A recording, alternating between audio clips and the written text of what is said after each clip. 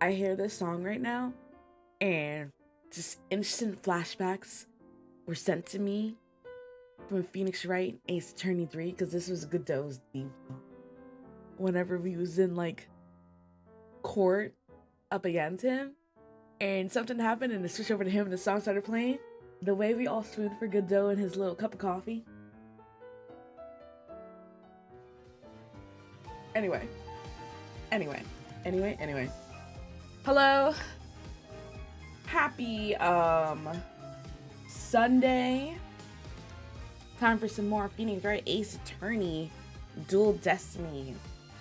I am doing well, Savvy. How are you doing? Have you figured out what you want to eat? Super excited to play this game as per usual. We did episode 1 last time, and let's see. It wasn't a flashback episode or anything, kind of like how the first 3 games, or first, well, 2 and 3 was like a flashback episode for episode 1. Hey Mac, what's up? So we were introduced to one of our new main characters. Her name was Adina Sykes, and she is a new employee at the Phoenix Wright agency. She's been there for 6 months. Your hay weather's messing with your head. Oh no. Drink water.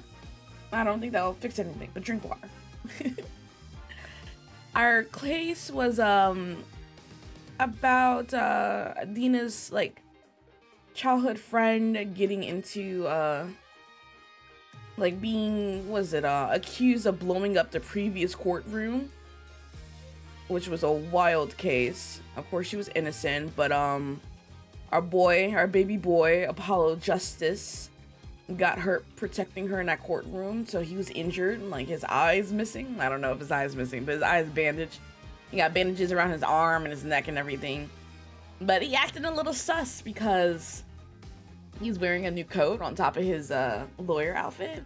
And apparently he ain't been the same since he got that coat. So, you know, things are happening. He had a whole anime exit where he's like, I got things I gotta do. Gotta figure out stuff. And then walks out and we're like, Apollo, no! We don't know what's going on with Apollo. But our boy Phoenix Wright's back in the helm, which is great to have him. Also, Adina has like some sort of weird technological magic thing going on where she can sense people's feelings in their sentences, and she's able to do something with, I don't know, magic? I don't know exactly how to explain it. It was interesting though. But we're moving on to episode 2, which is called the Monstrous Turnabout. Usually, you know, these episodes are super long, so I split it into 2 parts. Investigation Day 1, Trial Day 1, and then the next episode will be Investigation Day 2 and Trial Day 2. So it'll be the same for this one.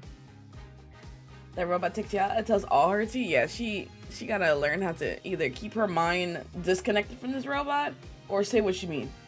Stand on business, Adina.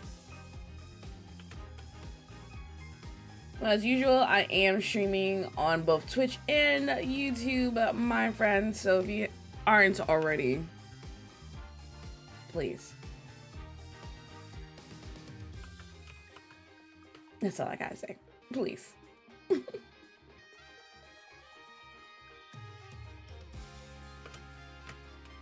Let me make a tweet real quick.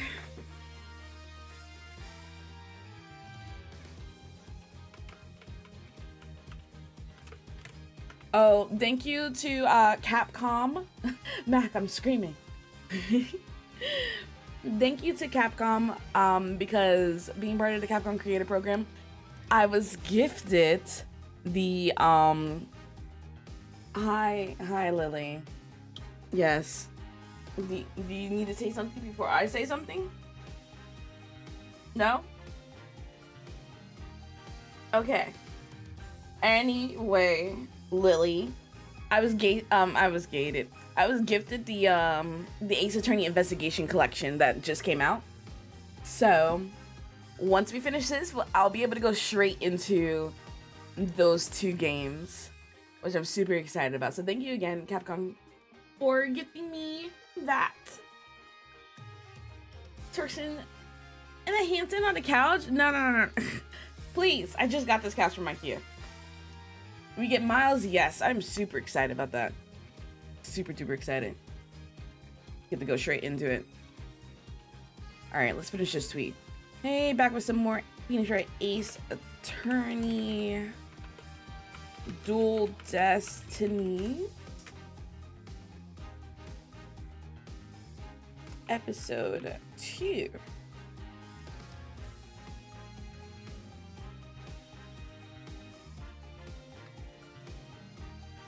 When looking at this game, like in the main menu, this game seemed to have done what Phoenix Wright Ace Attorney 1 did, where there's an extra special episode, because these games are usually, well, like 4 episodes.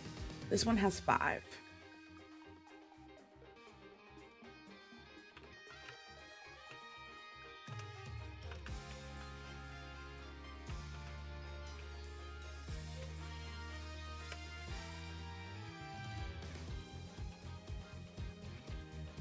I'm gonna say it now while it's at the tip of my brain.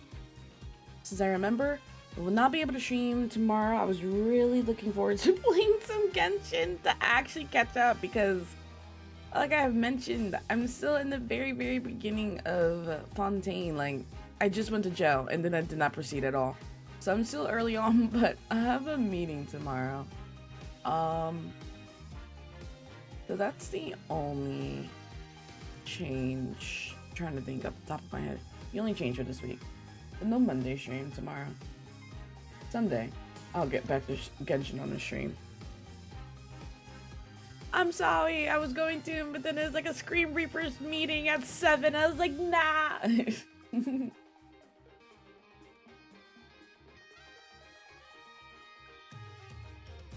Okay, let's find a cute Apollo Justice gift, because that is my son. That's the baby boy.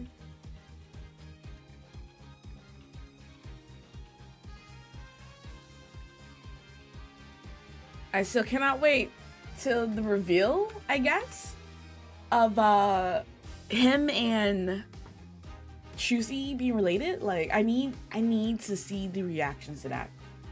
Anyway, if you guys do me a solid, like and retweet the stream tweet, that'd be great.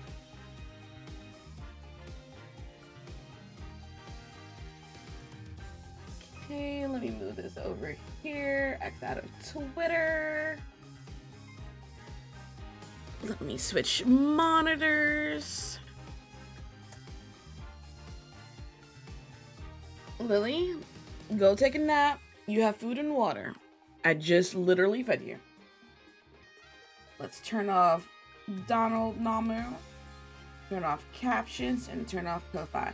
Unfortunately, if we get to the ending of trial day 1 in a reasonable time, and I still got like a couple hours, you know, I would switch to like Overwatch or something.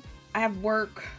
Actually, I got a video due talking about the Final Fantasy 13 for my video today, so I'm halfway done, and the video is only like 14 minutes, and I'm like sitting at 6 or whatever, so I do not have time to play Overwatch today, unfortunately, after stream. Alright, we needed desktop audio. So if anyone follows or anything, I'm not hearing anything. I apologize ahead of time, y'all. I got my water over here. I ate some muffins to wake me up. I probably would fall asleep anyway in the middle of reading. But let's move on, y'all.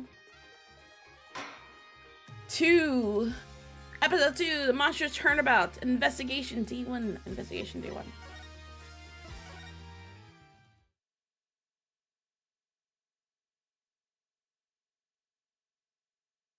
Episode 2, the Monstrous Turnabout.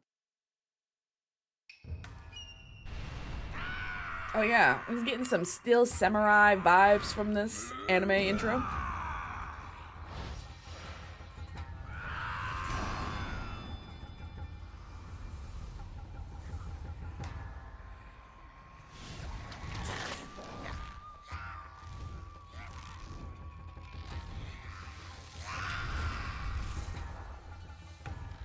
Long, long ago, the nine-tailed fox defeated the evil Tenma. I really love that we have like voice acting now demon away. with these intros. It is said that he slumbers even still within the forbidden chamber.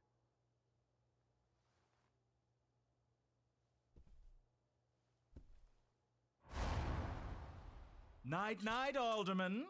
Sweet dreams.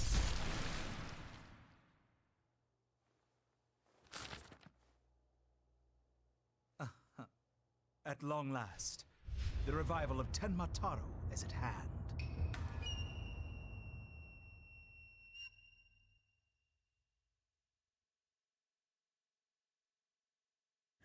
So, yeah. Okay. A few months prior to the courthouse bombing. Right. This is a flashback episode.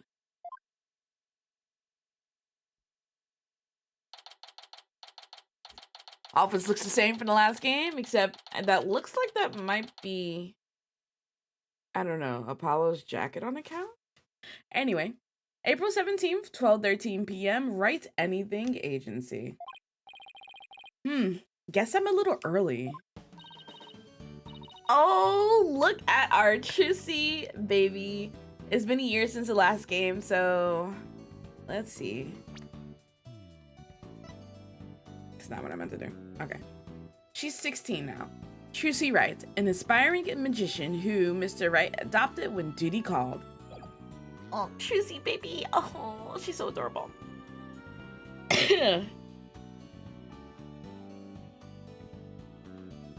Oh, hey Apollo. Getting an early start today?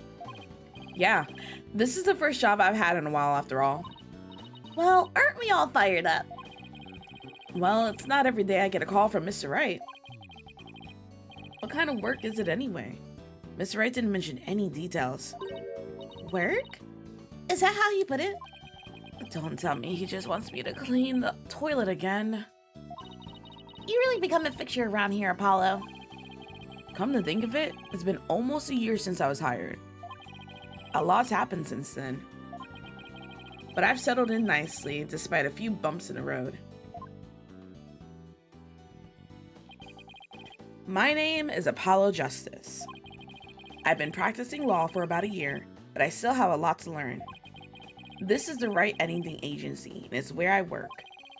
Don't let the name fool you, it's definitely a law agency. But don't forget, this is the place, this place is a talent agency too, Polly. It's the law agency part of this office that's usually forgotten. This is Chusi Wright, a budding magician, and adopted daughter of the agency's owner, Phoenix Wright. She sometimes makes me help her with magic tricks. And what's wrong with that? You're one of the agency's talents as well. I was under the impression that I was a lawyer. Oh, we better hurry. It doesn't look like Daddy's going to make it, so let's get going. I'm still waking up, so I cannot actually go to the pitch that I normally do for Chusi. Huh? Where are we going? What about the job you mentioned? This is the job, Polly. You're supposed to keep me company today. You need a babysitter at 16? I don't know. Some people need babysitters, or parents don't feel comfortable with their kids at home. I don't know. I was a latchkey kid, so I was always alone during, the afternoons and mornings, especially on the weekends, because my mom had work.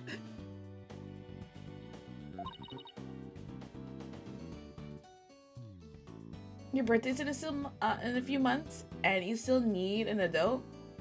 Please.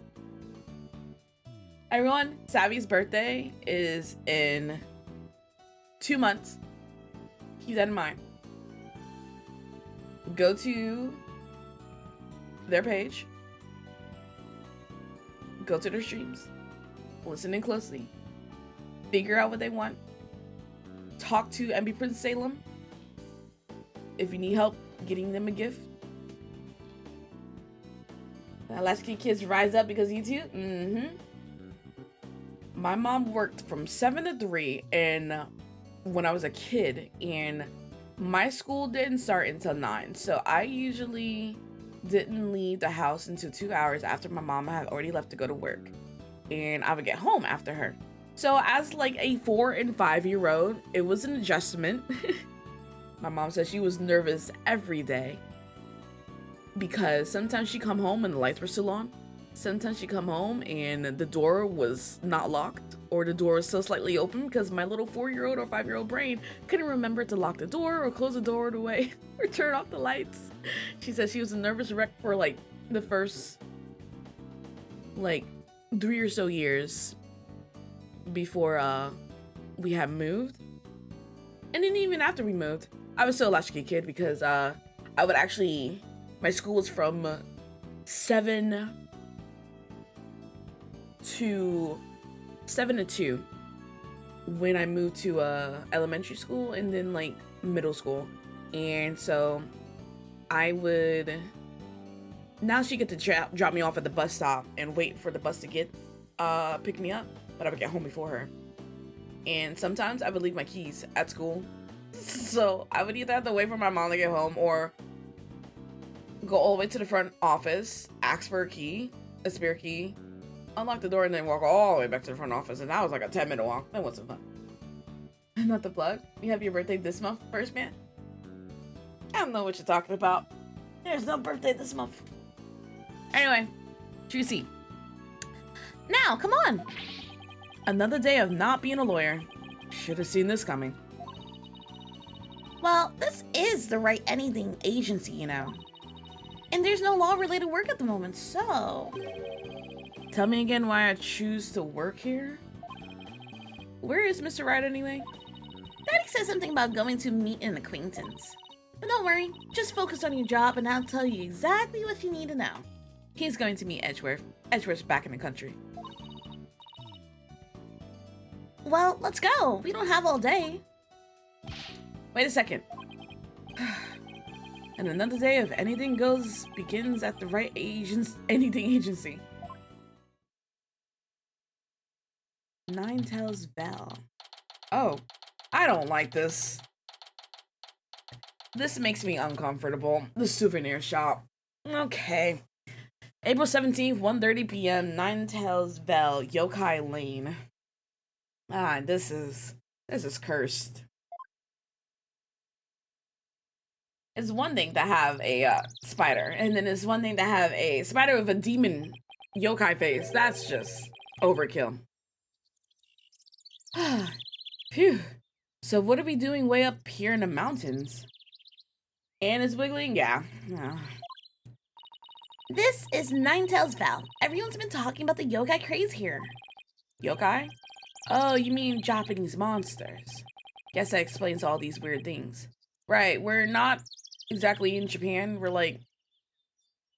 It's kind of like Big Hero 6, where they're in San Francisco.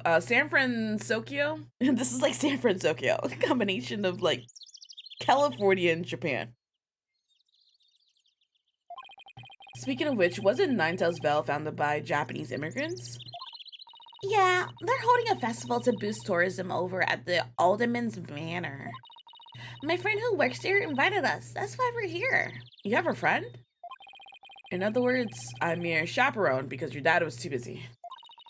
Daddy said that those with those horns of yours, you make a great addition to their festival. Shots fired from Phoenix. I mean, you look just like a Japanese demon. Wasn't that so thoughtful of him, Polly? I could do without the thoughtfulness like that. Oh, it's almost time. Come on, Polly. The festival grounds are this way. Alright, guess it's time to move to QB Manor Garden. Let's, Oh, I can't investigate. Yet, at least. Well, Trucy. My attorney's badge. My cherished attorney's badge. Just putting it on makes me feel ready. Tell me what you think about it. Check it out. You're so lucky, Apollo. Everyone can see what you do with just a flash of your badge. What about you, Trucy? People could tell you're a magician by the way you're dressed. Yeah, but I can't always dress like this. Like when I'm at school and stuff. You could always show you're a magician by making things appear or disappear. You mean like this? Ah! 3, 2, 1, ta-da! Not the bloomers. The bloomers that were stolen in the last game.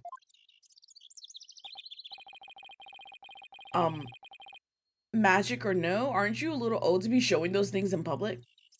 Magic panties in public, man. No, really. Then maybe I'll become a lawyer too. You're abandoning your dream just like that? Because she can't pull out underwear in public, she's abandoning being a magician to be a lawyer. The monster craze.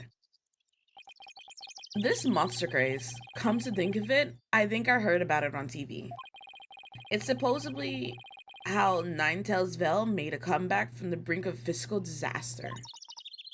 Our agency could sure use something positive like that. Oh, I know. Let's jump on the board of the monster craze. You and Daddy would be a perfect comedy duo. You can call yourselves Agni and Rudra, Demon Kings of Comedy. Daddy sets them up and you knock them down. Hey, I think we hit the jackpot with this idea. Sorry, but I plan on staying a lawyer. You do? You don't have to act so surprised by that. What to do? Hey, Trucy, have you seen my attorney's badge? How could you lose something so important? Sometimes I really wonder about you, Apollo. We just showed our attorney's badge. What are you talking about? This is so weird. I wonder if I dropped it somewhere. Oh, look! What are these panties doing here? Forget about the panties. I'm looking for my badge. 3, 2, 1. Ta-da! Did you forget? These are my magic panties. She stole my attorney's badge and put it in her underwear? Hey, that's my attorney's badge. Wow, how did you do that? I set it all up while we were back at the office. Wow, I didn't even... Wait, you took my badge? Cute. Alright, wait, can we go back to the agency? Let's examine. Oh, we can't examine. Is that something we don't do in this game now? Well, let's just move, maybe. And see from there. April 17th, 2:05 p.m. QB Manor Garden. Wow. This place is really something. It definitely feels like a different world here. Juicy. Oh. Jinxie! I'm assuming that's how it's pronounced. I'm gonna say Jinxie. And this is? My friend Jinxie Tenma. She's the one who invited us. Or is it Jinxie? Jinxie? I don't know. Jinxie? Jinxie? Because I was pronouncing like an American and then I tried to pronounce it like Chinese. And then also trying to pronounce it Japanese. I'm not sure where we're going with this name. She just happens to be the maid here. 2 horns, a love of red. Are you a demon? No, I'm apologizing. He is a demon. What the? I love that this represents that this is on our face. Be gone, foul beast. You look great, Polly. Fills in some of that space in your forehead. God. Wow. Shots fired at my face again. Between my hair and my forehead. Thank you, Trucy.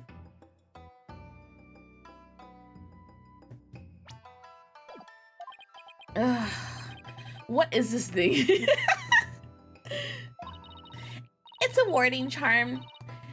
Jinxie puts them on all the monsters she fights. Actually, let me see. There's a pronunciation. Jinxie. Ace Attorney. How are we looking here? Pronunciation.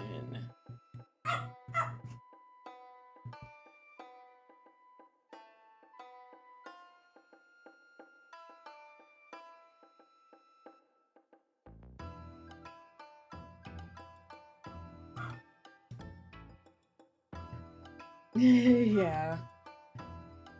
Let's see. It's a pun on the word jinx, so it's probably Jinxie. Someone said it's pronounced Jinxie. It seems easier that way to you. Jinxie. Jinxie sounds cute. It's pronounced it Jinxie as in okay. So everyone's pronounced it the same way that I did in the beginning. Casey. It's pronounced like Chinese pinyin for some reason. Doesn't look correct what your brain is saying. Okay. Oh, okay, so people are pronouncing it like Chinese. Jinxie. Jinxie. So I was kinda right also. Jinxie. Jinxie. It's a warding charm. Jinxie puts them on all the monsters she finds.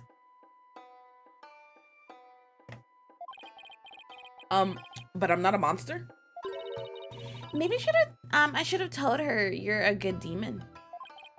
Or you could just say I'm human? The red demon. Emissary of the underworld. I got up early to do my hair for this. Can I take this off now? So you can eat me? I'm not going to eat you. Forgive me, old terrible one. Tone down your course of Syl, Apollo. You're scaring her out of her wits. Don't worry. I'm already full. Please stay that way. Great. Now I'm playing along too. So, Jinxie, what do you think about my attorney's badge? Would you mind taking a look at this? No, thank you. Be gone, foul demon. Banished again. That's what you get when you flash a girl like that, even if it's just with your badge. Sheesh, make it sound like I'm some kind of creep. If you would drag you through the Tory gates, please.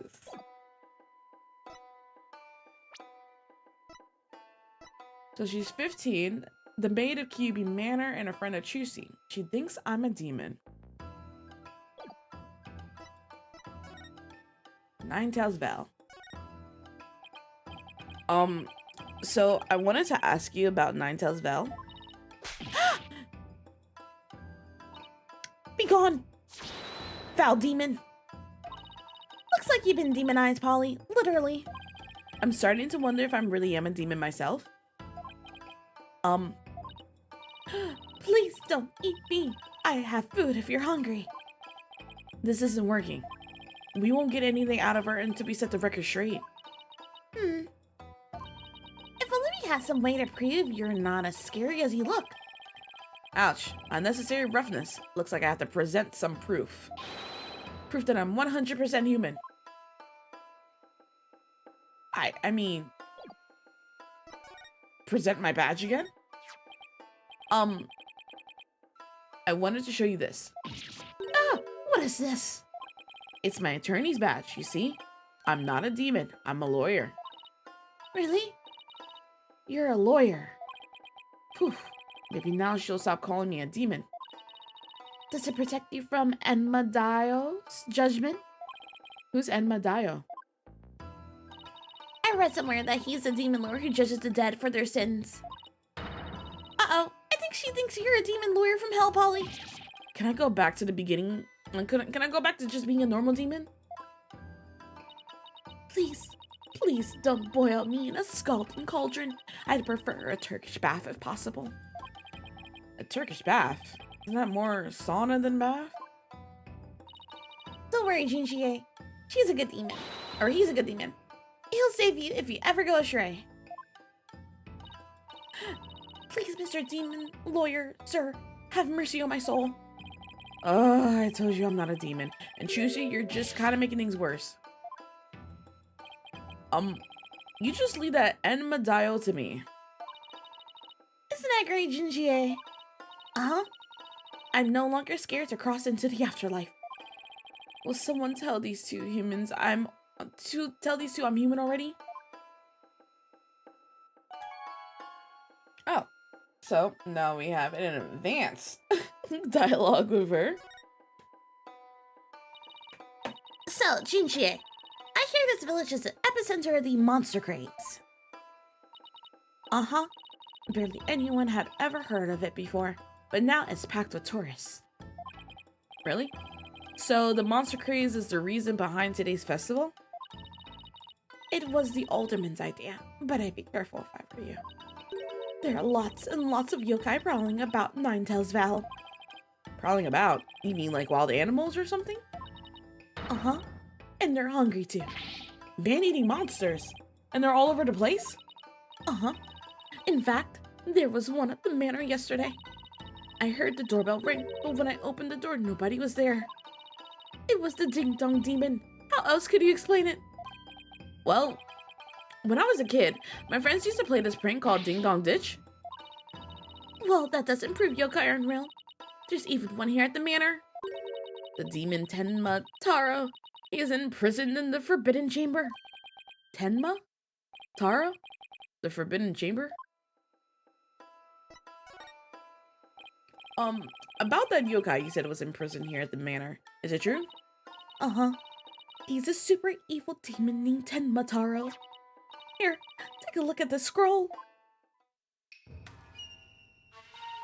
Tenma Taro is the dark demon you see here. He's super evil and super scary. So that's the yokai imprisoned in the Forbidden Chamber? Uh-huh. He was defeated by the village guardian yokai, the Nine-Tailed Fox. And locked away forever. So you're saying Tenma Taro is still trapped inside the Forbidden Chamber? Uh-huh. But he's just biding his time until he can escape. Still, we should be perfectly safe. Because there's a really powerful sealing charm on the door keeping it shut tight. What a charming security system. You can keep the scroll if you want. The alderman gave me this, but just holding it gives me the chills, so. Thanks, Jinjie. Maybe I'll give this to Mr. Wright. Yokai Legend Scroll, a scroll depicting the demon Tenma Taro and the ninja-tailed fox. So, I was wondering. Let's actually look at this. Tenma Taro looking wild. Sorry, I'm moving my mic closer to me. Are those things on your forehead also warding charms, Jinxie? Yes, they're to prevent evil things from getting inside me. Papa told me to wear them. Evil things? Apollo, don't you dare take those charms off her forehead. They have to stay there forever. Got it? I wonder what would happen if I did take them off. It's time for me to get back to work. Thanks for inviting us, Jinxie. You're welcome. Oh, and before I forget, there's going to be a surprise event today. Even I don't know what to expect, but it's sure to be fun. Better not be a yokai parade. She probably dropped dead from fright.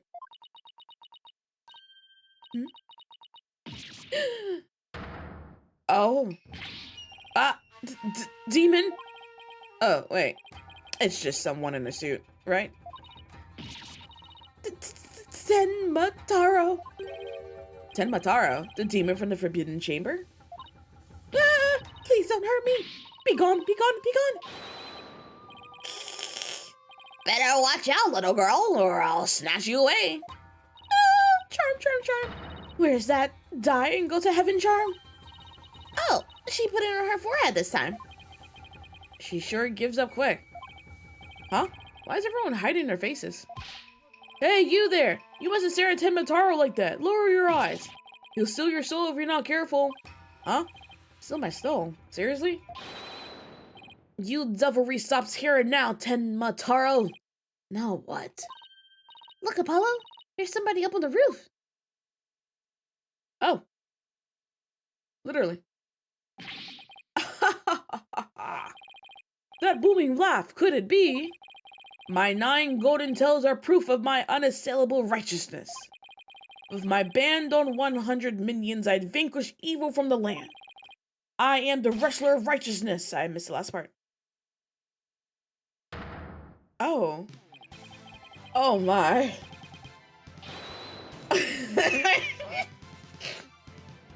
Sir, I don't think your tails are attached to your neck. I also, when did the Ninetales Vel have a wrestling belt? The Golden Lord of Yokai, the amazing Ninetales, is here. Fear not, good little boys and girls, for I shall defeat Tenmataro.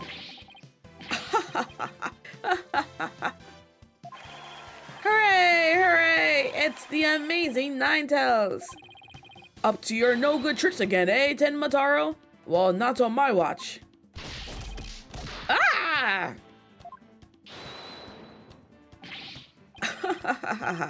There's nothing to fear now, my child. I have banished Tenmataro. You and your people can now live in peace. Thank you, Mr. Amazing Ninetales, sir. Now I must be off. Another match and another foe to vanquish await. My face exactly, Juicy. What was that all about? Did that wrestler just chase off a yokai? Looked like he just came out the Ultimate's manor. That was the Amazing Ninetales. He's a pro wrestler from right here in the Ninetales Vel, but no one knows his true identity. Shinshie sure seems chipper all of a sudden. What was all of that about him banishing Tenmataro? That was a yokai exorcism. It's an annual ritual where Tenmataro is released to remind us of his wickedness. In the end, the Ninetale Fox drives Tenmataro out and purifies our village. But the Amazing Ninetales did the honors this year. So that was the big surprise, huh? The Amazing Ninetales and Tenmataro, huh? Well, whatever floats her boat. Oh, would you look at the time? I better get back to work. Please excuse me. Hey, Kaze, what's up? She's a strange one, all right. I think she's sweet in her own special way. Knowing Trucy, she probably has a lot of friends who are sweet in their own way. Well, we still have some time to kill. Might as well see the rest of Ninetales Vel while we're here. The fun never stops, does it?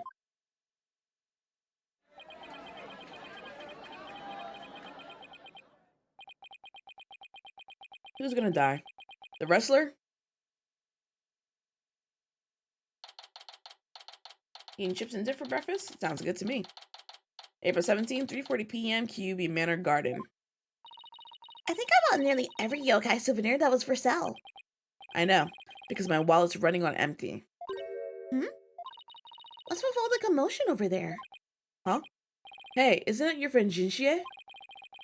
I hope everything's okay. It's terrible. The Calm down, Jinxie. Tell us what happened.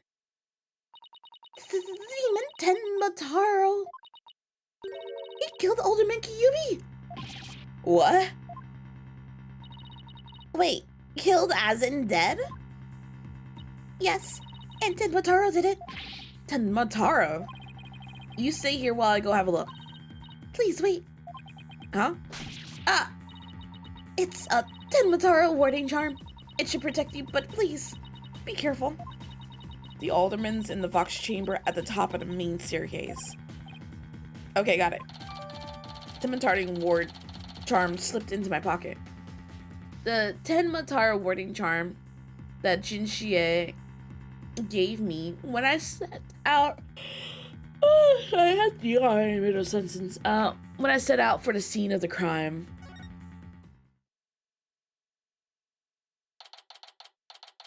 April 17th, QB Manor, Fox Chamber.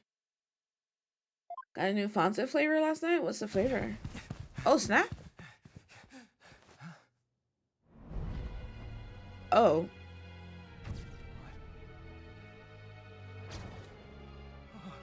Oh, is he dead too?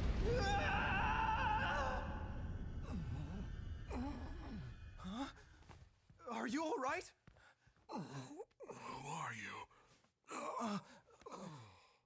Help! Someone call an ambulance!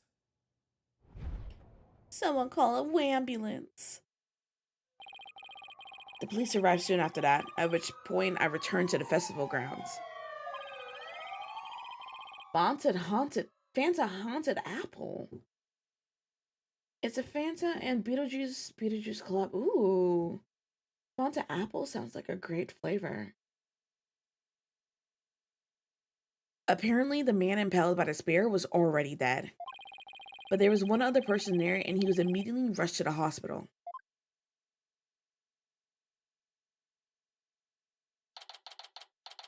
April 17th, QB Manor Garden. Thank goodness the other man's going to be fine. Sounds like he's only been unconscious. It's a spiced apple soda, and he has a nice cinnamon flavor. I'll have to keep an eye out if I see it in the stores. You think Shinji is going to be okay? I'm sure she'll be back to her old self in no time. At least she's calm enough for the police to question her for now. And I sure love to know what crazy animal left those feathers in tracks. Oh, look, here comes Shinji. Hi, Trucy. Hi, Mr. Demon Lawyer. Hey, feeling any better? I was wondering if you're up to filling us in on what happened.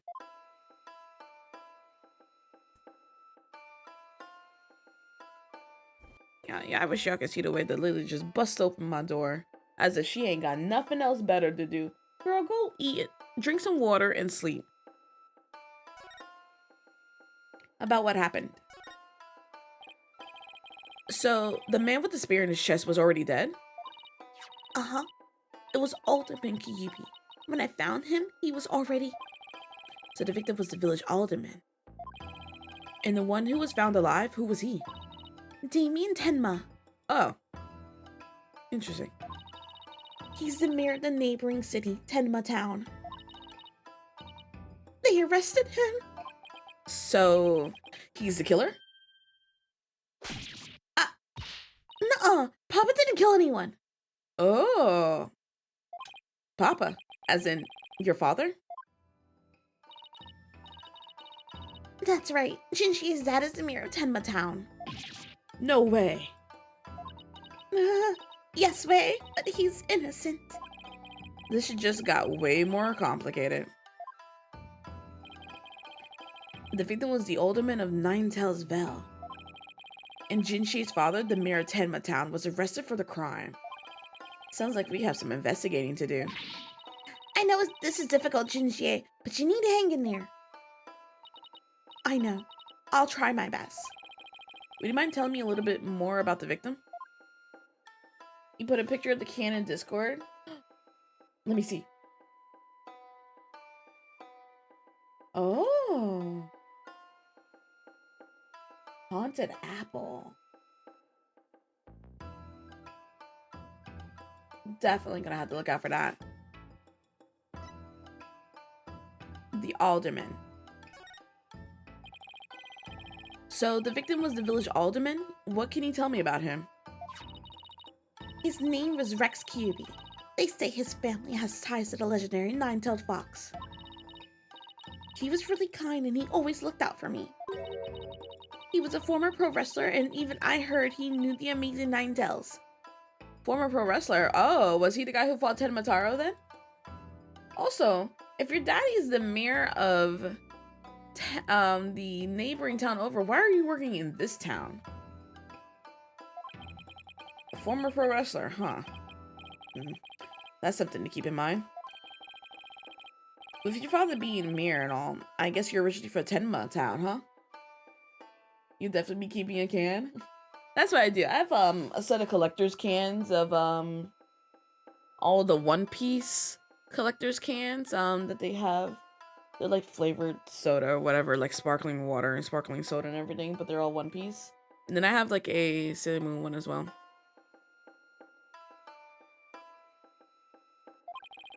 So then why did he come work here? That's exactly what I asked Apollo. It was to overcome your fears, right, Jinxie? Uh-huh. Plus, Mama was from Ninetales Vale, though she's no longer with us. She loved these flowers. I always wanted to live where Ninetales flowers grew. Wow, what a beautiful flower. And with exactly 9 petals, too. Hold on, let me count. 1, 2, 3, 4, 5, 6, 7, 8, 9. Yeah, that's 9. Just looking at them gives me courage. even when I'm scared of yokai. Ninetales flower. A flower found only in Ninetales Vale. It boosted Jin Xie's courage because it was her mother's favorite. Jin Xie, when you first told us what happened, you said the killer was a demon. Uh-huh. The warding charm on the Forbidden Chamber's door. It's been removed. The Forbidden Chamber's door? That big door that was barred shut? There wasn't a charm on it when I checked that out, so I guess it was removed by someone. That's how Tenmatara escaped. Ooh, ah. But when I tried and remembered what had happened, it all goes fuzzy. Jinxie, you should go get some rest. You've been through a lot today. Between the warding charm being removed and the black feathers and weird tracks, I can see how a superstitious person might think a demon was the killer. Apollo, maybe this is your chance. Chance for what? To do the right thing and defend Jinxie's dad in court. Ooh, me? Wouldn't a man like Mira Tenma have access to more experienced lawyers? You want to know what the detective said? They doubt there was a lawyer who could get a not guilty verdict in this one. Sounds like they're expecting an open and shut case. Don't worry, Jinxie. If anyone can prove your dad's innocence, it's Polly. What? You'll accept the case, won't you, Polly? Ooh, it's all over, isn't it? I'll be all alone for the rest of my life. Right. Jinxie's already lost her mother. Alright. Jinxie, leave your father's defense to me. Attaboy, Polly. You're going to help Papa, Mr. Demon Lawyer? Yep, because that's what lawyers do. Plus, no toilet cleaning for a while. I'll do whatever it takes to make sure your father walks away a free man. Thank you, Mr. Demon Lawyer. I can tell you're one of the good ones. Red demons are usually so mean. It's been a while, but I'll be fine. Ready or not, here comes justice. Guess I ought to go and meet my new client. But before I forget, better jot this down in my notebook. Hey, Apollo, what's the notebook for? Oh, just thought I should jot down some stuff about the case. And so I don't misplace them, I'm putting my notes in the court record. Oh, okay. That's a new thing. I guess it's what you call a to-do list. Oh, sounds handy. To read my notes, I just open the court record with R1. Then I can switch between the tabs using L1 and R1. Oh, I almost forgot. So, about Jinxie's father. No matter how scary he seems, promise me you'll resist the urge to run away. Wait, what? His angry glare can paralyze you with fear. And some claim he can even shoot laser beams from his eyes. Well, maybe Papa isn't really that scary.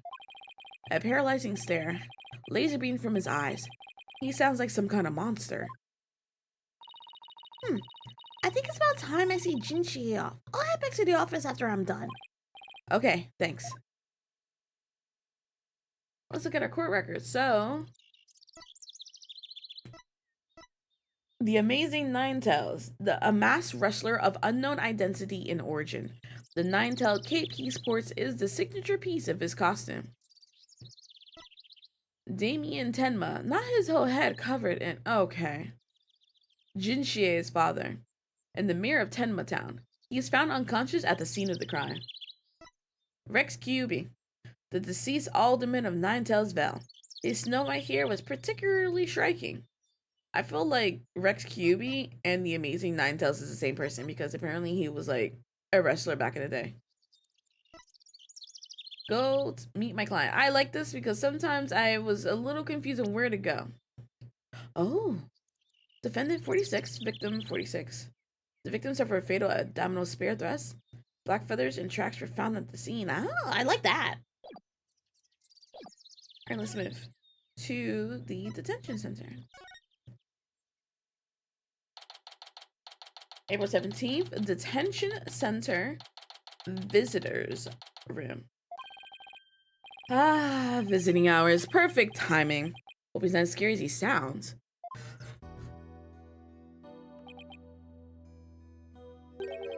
who are you? So you're Damien Tenma, right? I'm Apollo Justice, attorney at law. I'm here to help. Huh? Ah! Let me out of here! Sorry, I get a little lost sometimes. How incredibly rude. Sorry? Did I do something to offend you? A visitor when all others shun me like a common criminal. And here I am with nothing to offer. I am the epitome of rudeness. Wait, so he wasn't mad at me? Unworthy as I am, I, Damien Tenma, shall breach these walls, so that I may treat my benefactor to some tea, and maybe some cookies too. No, wait, we can do tea and cookies after we prove your innocence. How about you start by telling me what happened? I see. So tea and cookies can wait, can they? Whew, that was close. We don't need jailbreak added to the list of charges. Seems like a good guy, but with a face like that, I can see why he's misunderstood. A little sad that I can't examine the environment. So tell me, Mr. Tenma, what do you think about my attorney's badge? Thank you for agreeing to defend me. Oh, no thanks required, just doing my job. He's even scary when he's not seeing anything. Nice day today, huh? I, love nice days like these. It's, perfect lawyering weather. The trial is tomorrow. Yes, right, the trial. Why do I keep blabbering on like that? Can you tell me about the Yokai Legend Scroll? I wanted to show you this. Sorry. I hate when he climbs up like this. Those charms are in your head. They're the same as this one, correct? Indeed they are. Jinxie applied them after the murder. She said they would keep Tenmataro from possessing me. Oh, right. So it's not some creepy fashion statement. Still, there are an awful lot of them. That they are. Truth be told, my head's feeling a bit itchy. Can't you peel them off? Jinxie did this for me. I cannot hurt her feelings like that. He really cares for his daughter. Alright, nothing to say about the flower that your wife loved. Got it. Reason for arrest. Mayor Tenma, do you mind if I ask why you were arrested? Whoa! Sorry! I guess some things are better left unsaid. Bah! Excuse me? To think a public paragon such as I could be treated like this. This arrest should have never happened. Go on. I fear the ill effects it will have on our youth. Now I have but one choice. I must leave here at once, if only to protect the mortal fiber of our youth. No, wait. You can protect the moral fiber of our youth after you've been declared not guilty.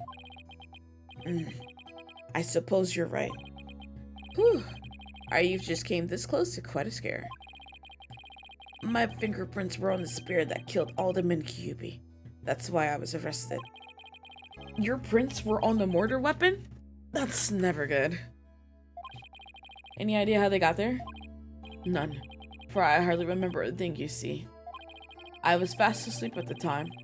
Someone must have slipped me a sleeping pill or something. What's worse, somebody clobbered me on the head. I see. A drug-induced slumber and a blow to the head. No wonder you hardly remember a thing. Oh. Huh? Was that some kind of strange laugh? Well, I think we can safely assume your prints were planted while you were unconscious. Motive. What do the police have on you as far as a motive is concerned? Truth be told, there's been a bit of trouble between the aldermen and I as of late. Oh? Was it personal in nature? Nothing like that. It's a long story. But suffice to say, I've been pushing to merge Ninetales Vale with Tenma Town. Surrender Ninetales Vel to Tenma down now. Yikes.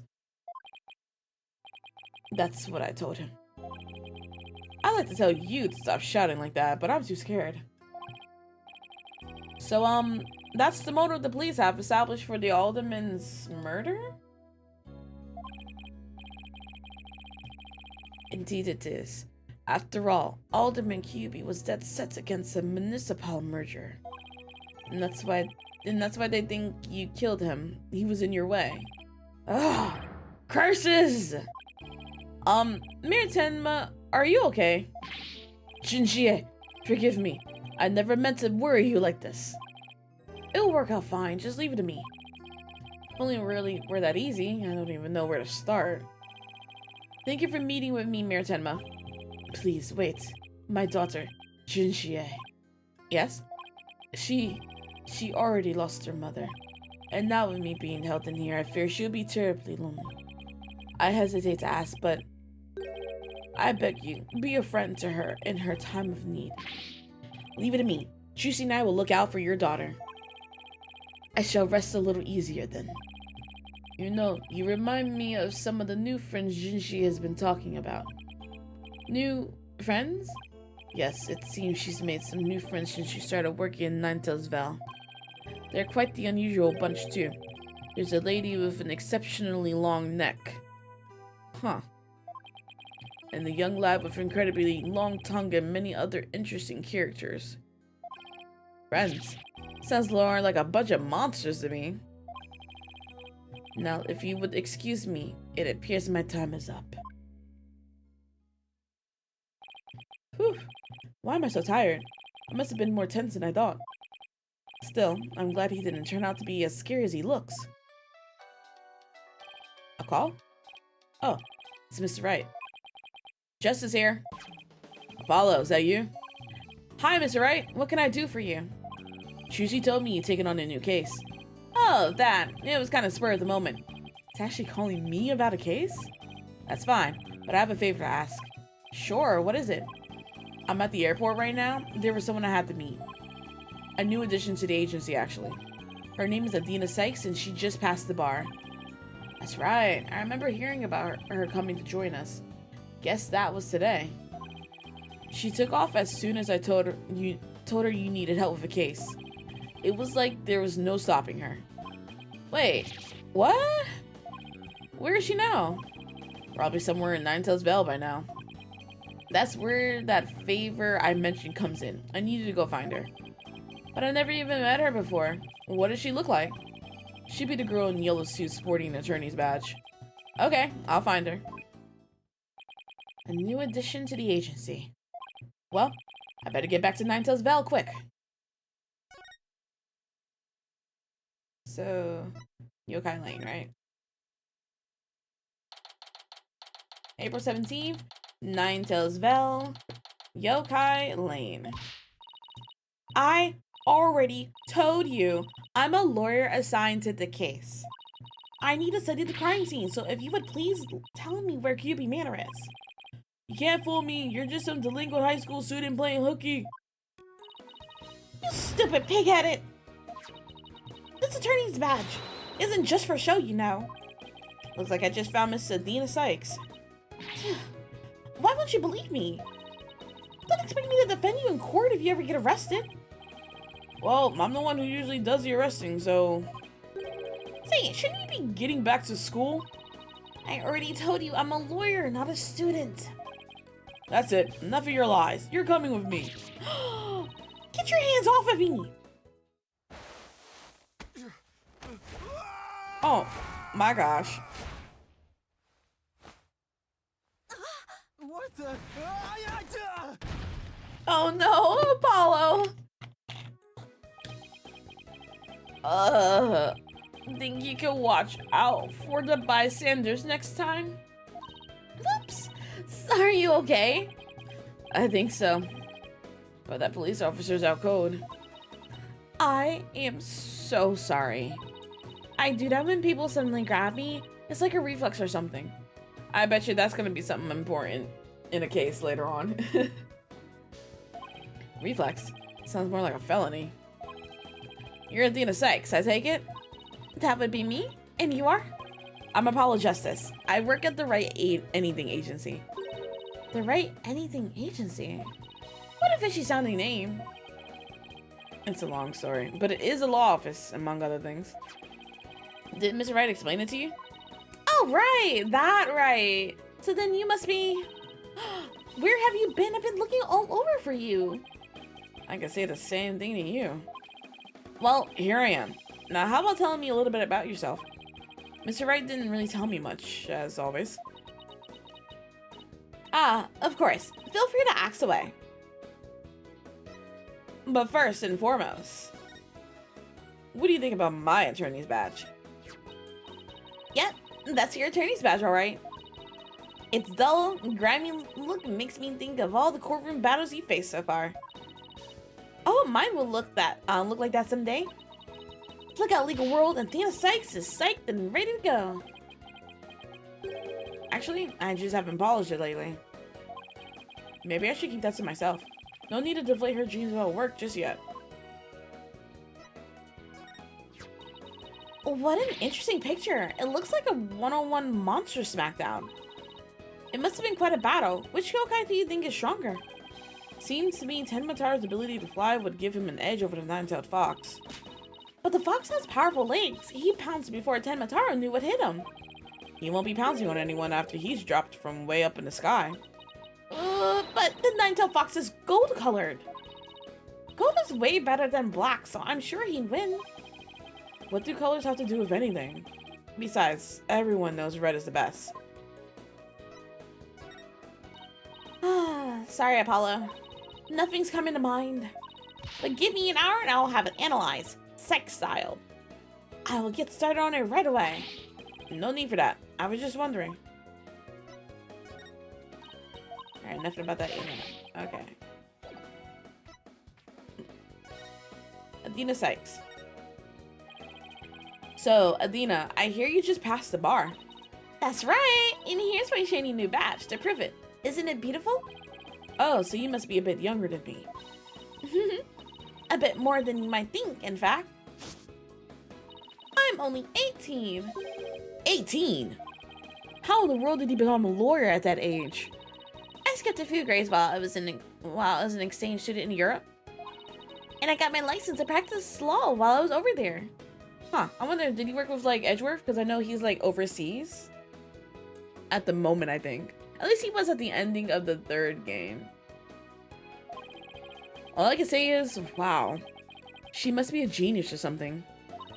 I also study analytical psychology. Thought it might help me a bit better, make me a bit... Thought it might help me be a better lawyer. Psychology helps her be a better lawyer? How exactly does that work? The client. So, tell me about the client. What are they like? Oh, right. You haven't met him yet. Well...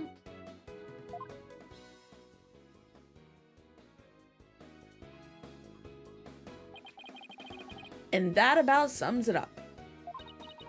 He's more worried about his daughter than himself. What a wonderful father.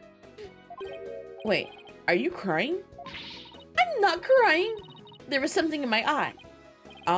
They're called tears. Moving right along, let's get down to business. Helping our client is priority number 1. Psychology. So, Athena, you mentioned studying psychology. That's right. I've always wanted to bring analytical psychology into the courtroom. The power of psychology will bring a breath of fresh air to the legal system. Oh, really? So how do you plan on using it to defend our client? Well, for example, I can try to listen in on a witness's inner voice, and then analyze their psychological state with the help of my trusty partner, Widget. Widget? This device around my neck here. Say hi, Widget. Hi, Widget. It talks? Whoa, you need a volume knob. Anyway, the little guy will sometimes say what I'm feeling. Awkward. Don't worry, you'll get used to it. Now that I seriously doubt. Oh, I almost forgot. I have something you might be interested in. I got it on my way here. Think it might have something to do with our case? A special edition covering our case? That was quick. And that's the whole point of special editions, isn't it? To be the first to get the scoop. Rapido. Right. Well, let's see what it says here. What's the deal with this Spanish? Tenemataro, real or a flight of fancy? An airborne figure resembling Tenemataro was captured on camera around 3:40 p.m. near Ninetales Vale. Tenemataro was seen... What? He was seen flying through the sky. Yeah, somebody happened to snap the photo near Ninetales Vale. The article goes on to say it might be connected to our case. Apparently, that photo was shot right after the murder occurred. Well, there was black feathers and strange tracks at the crime scene. I'm not surprised the locals think a yokai was involved. Wait a second. Yokai as in one of those Japanese monsters? Mein Gott? I don't know German. You don't actually think it was supernatural murder, do you? No, of course not. Now German? Why not play it on English? Special edition paper. A newspaper with a photo of Tenemataro soaring through the air. Andale, Apollo. Let's get cracking on that crime scene already. Okay.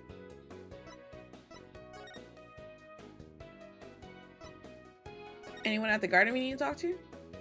Oh, no, she's here. Okay. To the QB Manor Foyer. April 17th, QB Manor Foyer. Do you hear that? It sounds like a TV or something.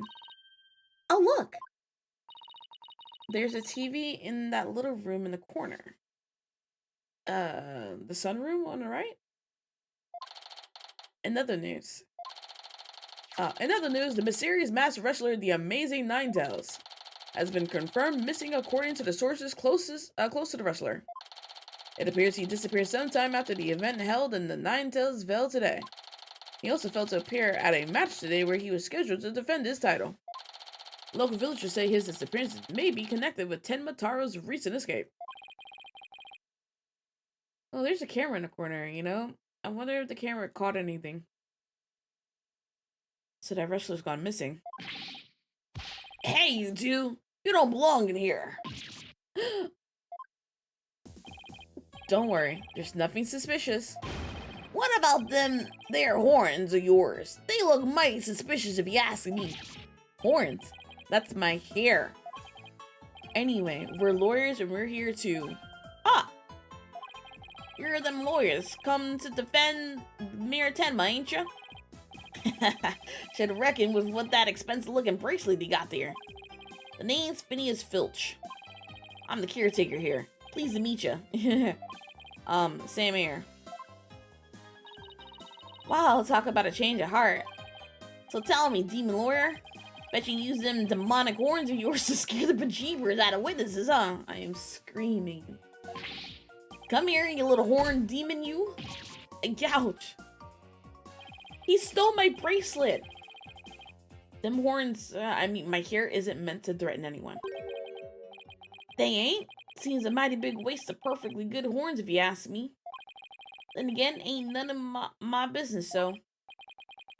That was fast. Guess he's done with me. Well, I best get back to work. He stole my bracelets! Hold, stop right there. Huh? Me? Apollo, your bracelet's gone. Ah. Don't you worry, Mr. Lawyer, sir. I'll check the lost and found later. Somehow, I don't think that would be necessary. Just check your wrists right now. Ah! The cat's out of the bag. It was barely in the bag in the first place. That was a pretty pathetic attempt. Dang, we almost lost our keepsake from our mom. Sorry, I'm so sorry. Just couldn't control myself. Please forgive me, I'm begging you. Oh. Oh, nah, fam. The way he keep looking, this man is super sus. Jeez, I almost feel sorry for him now. Not with the way he looking. Look at that. What should we do about him, Apollo? That face, right? Well, I got my bracelet back, and he seems sorry enough, so... I knew you understand, Miss Lawyer, sir. You obviously got a big heart. As big as the wad of cash in your wallet, I hope. You leave my wallet out of this. Oh. Hey, didn't you just finish apologizing for stealing from us? Run away, head for the hills. Get back here, you. Talk about a quick escape. Looks like you dropped a few things. Looks like a pair of diagrams. I don't know what I was about to say. Diagrams. This one's of the crime scene, and here's one of the foyer. He left his shoes behind too. The guy's the living definition of a bumbling thief. Let's hang on to his shoes. We can give them back next time we see him. As for the diagrams, I say we keep them. They look like something the police might draw. Wonder where the caretaker got them. Diagram showing the scene of the crime. Diagram of the foyer, including the office used by the caretaker Phineas Filch. Now then, as I recall, the Fox chamber should be at the top of those stairs. Oh. April 17th, QB Manor, Fox Chamber. Let me look at the diagram real quick. So, we're in the Fox Chamber right now. Forbidden Chamber. There's an air duct. Oh, interesting. Air duct leading into the room straight from the hallway. Telephone in the top left of that hallway there. And then in the foyer, camera facing only the entrance. Caretaker's office has a TV in it. Okay. The stairs at the foyer leads directly to upstairs where the Fox Chamber is. Whoa. Where did all these black feathers and weird tracks come from? The popular opinion seems to be that they're from Tenmataro. You mean the great evil has returned? Even if he did, I'd be laughed out of the courthouse trying to indict him. Hey, who are you and what are you doing here? This is a crime scene. Oh my. And who are you? Are you with the police? I asked first. What voice should I give him? Who are you and what are you doing here on second thought? I'm placing you under arrest for disturbing a crime scene. Who is this man? Under arrest? But... Sorry, I'm trying to figure out what kind of voice to give him. High pitch? Low pitch? Save it for the boys back at HQ. Now, come quickly or else. I don't want to be late for lunch. Please wait, we're mere Tenma's lawyers. Well, why didn't you say so? So you're the lawyers I heard about. Haha, almost took you two in. You two sure were suspicious though. Who is this guy? I don't know, with how many more times I can take being called suspicious in one day. Sorry, if we didn't get your name. My name, Bobby Fulbright. The heroic detective who defends our good citizens from evil. Bobby Fulbright? Okay. The champion of justice who comes running whenever you're in need. And my catchphrase? It's injustice we trust. Oh boy. This guy's a story and a half. So, what can I do for you? Give supervillain? They really do. Also, I'm wondering who's going to be the prosecutor in our case. It can't be any of the Payne brothers because they're just tutorial prosecutors. We haven't seen our boy Gavin, so I'm very curious. We got any glasses pushed?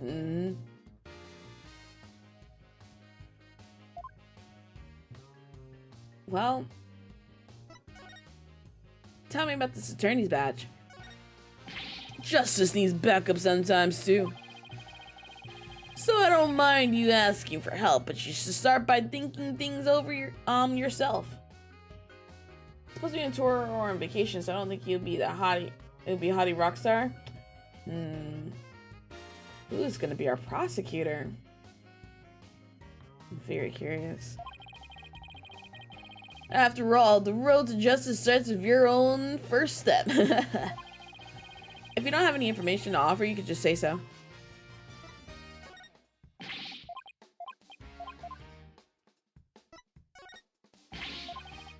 Nothing to say about any of these? Okay.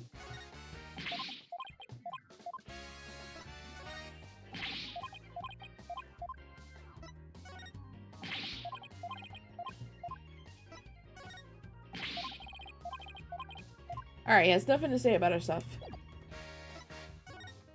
Investigating the scene. So, would it be okay if we had to look around? Certainly not. No unauthorized personnel allowed. Can you make an exception? Cease and desist at once, or you'll have to deal with my little friend here. Yeah, is he reaching for his injustice we trust? Not the... Okay. Whew, it's just his badge. You may be mere Denma's attorneys, but you still need authorization to cross the police line. Apollo, let's see if we can't change his mind. Luck, let me know how it goes. Everybody says densest heroes come. Persuasion. You need a Snickers and a nap.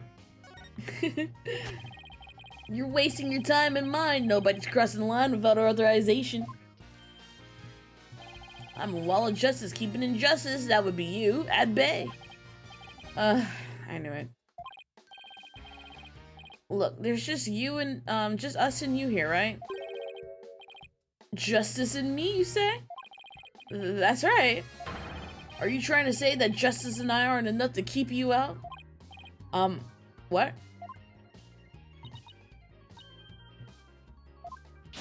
No, silly. We're saying that you're an inspiration in our quest for justice. No, it can't be. You have him on the ropes now, Lena. If we were on the side of justice, would you let us through? But guarding the crime scene is a part of justice too. Sure. But only a bad guy would stand in the way of justice, right? Ah! Whose justice is the most just here? Well, we can't have a fair and just trial without a thorough investigation, so... Oh, Lady Justice, what would you have me do? I think we really got to him. Yeah, he seems pretty neurotic as far as champions of justice go. Our pleas for justice must have had a huge impact. It's tying him up in knots. Now's our chance to start looking around. After all that about authorized personnel only, this was surprisingly easy. Should I stop them or let them through? Whose justice is more just? Well, let's get to work. We're supposed to be finding clues related to the crime, right? Right.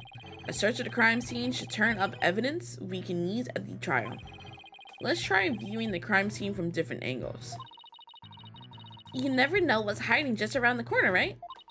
So we move the cursor with the left stick and change the perspective with right stick. Oh. If there's a particular spot you want to examine, just give it a tap. Okay, let's leave no stone unturned. No, allons commencer. I don't know French. Let's get started. Okay. Give me a second, y'all. I'll be right back.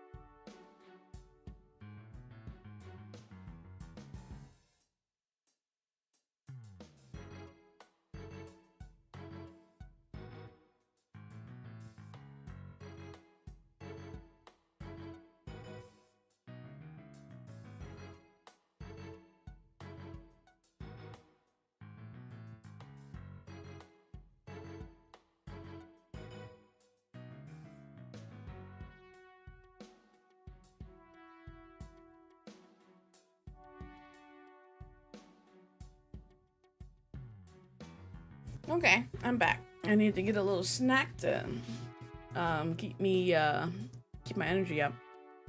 So it's time to examine.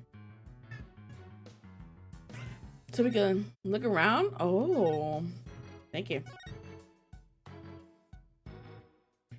That's cool. From every angle. I had picked up some of those Lance crackers near the toasted cheese flavor, peanut butter. A burger and a Coke, because you need to stay awake. What flavor Coke?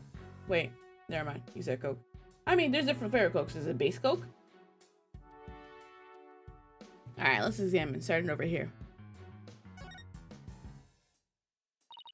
This one's a spare, but what about this one? It looks like a giant pair of pliers.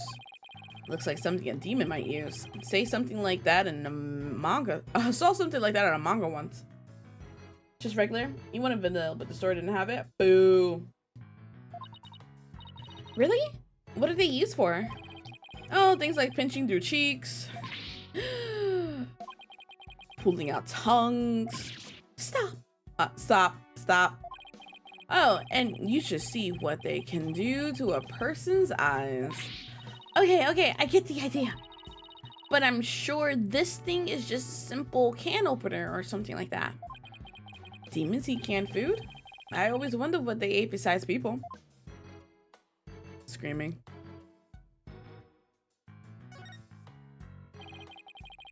Nothing much to see on this side. Maybe I should go check out the other side. Look! This statue only has one tail. Maybe it's the Nine-Tailed Fox's sidekick? I bet the number of tails represents a yokai's power. So, if you had two, Apollo, I'd only have one? Wait, what? Not that it means you're better than me, got it? Like I said, what?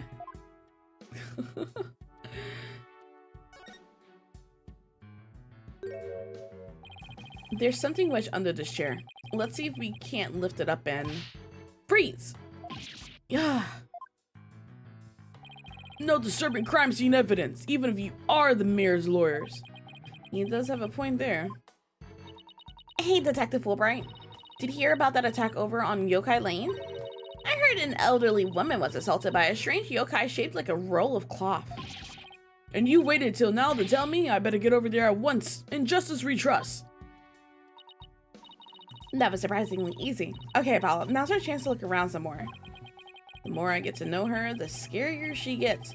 Hope she never finds my weakness.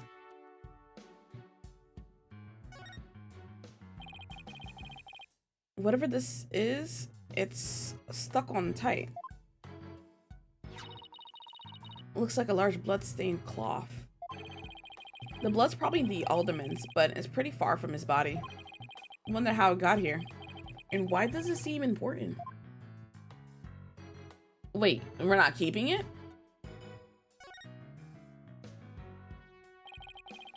So this is where Alderman Kyuubi's body was found. Apparently the murder weapon, a spear, had Mr. Tenma's print on it. That's not good. Never fear, Detective Fulbright is here. Yikes. Of course I can't offer you any information on my investigation, so... in the name of justice, I must say goodbye. What was that all about?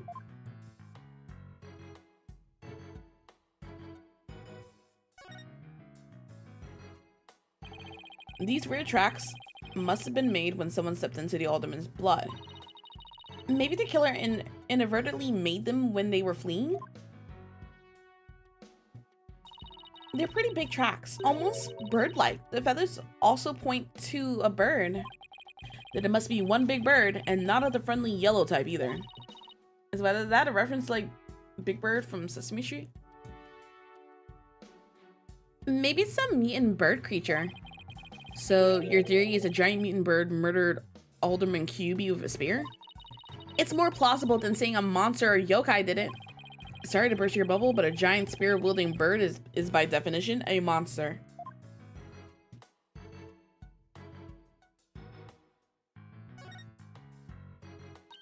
Wow, this is a pricey looking chair. Apparently, oh, my controller's dying. Hold on.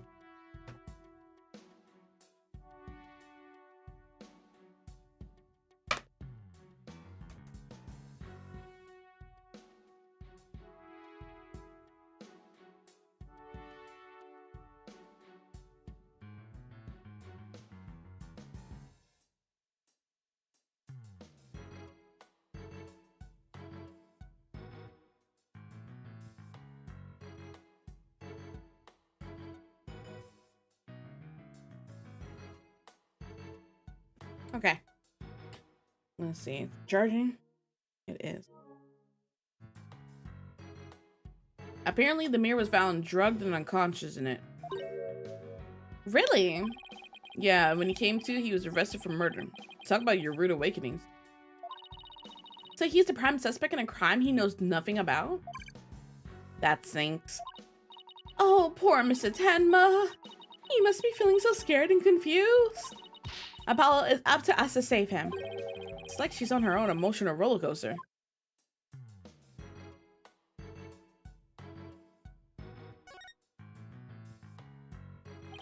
The Forbidden Chamber. They say the demon Tenmataro was imprisoned in there before his escape. Think we can get this door open? It's worth a try. No good. It's shut tight. I don't even see a keyhole. Seems pretty hopeless. In justice we trust. Yikes.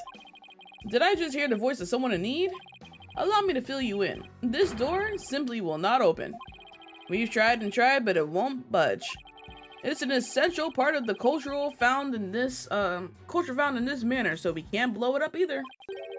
So an unopenable door, right.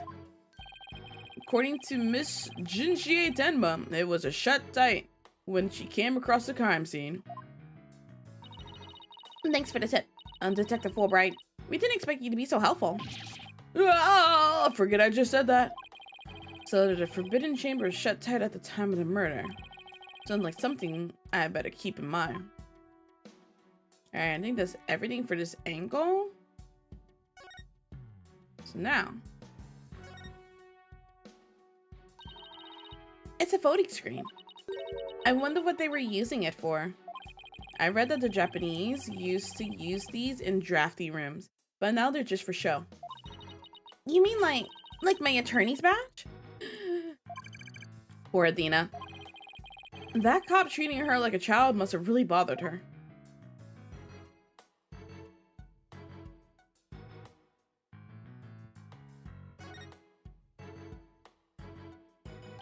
Hmm? There's something behind the door. Is that a Tanuki statue? Crush? Whatever it is, it looks like it's broken. Probably broke when the door was open. Why would anybody put something there? Looks like it's been pushed because the other one isn't exactly behind the door. Yeah, that wasn't very smart. Maybe it was Jinxie. She was the first one to discover the body. She must have heard the screams and come running in here in a panic.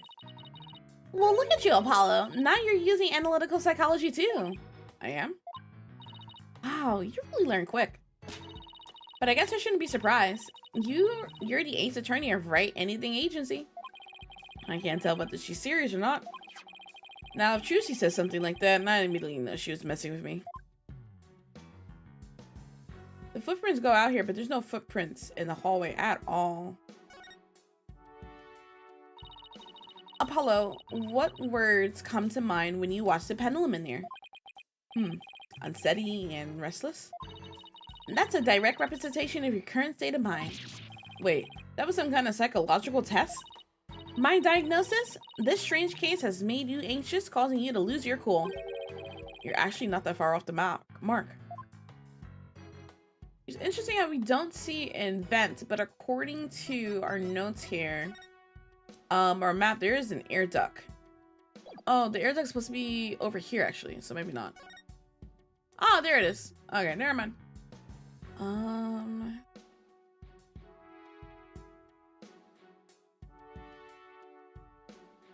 I don't see nothing else.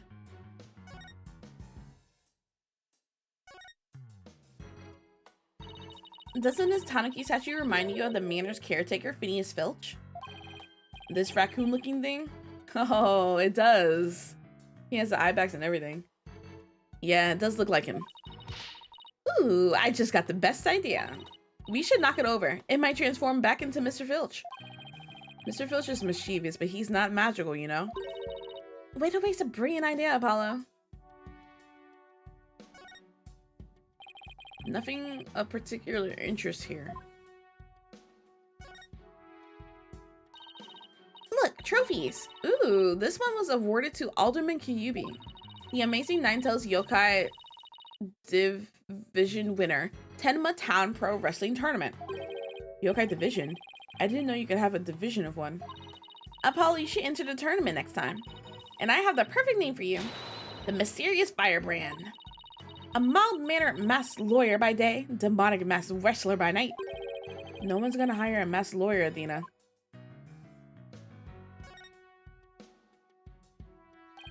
Hey, this window opens.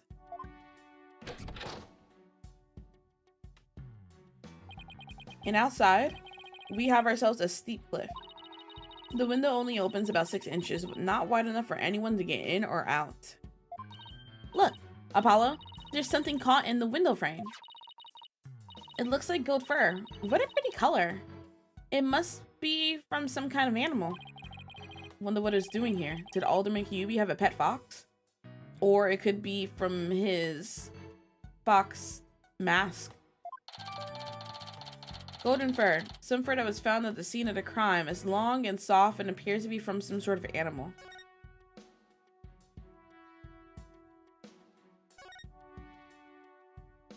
Look! A cat with 2 tails. No such thing. Oh, and this lady has a really long neck. How funny is that? There's no way a creature like that could ever exist. She'd have a tough time swallowing. Didn't Tenma say that his daughter's friend's one had like a long neck? Apollo, I bet you were one of these kids who didn't believe in Santa Claus. What's that got to do with anything? She's almost as bad as Maya.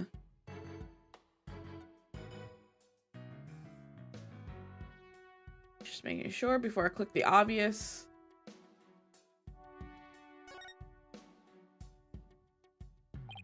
Huh.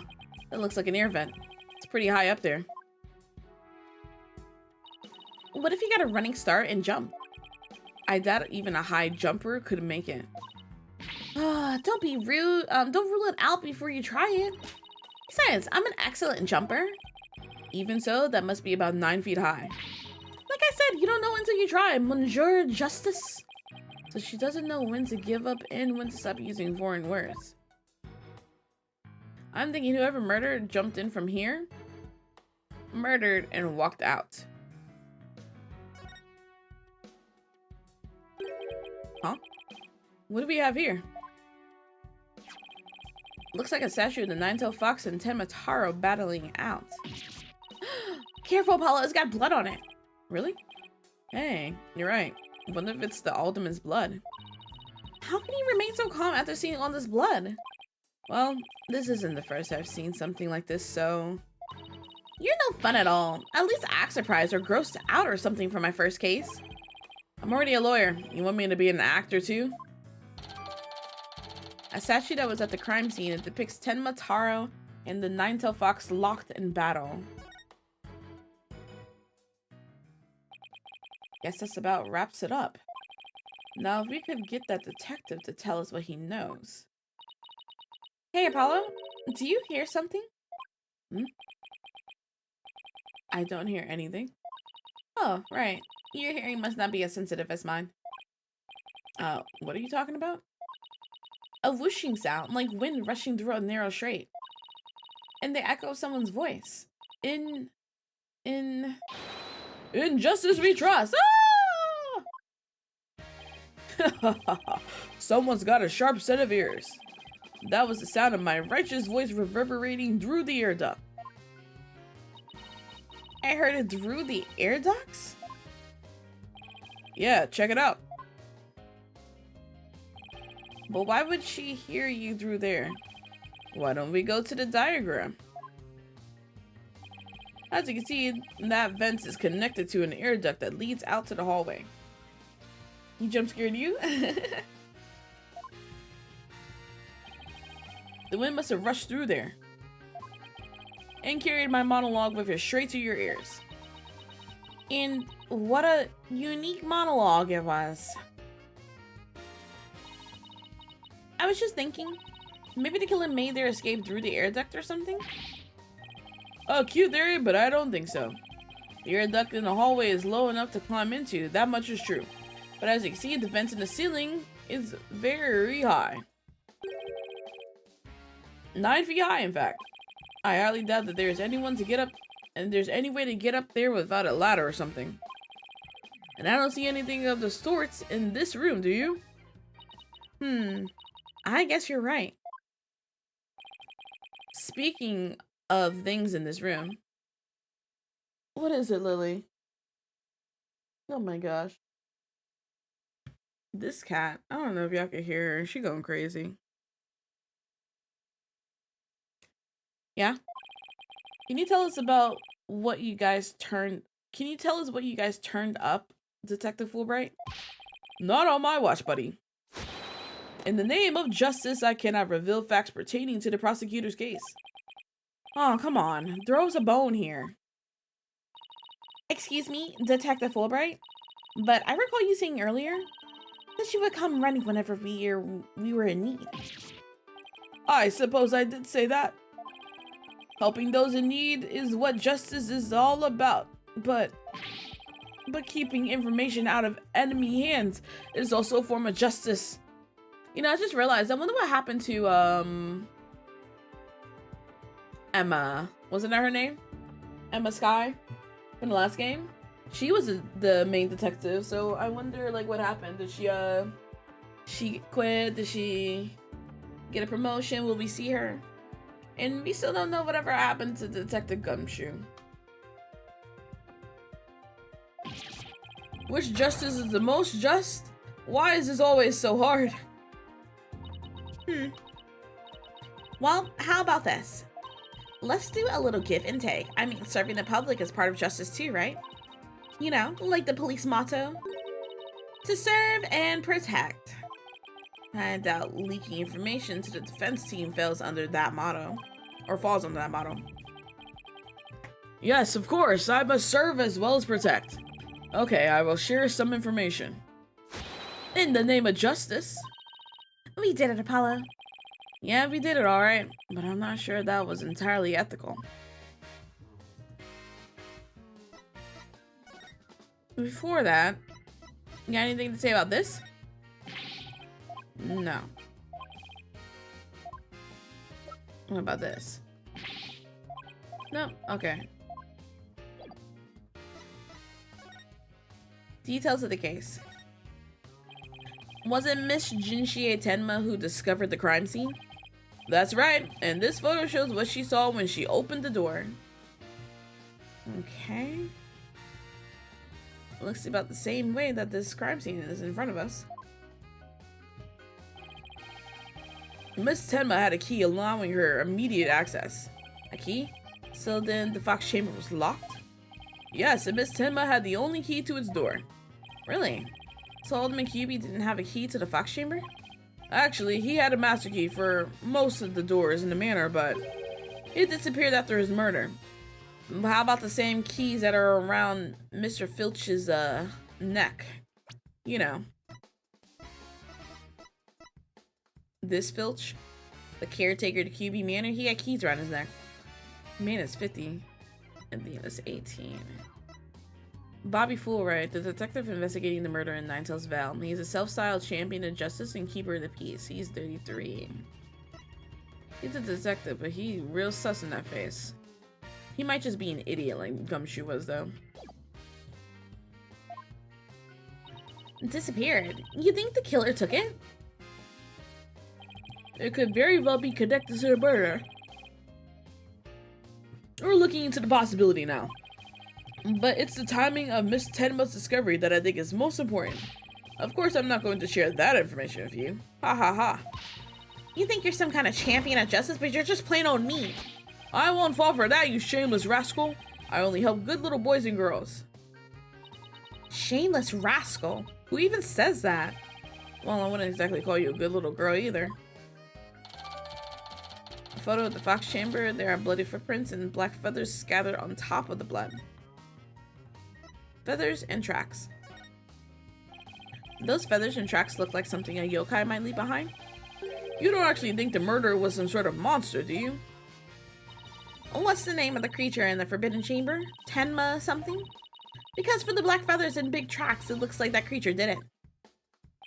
Our prime suspect would no doubt love to pin the blame on some imaginary creature. Can Tenma, whatchamacallit, even be made a victim of slander? I doubt the man would do something as childish as blaming a boogeyman. So the most likely scenario so far is that Tenma guy left the feathers and tracks behind to make it look like the yokai Tenma was the killer. Wait, what? Now I'm confused as you. At any rate, I doubt mere Tenma would plant evidence like that. Suspects. So, Mir Tenma is your only suspect? That's right. Even his name, Damien Tenma, makes him sound like a villain. And he's really scary looking too. Wait, are you telling me that's why he was arrested? Don't be ridiculous. He was the only one without an alibi. Oh, is that so? Yep. Other than the victim, the suspect, and Miss Tenma, the only others around were Mr. Filch and Mayor Tenma's aide, and the two of them were together at the time. Filch, the guy who tried to steal my bracelet, just living up to his name, I guess. We should go talk to him again when we have a chance. What about Jinxie?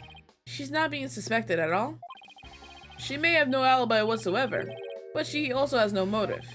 It's unfathomable that she would murder the alderman and pin the crime on her father. Besides, do you really think a little girl could lift up this huge spear? Sure enough, that spear looks even bigger than her. That's about all I can reveal at this time. Well, you must admit, Damien Tenma appears to be the most likely suspect. I admit it looks bad, but I'm still not buying it. Oh, and one more thing. I must warn you about the prosecutor. The prosecutor assigned to Mayor Tenma's trial? That's the one. He's, how should I put it, not what you expect. That is, unless you face a convicted killer serving hard time as a prosecutor before. Hydrate. Yes. What's up, Kisune?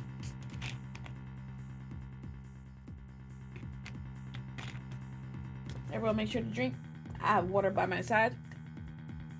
And if you don't have water, I don't know, soda, juice, energy drink is fine. Alcohol is, it's high noon somewhere in the world. If you prefer bleach or gasoline, sure, whatever's, your favorite. We don't judge here. So our prosecutor is a convicted convicted killer serving hard time. What the? Is this some kind of joke? This is like Vegeta in chat. Please, Jay. What's up, by the way? The prosecution. Can I ask why a man in prison for murder is serving as a prosecutor? Because he's mastered the use of psychology in courtroom battles. Everyone's talking about how this murder was the work of some strange creature. But yokai are nothing more than a figment of the imagination. They're baloney. Work shift long? Boo. Who better to prove this than a master of psychology? He's the best man for the job. But he's a convicted murderer. No matter how you look at it, that's just insane. Well, chief prosecutor personally assigned him, so the chief prosecutor. None of us are in position to question the matter. This really is the dark age of law, or of the law.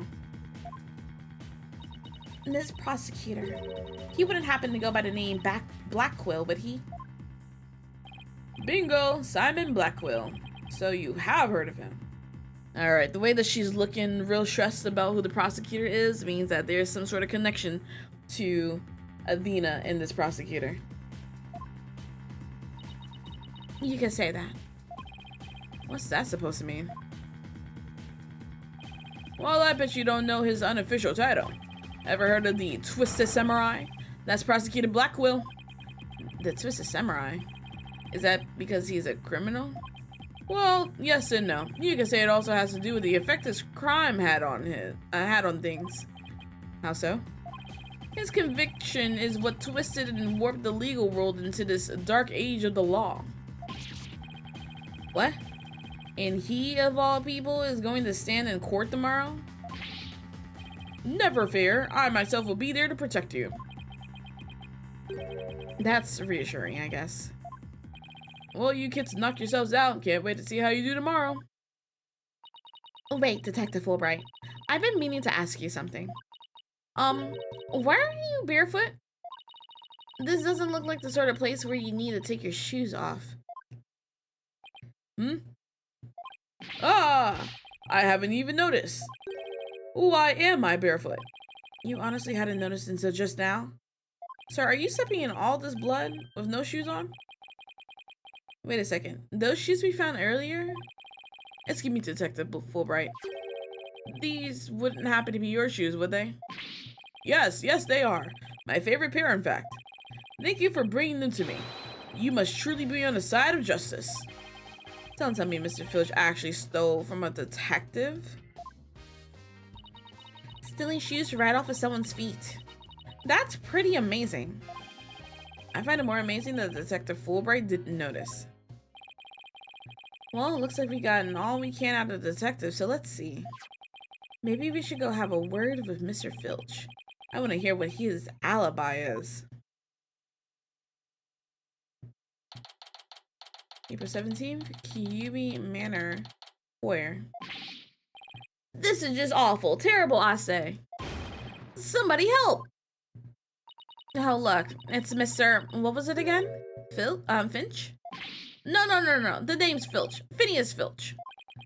Keep on pilfering, you may wind up a jailbird instead. So what seems to be the problem, Mr. Filch? Oh, it's just terrible. Terrible, I tell you. Come quick. Okay. What's the deal with him all of a sudden?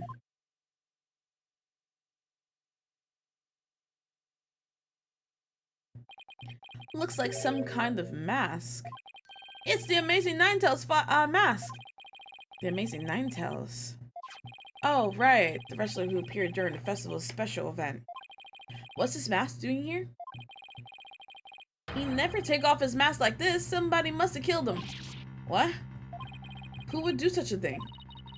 Let's go talk off it there in private. Look. There's some white hair caught up inside this mask. A mask that's washed up by the riverside. There's white hair inside. Yeah, as no one putting this together, I am pretty sure that the Amazing Ninetales is also our victim. So what makes you believe that the Amazing Ninetales has been murdered? You really want to know, eh? You're a studious one, ain't ya? Yes, no. Just tell me, please. Well, it's like this. I dreamed of becoming a wrestler myself. Hey, how about you join me in the quest for the champion's belt? What a team. Me and my band's mask and you in the demon mask of yours. Demon mask? Wonder if I can make it big. Apollo, let's save your pro wrestling debut until after the trial. Huh? Oh, no. I wasn't actually. Why did I let him pull me off topic like that? Come on, Apollo. Ask him about the Amazing Ninetales murder already.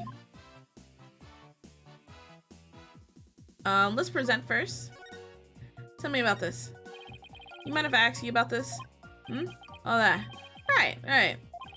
Well, does it ring a bell? Oh, it's ringing all right. You want to thank me for all my hard work, and I humbly accept. No, this isn't a gift.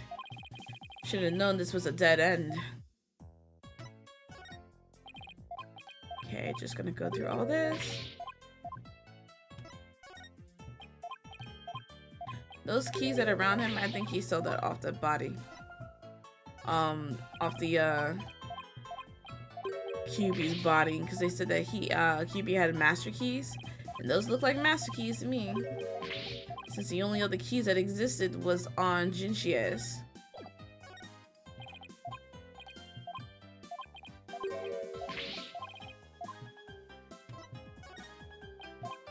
I know he's gonna be talking, gonna be a witness at the trial, and I know for a fact that he is gonna be aggravating and all over the place.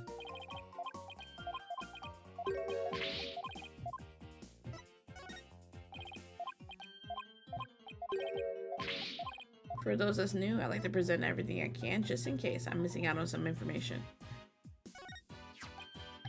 Hey, that there's the amazing Ninetales mask. You're aiming to sell it, ain't you? Why you sneaky lily-livered? No, I'm not trying to sell it. It could be a key piece of evidence. Aw, too bad. Thought I hooked you up with this buyer I know. Wait, you want me to sell it? I'm screaming. The amazing Ninetales. The amazing Ninetales is our village's savior, and don't you forget it. His trademark's a gold cape made to look like the Ninetales fox. He rules with rings, smacking down Tenement Town wrestlers left and right. He sparked a monster craze, revitalizing Ninetales Vale in the blink of an eye. Yep, saved that village from becoming a ghost town. Now it's a yokai town. Huh. The amazing Ninetales really does sound, well, amazing. Yeah, pretty amazing though. That's why he's worshipped like a hero around here. I'm proud to be from the same village as him.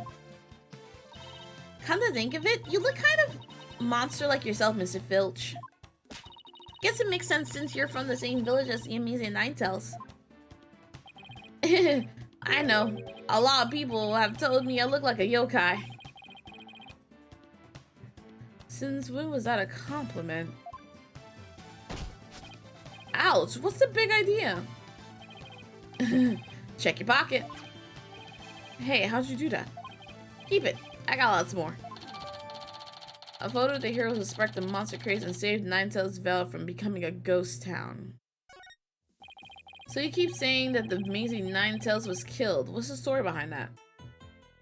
Tails really became a wrestler.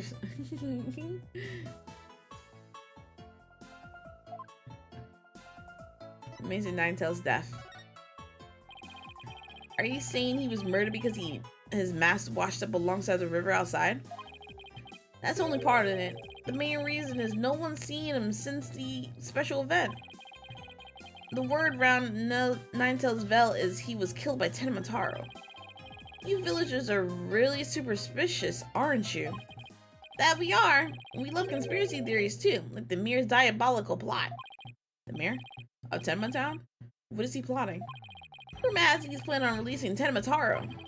That's why he wants the merger. He'll open the Forbidden Chamber once he's in control. That's quite a tell. He ain't finished yet. There was only one person who could stop the mirror. Our hero, the amazing Ninetales. He vows to battle the mayor of Tenement and stop the municipal merger. I couldn't make this stuff up if I tried. Apollo, we still have to ask him about the alderman's murder, remember? About the alderman's murder. Mr. Filch, would you mind telling us what you were doing at the time of the murder? I was in the caretaker's office guarding the entrance like Mr. QB said I should. I made double sure no one came in. I have a clear view of the foyer from where I work. You must be talking about the small room in the upper right. It definitely looks like you can keep track of the comings and goings from there. And you have an alibi to back your statement up, Mr. Filch? I do. Indeed, I was with Mayor Tenma's aide. Florent LaBelle is his name. So the two of you were together. That's a pretty sound alibi, alright? And nobody came in or out of the manor around the time of the murder? Kept watch here the whole time, didn't see a soul pass by. And if anyone did that their security camera would have spotted them. So no one came in or out around the time of the murder. That means we're dealing with someone who was already inside when it happened. So do you think this mask is the real deal? Without a doubt. This here's the mask worn by the amazing Ninetales. What about white hair I found? What about the white? What about that white hair I found inside the mask? Wait, I just thought of something. You remember the golden animal fur we found at the crime scene? Could it have come from the mask? Look, there's even a spot where some of the fur is missing. Then this places this mask at the crime scene at some point in time. Which means... what does this mean? Someone with white hair who is linked with the murder is against the merger? No way. Could the Mason Ninetales and the Alderman actually be... something wrong, Apollo? You should see the look on your face.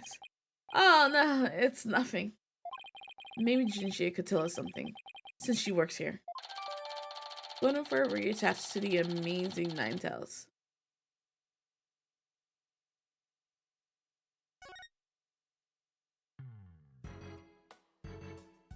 You got anything to say about the newly updated mask? No, that's the same.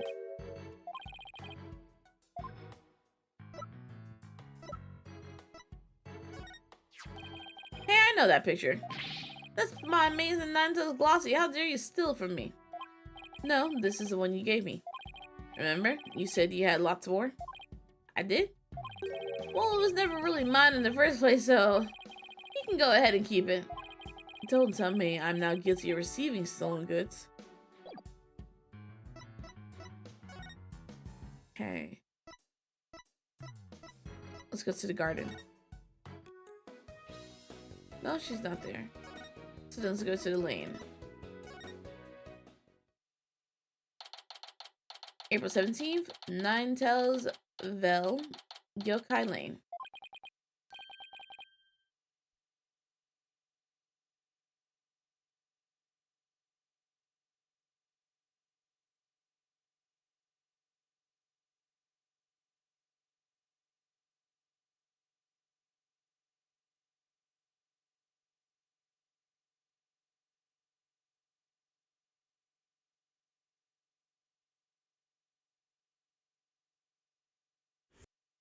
Sorry about that. I just wanted to take another bite of my snack, and the food was so thick I couldn't breathe anymore.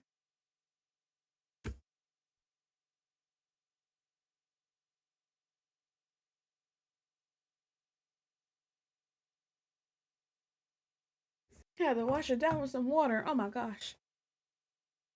Okay. Oh look, there's Jinxie. Milk, cheese, yogurt, ice cream, man. Sounds like she's out grocery shopping. Must really like dairy products. I'm trying to make better milkshake and another to cure my lactose intolerant. Maybe she should stick to soy milk. Jinxie, hey, it's me. It's the demon lawyer. Not another warning charm.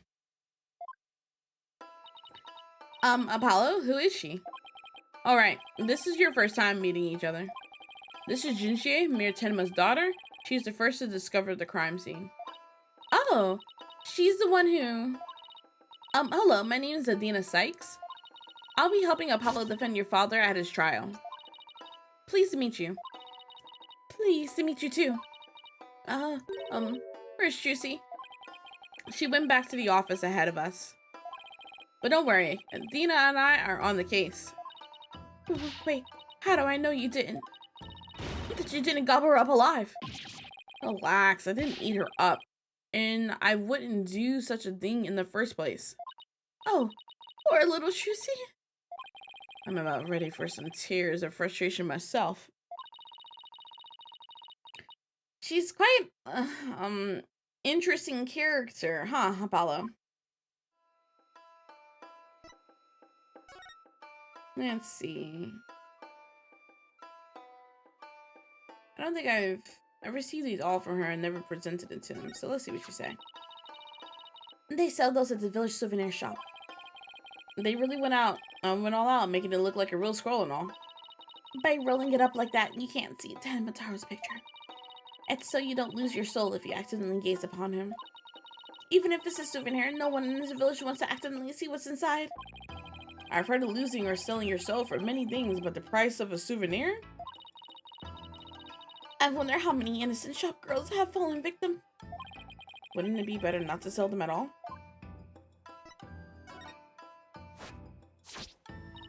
That warding charm is my supernatural security system. It protects me from yokai, ghosts, demons, and other things that go bump in the night. Just the other day, I was chased down by a demented camera demon. But I drove him back with my trusty warding charm. Camera demon? Sounds more like an overexcited tourist. Still, I suppose it's not nice to repel every yokai I meet. I mean, there are some that aren't bad. Aren't all bad. I learned that today. Why is she staring at me like that? The Nine-Tailed Fox is famous for imprisoning Tenmataro, but legend says that he also gave us the Nine-Tails flower, and that he still watches over our village to this day. Wow, coming here is like traveling to ancient Japan, with all the strange beliefs and all. All those yokai, the Nine-Tails flower, the forbidden chamber, and the list goes on. Uh-huh. It was like I shouldn't have been born here. I should have been born here. Too bad the population is shrinking. But there's an effort underway to protect the yokai. It also helps the local economy. Protect the yokai? You mean like endangered species? Uh-huh. There's even plans to create yokai wildlife park in the near future. Now I'm really starting to wonder about this place. What's this? A Sukumogami? Sukumogami? A Sukumogami? Sukumogami? A yokai that inhabits objects that have been used for a really long time. The red demon and a Sukumogami. What a strange combination. Is everything to her some supernatural phenomenon?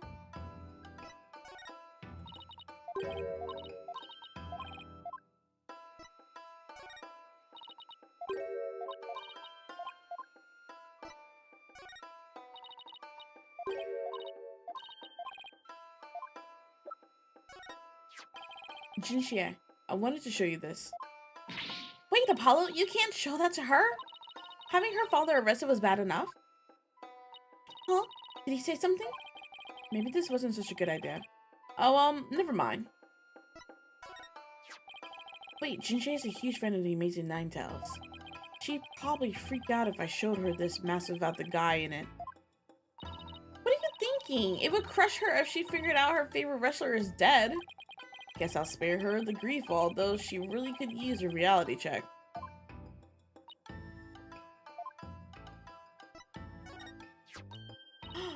That's the Amazing Ninetales. He lives in the mountains right outside the village, but he often comes to visit. Really? He doesn't sound very secret or reclusive to me. No, he's not. In fact, he visits the village bathhouse all the time. No way! The Amazing Ninetales goes to the public bathhouse? Uh-huh. Well, like a true wrestling legend, he never takes his mask off. He takes baths in his mask? Uh-huh. And he also has a towel that says wrestlers wanted. If I saw a naked mask guy with a message like that on his towel, I'd run the other way. The incident. Jinxie, do you remember any more of what happened? Not much. At least not yet. But you don't think Tenmataro was the killer, right? That yokai we saw at the festival? I don't know anything about that. Huh? But you said Tenmataro murdered the alderman. It's okay, Jinxie. You can tell me. What was that for? People see things when they don't get enough sleep. There's no such things as monsters. Huh? It's gotten to her. So if there are no monsters, you admit I'm human? No, you're still a demon. I might give up. It seems like Jinxie doesn't want to talk about Tenmataro for some reason. But that's precisely why we need to know more about. That's what we need to know more about. Besides, she definitely thought there were a yokai there in the fox chamber. Jinxie, about this charm. You gave me this when I was heading off to the scene of the crime. You thought Tenmataro was the only murderer. That's why you gave this to me, right? That's true, but If there's anything else you could tell us, it would really help. And it would help your father too. alright then. Tenmataro did it? What do you think Temataro's... Why do you think Temataro's the killer? I saw him with my own eyes. Tenemataro was right there in the manor. He escaped his prison. And ran right by me. What? Jinchie, tell us everything you saw. I called the police after I stumbled onto the scene. I was just about to head back to the festival grounds when I saw Tenmataro. It was right around here. He was running right at me. I was paralyzed with fear, but there was no way around to help me. No one around to help me. The Falpies raced right by me toward the foyer. Toward the foyer? Mr. Filch and Mr. LaBelle were supposedly in the foyer at the time. That means they would have seen Temataro too. So like we better get their statements. Since she isn't meant to say, her eyes could have only been playing tricks on her. Apollo? Remember the picture in this paper? Someone caught Temataro flying through the air. I wonder if this is the same Temataro Jinchie says she saw. Don't be ridiculous. Temataro is the killer, and he can fly too.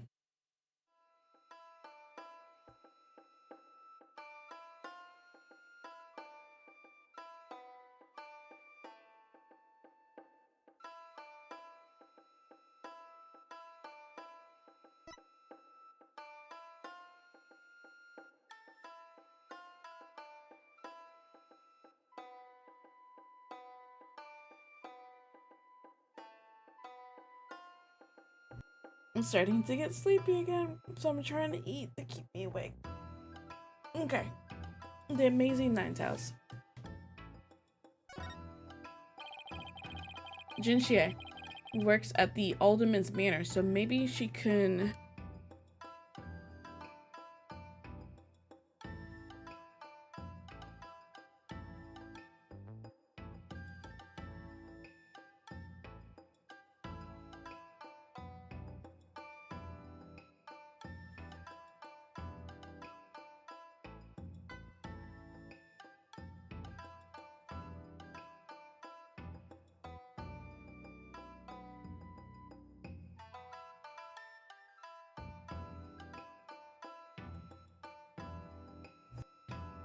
Hey Cake, what's up? How's it going?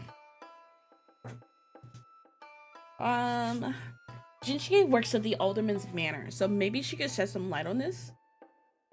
Oh, Cake, I was lurking in your stream the other day. You was playing Zenla Zeros. How was that game? Did you have fun? Cause that's like your first gacha, like Hoyoverse gacha, right? Z. It's fun so far. I'm glad to hear that. Also, thank you for the alert. So, no one knows the Amazing Ninetales' true identity? First gacha currently, but your first Hoyo game. So, okay. Uh-huh. And they say no one's ever seen him without his mask. Doesn't that make you want to know even more? Uh-huh. That's why matches where wrestlers try to expose their opponents are so popular. Wait, you mean expose as in strip them naked? You even think like a demon. The only thing the winner removes is the loser's mask. To have your mask torn off is the worst humiliation a wrestler could suffer. That's why their masks are more important to them than their life itself. So you see, these unmasking matches are life and death battles for wrestlers. That means this math didn't just happen to wash up alongside the river. There's gotta be a story behind it. No one can stop the amazing Ninetales. Bet she'd be shocked to find out he's really the alderman. 10 Mataru you saw. About the about the yokai you saw at the scene of the crime, anything else stands out? Actually, I heard this strange jangly sound. A jangly sound? Can you be a little bit more specific?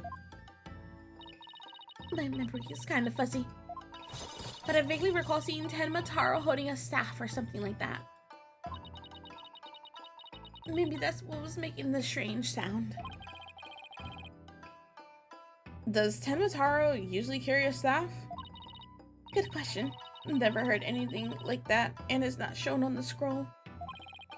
How about in any other documents? Any of them show Tenma Taro with a staff? This is the only known document depicting Tenma Taro. After all, those who needlessly depict the demon are forever cursed. Then what's the deal with the Tenma Taro you saw in Jinxie? The sole document showing what Tenma Taro looks like. It seems those who foolishly choose to depict the demon are cursed. Jinxie eyewitness account of the demon in a hallway near the crime scene. She says it fled towards the foyer. Was there a difference in this? No, I guess it just updated the description. Tenma Taro sighting summary. After leaving the scene and calling the police, they passed each other at a bend in the hall. As he made for the foyer, he was carrying a staff like an implement. A jingle. She couldn't call for help because there was no one else in the hall. Why didn't you tell me you saw Tenma Taro earlier? Actually, Mr. LaBelle told me not to tell. I bet you Mr. LaBelle's the one who did it. Mr. LaBelle? Papa's aide. Oh, right. The other guy who was supposedly in the foyer at the time of the crime. And what exactly did he tell you? Keep the village superstitions in mind before you go talking about seeing Tenma Taro at the time of the crime. Village superstitions. They say you must not gaze upon Tenma Taro, but in the event that you do look, and then tell anyone what you saw, Tenma Taro will claim your soul. And that's something everyone here knows? Sounds like a bunch of baloney to me. Uh-huh. Everyone from babies to the village elders know about it. But I didn't, because I'm not from around here. Hey, come to think of it. Huh? Why is everyone hiding their faces? Hey, you there! You mustn't stare at Tenma Taro like that! Lower your eyes!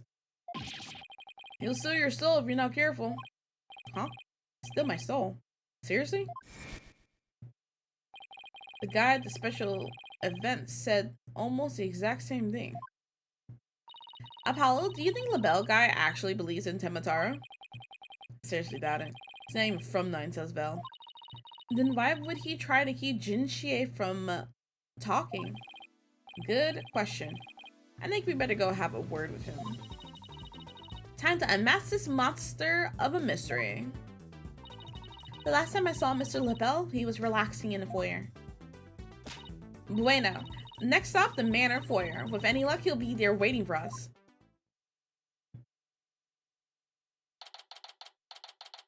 April 17th, QB Manor, foyer. There's no one here. Guess our luck isn't as good when it comes to Mr. LaBelle. Maybe he's out for a walk or something. Somebody left something on the sill of the caretaker's office window.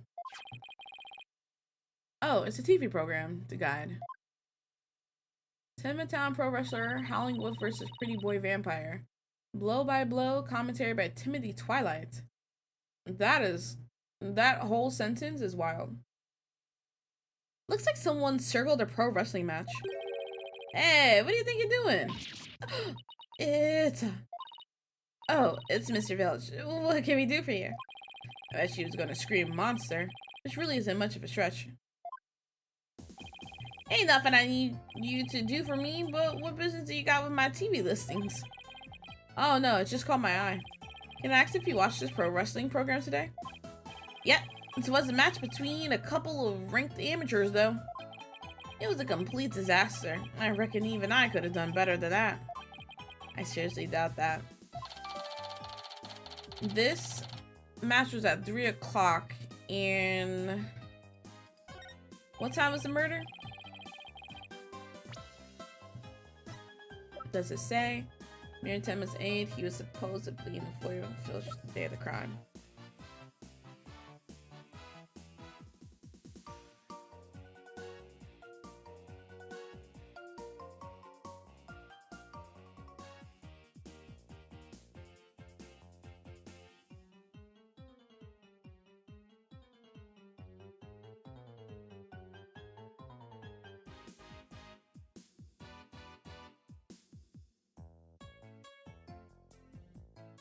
Hold on, y'all.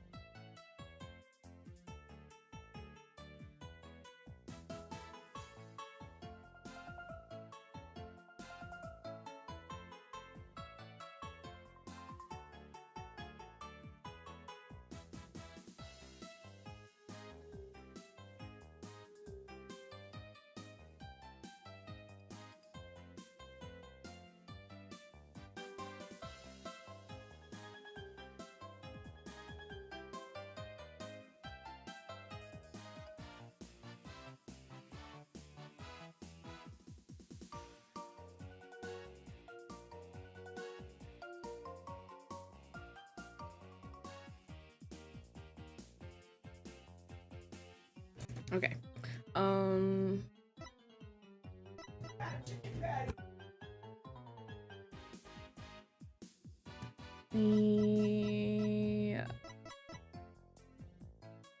It doesn't say when he died, so I asked that because I don't have like an autopsy report. If he had died in the 3 o'clock hour, which I think he did, this guy might have been watching TV and not the camera at the time of the murder, which means that he might have missed someone at the entrance to the foyer or something. I don't know though. That's what I was trying to figure out. Also, wait, what else is on TV? Peekaboo, I found you. Yokai the Amazon. Join the hunt for the tofu taro. A high-protein yokai. Set to fight cancer and heart disease. Oh my.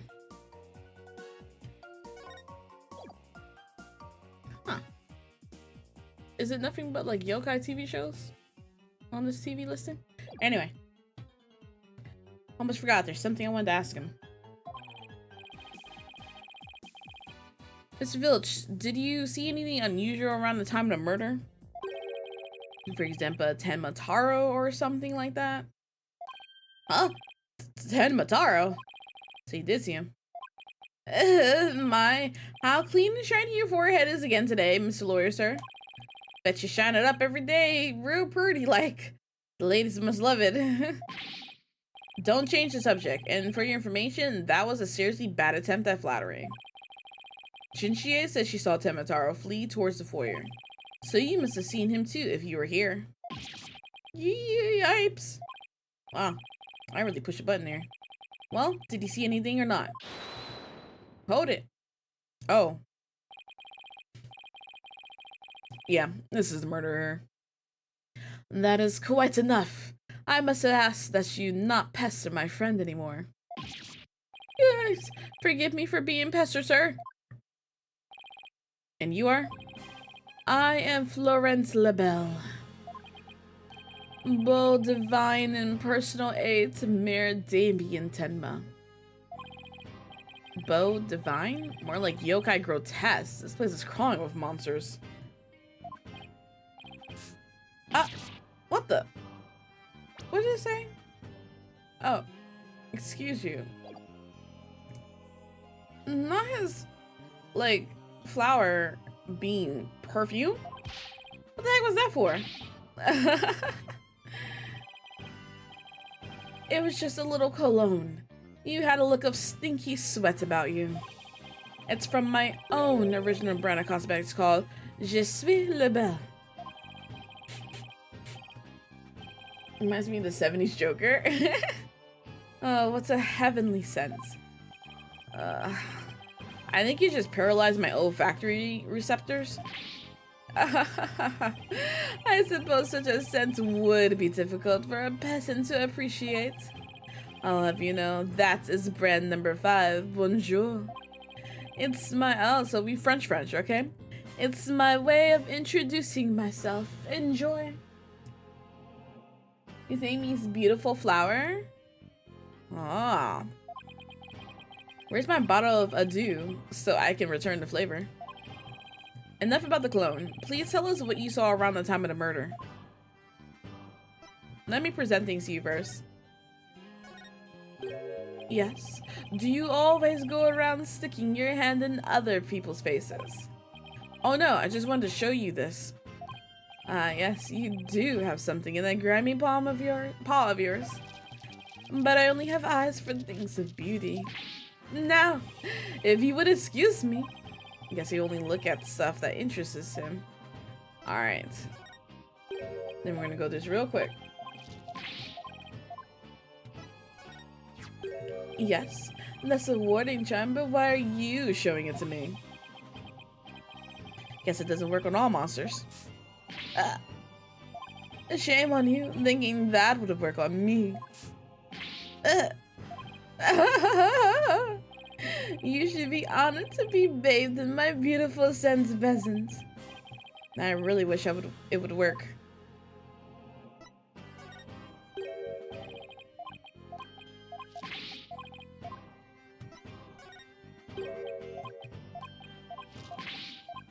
Interesting how you reacted to the scroll, but nothing else.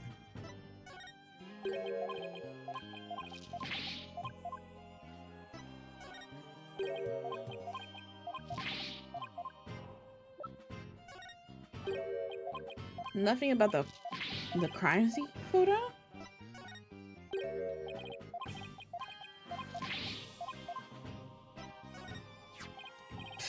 The amazing Ninetales. What's so amazing about him? I mean, my glossies are selling way better than his. Your glossies. You sell glossies of yourself? That's right. I have one for all 7 of my hair colors. Well, guess that's it. Civilization over. If you want one, you need to simply ask. I'll even let you choose the color yourself. No, thank you.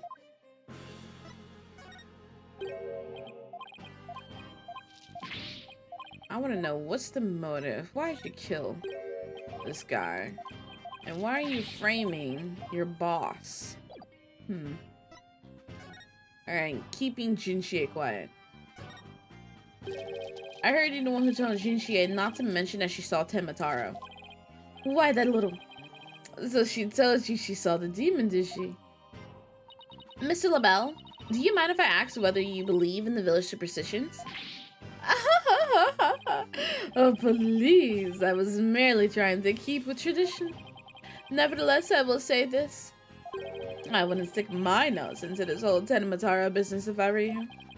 Bad things happen to those who do. That much is true. He is one scary monster. That's crazy. You really expect me to believe that monsters are real? Well, you're real, and you sure look like a monster. Who's talking? So, Mr. LaBelle, you didn't see Tenmataro? Little Jinchi has an active imagination. Isn't that right, Phineas? That's right. I didn't see nothing, especially not Tenmataro. As for me, I only see things of beauty. That's why I can barely see you. I got 2 words for this guy. Total freak. Your alibi. Could I ask you what you were doing at the time of the crime? In other words, you'd like to hear my alibi. To think you suspect me of all people. Oh no, it's just a formality. Me ask everyone. How dare you doubt me? That's an affront to beauty itself. You obviously can't see straight. Like that spritz really helped. What were we doing, you ask? Go ahead, Phil. She answered the question. At the time of the crime, we were, in this here foyer. Exactly. Good answer, Filchy. Good answer. Oh, he got Filch stressed. Filch must have saw him, like, in the Tenma costume or something, and threatened him.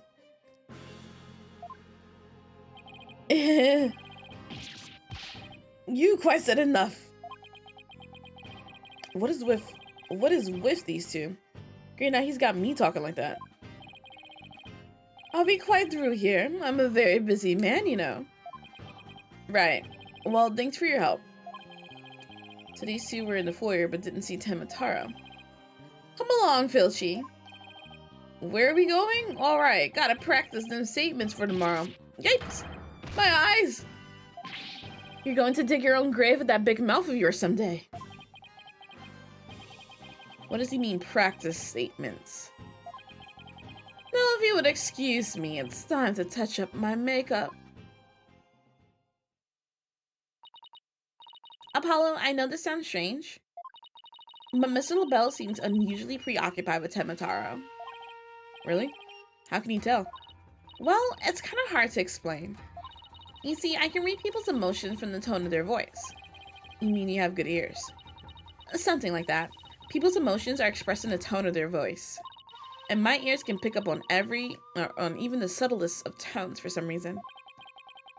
That's an interesting skill. But what do you mean he's preoccupied with Tenmataro? I'm not exactly sure, but it was like he was obsessed with the thought of Tenmataro. That's what I picked up from his voice anyway. Everywhere we turn, it's Tenmataro this, Tenmataro that. We should go talk to the mirror too. Sounds like a plan. We need to get to the bottom of that rumor about him wanting to release Tenmataro. April 17th, Detention Center. Visitors room. Something wrong, Apollo? Where did your enthusiasm go? What am I doing? What am I doing asking Mirror if he has ever thought about releasing Tenmataro? At best, he'll think I'm an idiot. At worst... Oh, he's here.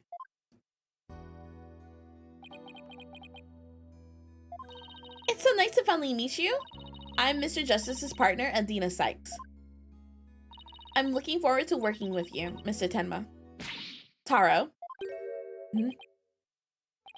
Oh, yes. I look forward to working with you too. Glad he didn't mind Adina calling him by a completely wrong name. Apollo? He's just as kind and gentle looking as I imagined. Lucky for you after that blunder you just made. No, I bet you he is Tenmataro. Like, the one that showed up and was defeated? Like, I bet you that's him. There was something I wanted to talk to you about. There are rumors going around about how you want to or did set Tenmataro free. What other nonsense? Yikes. They always assume the worst of me because of the way I look. Which would explain why all those things are on his head, because his daughter's awfully sensitive to that stuff.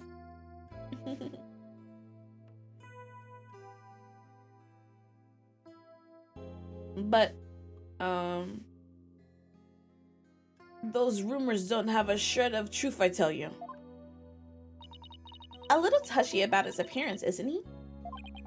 What he really needs to work on is his people skills. Since we last talked,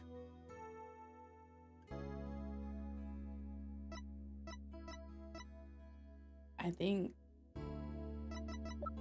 I got a lot of stuff, so just present.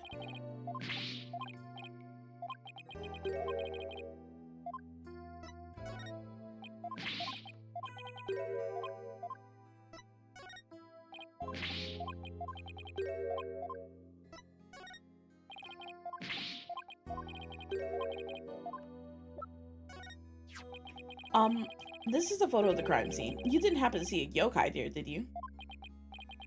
What in the world are you talking about? Oh no, I'm not saying I believe in monsters or anything. I'm sorry.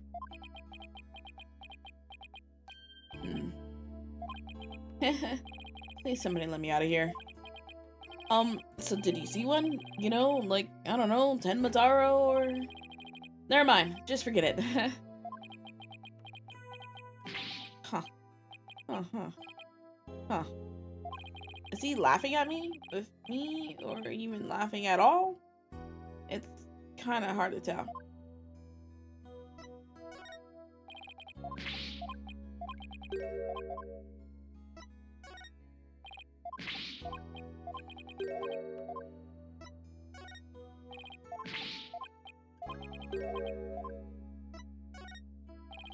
Okay, yes, nothing to say about the rest of our stuff. Tenmataro's revival. So rumor has it that she want to push the merger through in order to release Tenmataro. Of course, that's a bunch of baloney, isn't it? Sorry if I offended you. So that's the talk around town, is it? I can see how that would make you angry.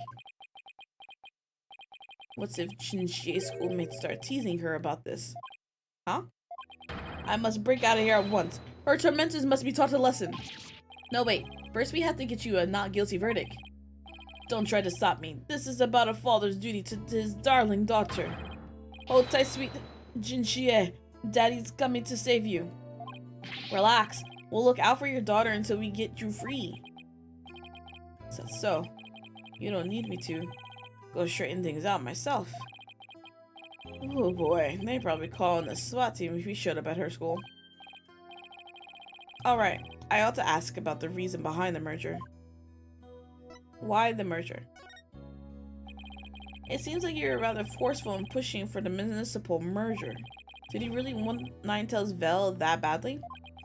Yes, well, it's quite an attractive prize in terms of tourism. Oh! Are you lying? Wait, am I feeling what I think I'm feeling? Sure, I played a bit of hardball, but only when I deemed it necessary. I knew it. My bracelet's reacting. What is it, Apollo? Mayor Tenma may not be telling the whole truth. Really?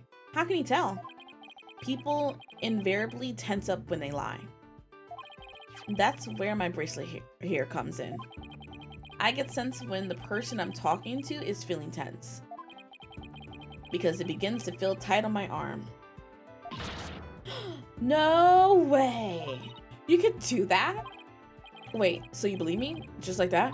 Sure, each of us have our own special gifts. Oh yeah, Lena has a gift too, her special sense of hearing. Still, what do you think the mayor is lying about? I don't know, but it's our job to find out.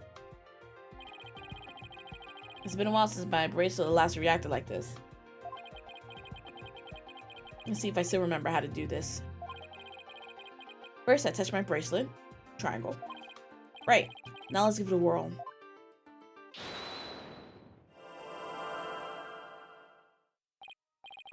Yes, I remember this feeling of intense concentration. Oh man, this is giving me I'm triggered by the song from the last game. The ability to see the smallest twitch, the slightest frown that no one can see. Now, Mayor Tenma was lying somewhere in that statement he just made. When he lied, a certain habit made itself clear just under his right eye. I just have to shift my viewpoint and focus on that area.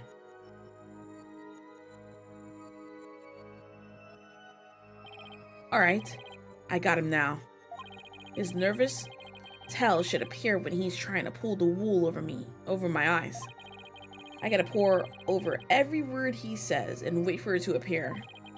And when it does, I'll perceive it. Triangle. Yes? Well. It's quite an attractive prize in terms of tourism.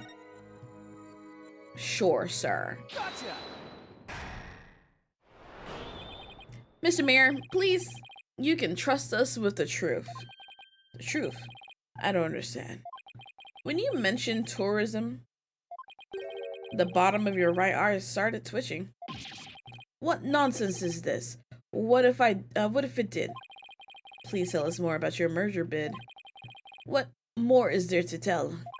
Why are you really seeking to merge with Ninetales Vel? I already told you, tourism. The monster craze really revitalized the village, making it quite the prize. You really don't trust us, do you? What are you talking about? The village has been hot property ever since the monster craze started, has it not? I think you've yet to realize that what you're saying contradicts the facts. You say that the monster craze really revitalized Ninetales Vel, so you felt it would be an attractive prize for its tourism, but that would contradict this.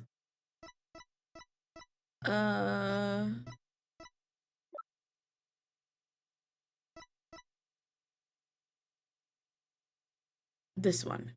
Take that! The monster craze in Ninetales Vel is a very recent phenomenon. It was sparked when the amazing Ninetales rose up against the municipal merger. The village was practically a ghost town before then.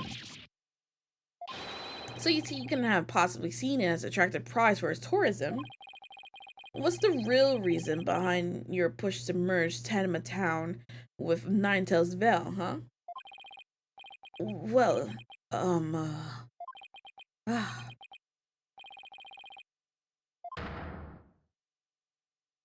Gotcha.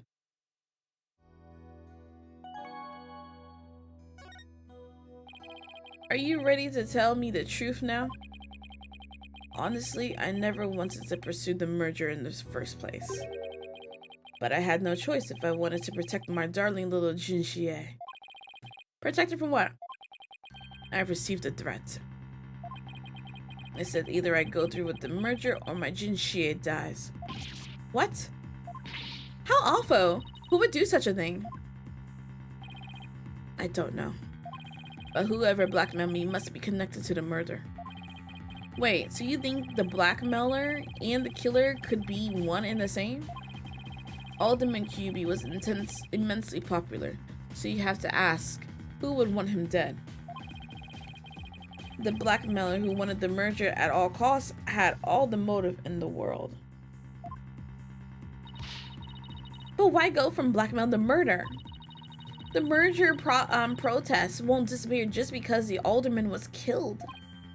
Ah, could it be?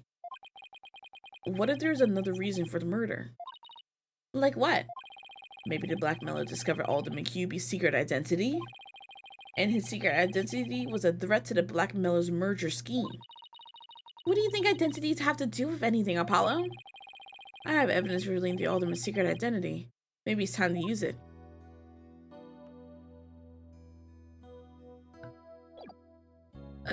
Use it where?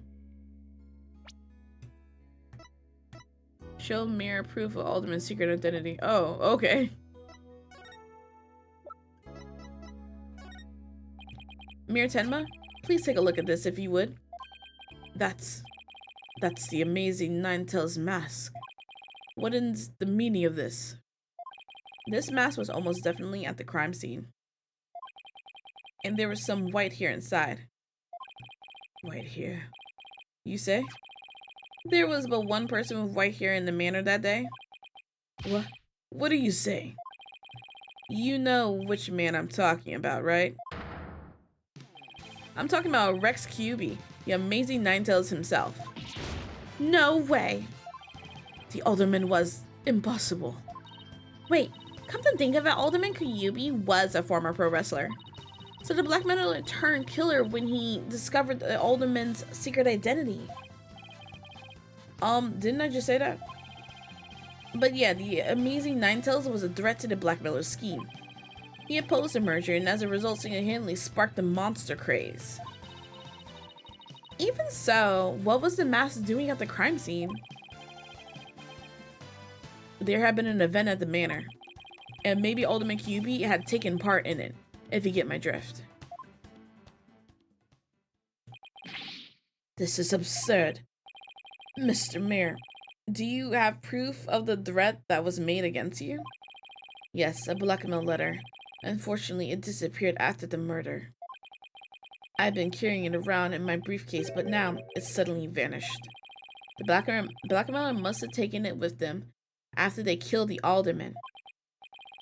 Well, at least we clearly established the killer's motive. Mayor Tenma, visiting hours are over. It would appear this meeting is adjourned.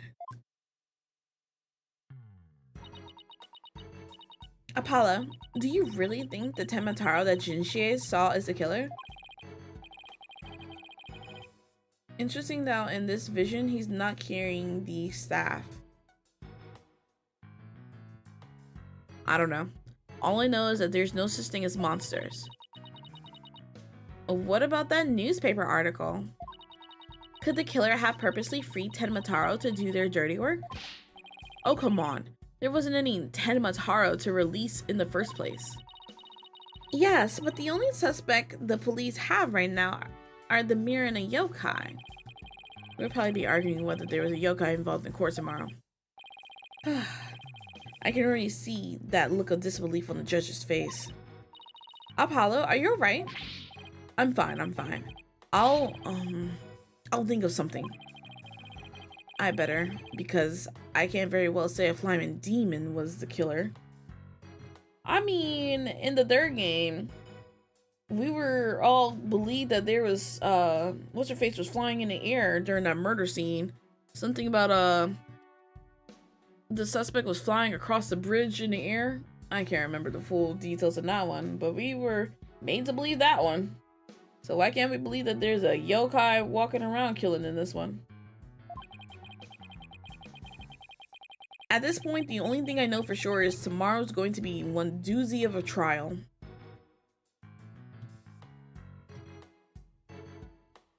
Alright, let's move on to the next part. To be continued.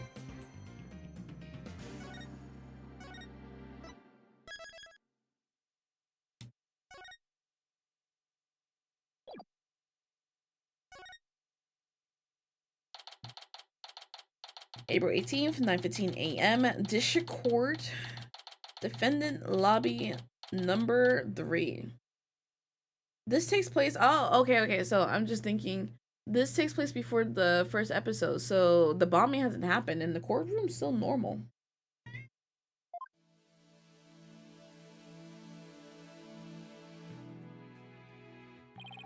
You okay, Athena? You've been really antsy ever since we got here.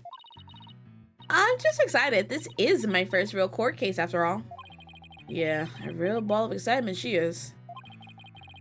I know just what she needs. Athena! Didn't you ever learn about indoor and outdoor voices? I'm just trying to show you the best way to relieve your pre-trial jitters. By scaring the daylights out of me? No, I find that shouting, "I'm fine," and a loud voice really relieves stress. It's part of my course of still voice workout, and a must before every trial. You want me to shout? Here? That's right. Here. I'll go first, then you try. I'm Apollo Justice, and I'm fine. Alright, I'm Athena Sykes, and I'm fine. I think that actually worked. I thought it might. Help always works for me. An old friend of mine from junior high? An old friend of mine from junior high and I say it all the time. Our friend from junior high? Huh. This is the first time we've heard of Apollo's past, actually. Like, we don't know anything about Apollo's past. Wow, I'm dropping a lot of frames suddenly. I apologize, guys. I do not know where that came from.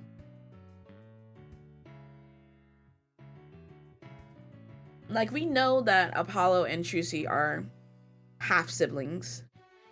We learned that in the last game, but Apollo never once was really talked about his past. Not like any monologues or to Trucy or to Phoenix or anything. So, this is the first we heard about a friend from junior high. I see. A proven remedy to calm the soul. I like it. Hey, how about we finish off with a race around the courthouse? The point is to release stress, not get totally exhausted. What's with all the racket, you two? Hey, Phoenix! Ah, Mr. Wright. Just a little voice workout. Hey, what's with the suit? Oh, this? I was thinking about getting my attorney's badge back, that's all. Oh, interesting. So even after... It's been a year and he still isn't a lawyer yet? We know he's a lawyer by the time the second case goes in. Which is actually the first episode. So... And that's that episode is a few months after this episode. So even after clearing his name at the ending of the last game, a whole year has passed and he still isn't a lawyer. That's all? That's a huge news, but why now? I have a feeling I'll be needed in the courtroom again sometime soon. He was right. But we could talk about that another time. No fair. Inquiring minds want to know. Oh, wow. I'm so used to him in his usual laid-back clothes. He's shaved and everything. That suit makes him look like $1 million. Apollo, sounds like you have a bit of a crush. By the way, have you heard about the prosecutor assigned to this case? Yeah, he's serving time, but before that, he was a prosecutor. He also uses psychology? That's right. I've heard the rumors about how he was back before his conviction. Using the power of suggestion, he can make even the most stalwart defendants confess. Psychology in the courtroom. Been hearing a lot about that lately. So, he must be a pretty scary guy considering he's a prison inmate and all. So they say. They also say he'll cut you down if you talk too much. Oh. Well, let's see. Edgeworth insults us. Francisca von Karma whips us. And Prosecutor Godot threw mugs at us. Mugs full of coffee. And Gavin used his guitar to riff through the courtroom. So this is nothing new. I knew he was gonna be bad news.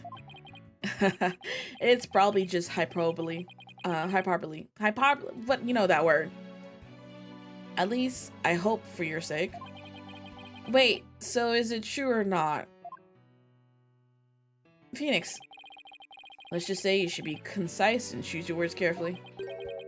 If you like to keep that head of yours attached to the rest of your body, that is. Ugh, better tell them that my cords are still, too. So, are you all ready? It might be a good idea to check the court record again before stepping into the ring. Right. Mr. Wright. Right, Mr. Wright, but I'm fine. I'll be watching from the gallery. Good luck. Thanks. Okay, let's do this. The odds of pulling this off are ridiculously low, but that's nothing new. Believe in our client. Seek the truth. That's all we can do. Hang there, Mr. Tenma.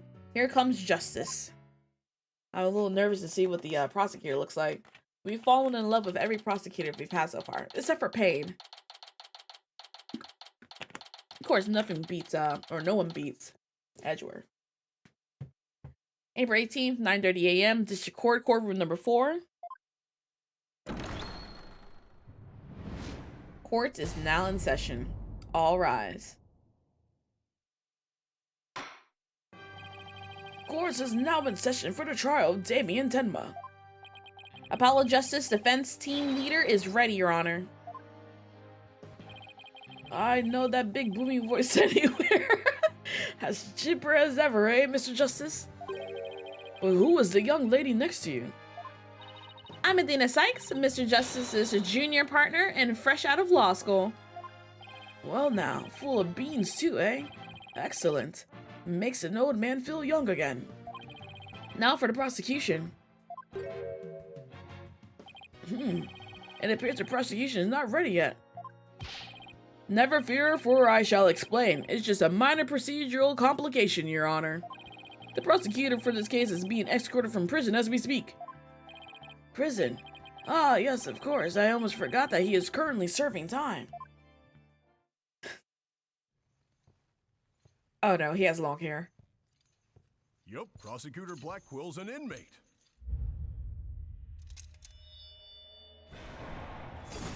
Oh no.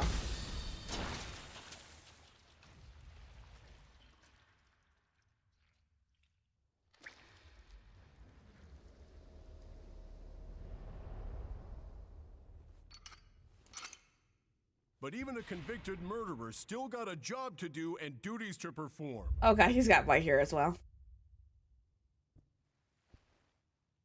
This doesn't seem good for me.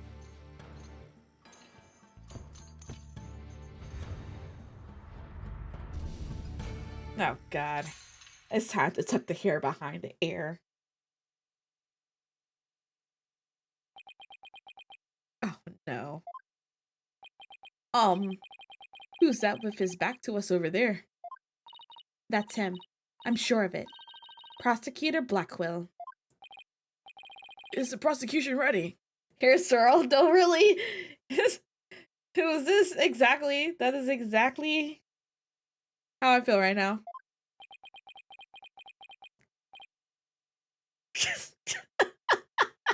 Why he turned around to look like that though with the feather in his mouth? That's literal Quill. That's our prosecutor.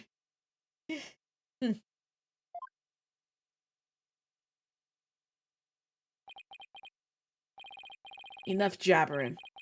Get on with it already. Of course, forgive me. Why are all the people related to this case so scary? Very well, Prosecutor Black Quill. What does it matter? The other guilty guy could come back. Are you talking about Godot? I don't think so. It doesn't seem like they like to use the same people to be your prosecutor in different games except for Edgeworth. He's the only one who's returned to be a prosecutor. Francisco returned for like 0.5 seconds in the third game, but all our prosecutors have been different. Except Payne. Payne's always came back. Oh, the blonde guy and Joe? Gavin?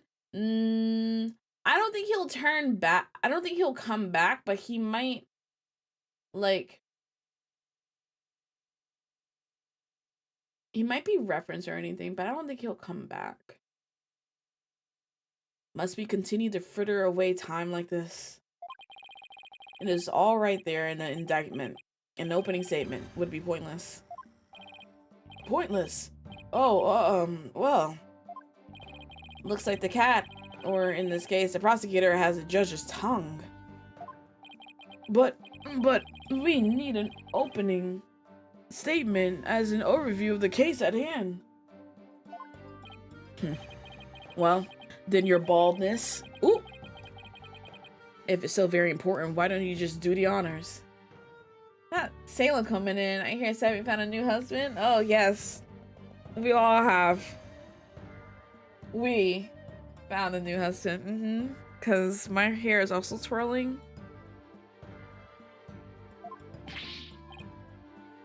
Ooh, me. There's a term for people who whine and fuss about how they need silly, useless things. and then decide they no longer want them once it's theirs. Selfish old fool. Huh. Wait, was that the prosecution's opening statement? Oh, Edgeworth does something very similar too. Old doctors such as you are a plague upon the young. I pity your poor grandchildren. Or is it great-grandchildren? Ooh, he is reading this man for sure. You love those process? No, yeah. It's been a while. I mean, Gavin was cute. Godot was cuter. I miss Edgeworth.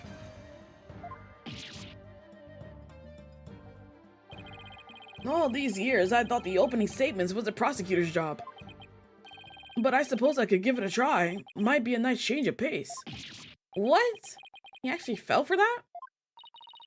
That must have been the power of suggestion Mr. Wright was talking about. The opening statement, huh? Let's see here. The victim was one Rex QB, an alderman of Ninetales Vale. The defendant, Damien Tenma, mayor of Tenma Town, is accused of his murder.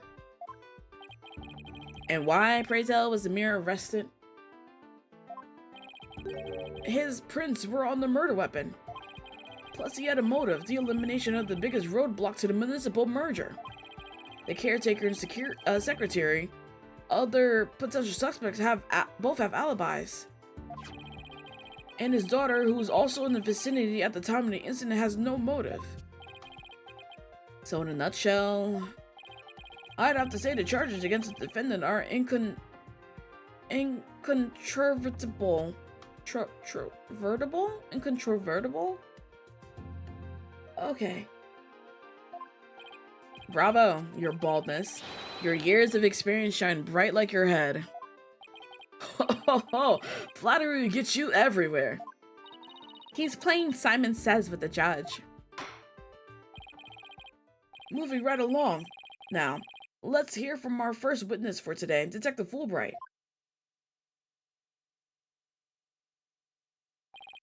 Witness, please state your name and occupation. I am the detective assigned to this case, Bobby Fulbright. Oh, and I'll also be keeping tabs on old Blackwell here. I also heard you would provide protection if it ever came to that.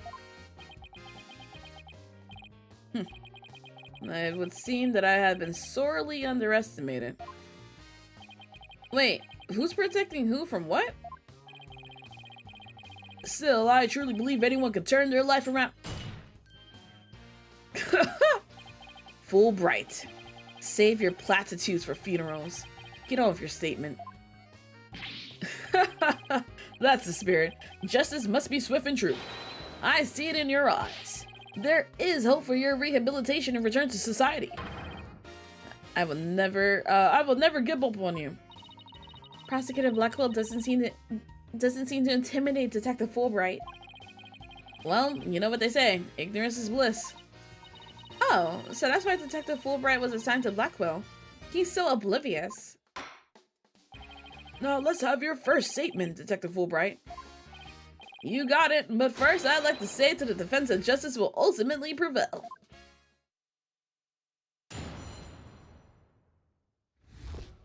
About the murder. Alderman Kyubi was, Alderman Kyubi was murdered with a spear that had been on the wall. The fingerprints of the defendant Damien Tenma were found on the murder weapon. At the time, Alderman Kyubi was asleep from a drug he unwillingly ingested. Mayor Tenma attacked his helpless victim, impaling him like a human shish kebab. But the sudden pain jolted the victim awake, and he grabbed the statue and shrugged back. Oh, is that why the statue on the floor had blood? And why Tenma had a wound on his head? According to, the crime scene and all. Alderman Kyubi had been slipped some kind of sleep-inducing drug? That's right. The accused was scared because the alderman was a former pro wrestler. So he slipped him a drug to make sure he'd be out cold and defenseless. Here's the autopsy report to prove it.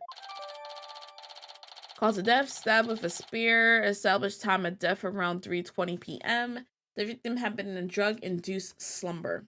I think, okay, so time of death was around 3:20. Homeboy, the Mr. Phillips was watching TV at 3 o'clock. I think that's going to be important. We're going to have to use that against our witness there. And the victim managed to attack this attacker, despite being impelled by a spear. That sounds almost superhuman. Is it even possible? Ah, my throat hurts. Let me drink some water.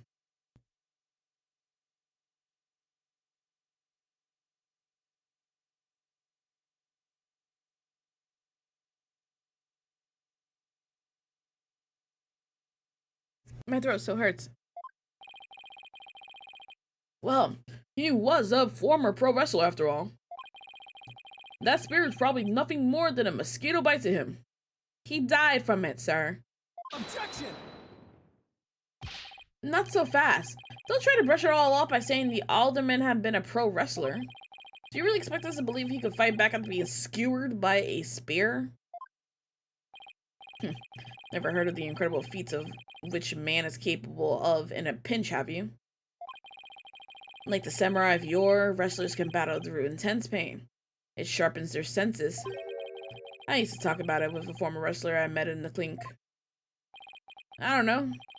It still sounds a little far-fetched. Does it now? Then perhaps we should test the theory on with...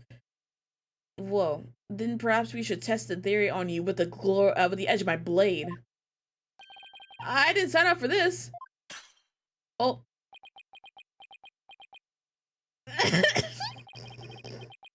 He couldn't do it because his hands are cuffed. And so your life is spared for now. Please let the shackles be made of titanium. I don't want to die. Haha! My investigation's as thorough as they are foolproof, for my name isn't Fulbright. I vow to resign immediately if I ever make a false arrest. The accused's prints were on the weapon, and he's the one person without an alibi. Quite decisive evidence, wouldn't you agree? Your baldness. The defendant is sounding guiltier by the minute. He has the judge leaning toward a guilty verdict, and the trial's just barely begun. What's more, a curious rumor about the accused is making the rounds. They say he seeks the merger for the purpose of freeing Mataro from his imprisonment. Truth be told, I could think of no real reason to show interest in that backward bird. Perhaps he's a complete nutter and really does seek to release an imaginary demon. Either way, he is raving mad and more than capable of murdering the alderman.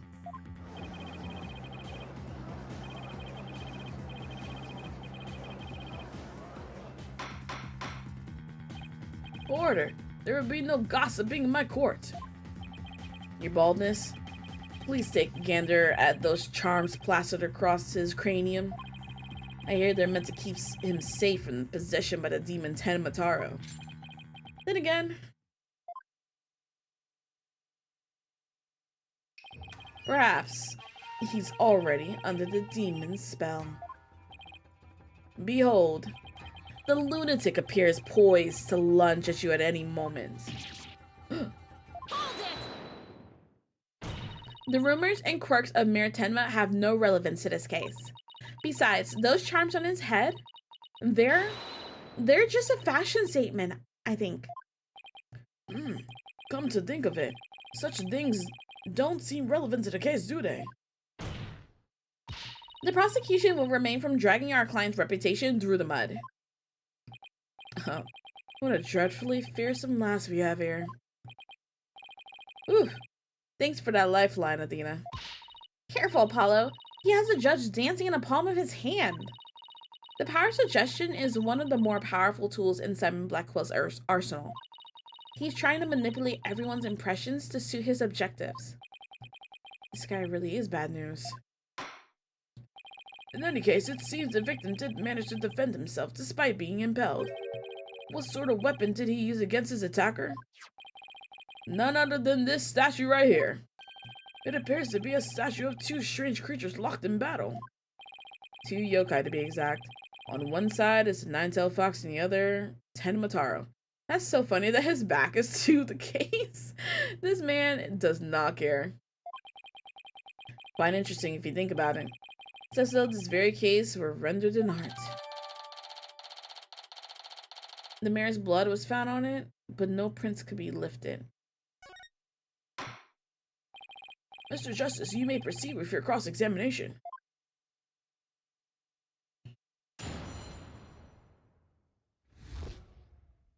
About the murder. Alderman Kyubi was murdered with a spear that had been on the wall. Hold it! So, those weapons on the wall of the Fox Chamber, I presume those are real? Don't you think keeping real weapons around like that is rather dangerous? No matter what he collected, the Alderman insisted it be real deal. For instance, he had a real demon's club in his possession. Apparently, one of his ancestors claimed it after defeating a demon in battle. What? That's gotta be an old wives' tale. The Alderman had pure, unadulterated justice flowing in his veins. Whatever he did it right. We've lost the real champion of justice in his death. Nothing but claptrap and balderdash, if you ask me. Now stop your bleeding and tell us about the weapon. Your wish is my command. The fingerprints of the defendant, Damien Tenma, were found on the murder weapon. Hold it! It doesn't make sense if you think about it. Prints could be easily wiped off. You do have a point there. I'd venture to say he did not wipe off the prints because he could not. What do you mean?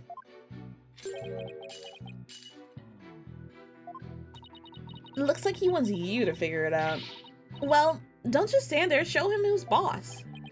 I'm totally lost. So why don't you just tell me the answer already? I don't think he saw that plea for help. You feeling alright, kid? Running a fever, perhaps? I wish trials came with a reset button. Well, the specifics may yet to come to light. Please proceed, Detective Wright. At the time, Alderman Kyubi was asleep from a drug he unwittingly ingested.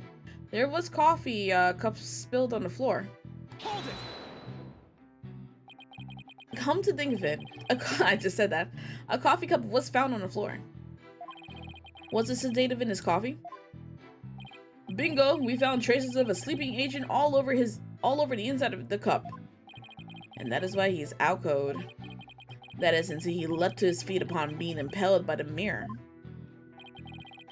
What an awful way to wake up. A rather stimulating eye-opener, if you ask me. I too would have risen to the attack for the die in battle as the samurai would have risen to the attack for to die in battle is a samurai way. Paradise awaits fallen heroes, but that hole in his stomach would make eating a challenge. Prosecutor Blackwell, please. Those morbid jokes of yours have no place in this court. Says the jester in detective guise. Moving right along. Maritema attacked his helpless victim, impaling him like a human shish kebab. Hold it! So the Alderman was drugged because he was really strong? Did you see those rock-hard muscles of his? I'm surprised the spear even managed to pierce that armor like musculature. I admit I'm completely jealous of that righteous body of his. Well, he did look pretty buff, even in that suit he had on. Quite a difference when compared with a yellow belly like you. Yellow belly? Who even says that anymore? Yeah, and the color's all wrong too.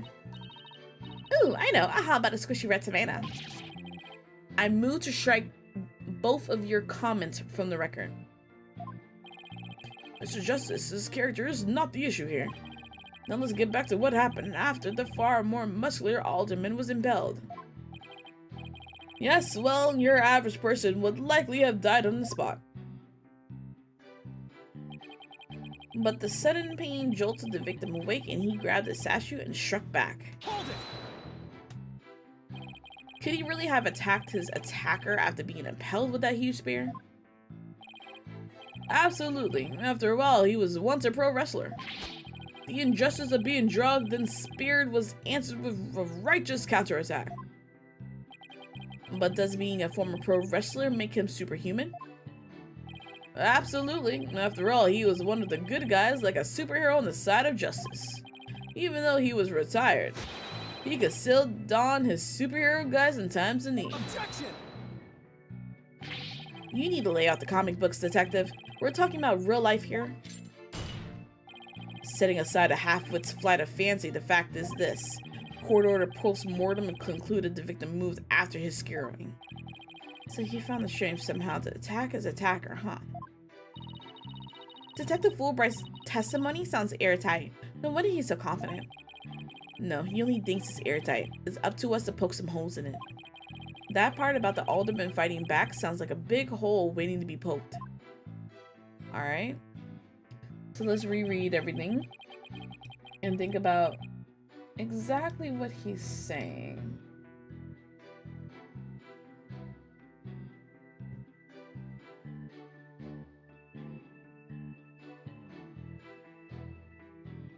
So, Alderman QB was murdered with a spear that had been on the wall. The fingerprints of the defendant, Damien Temer, were found on the murder weapon. At the time, Alderman QB was asleep from a drug he unwittingly ingested. Were there 2 cups? Let me see the crime scene, or was it just 1? No, just 1.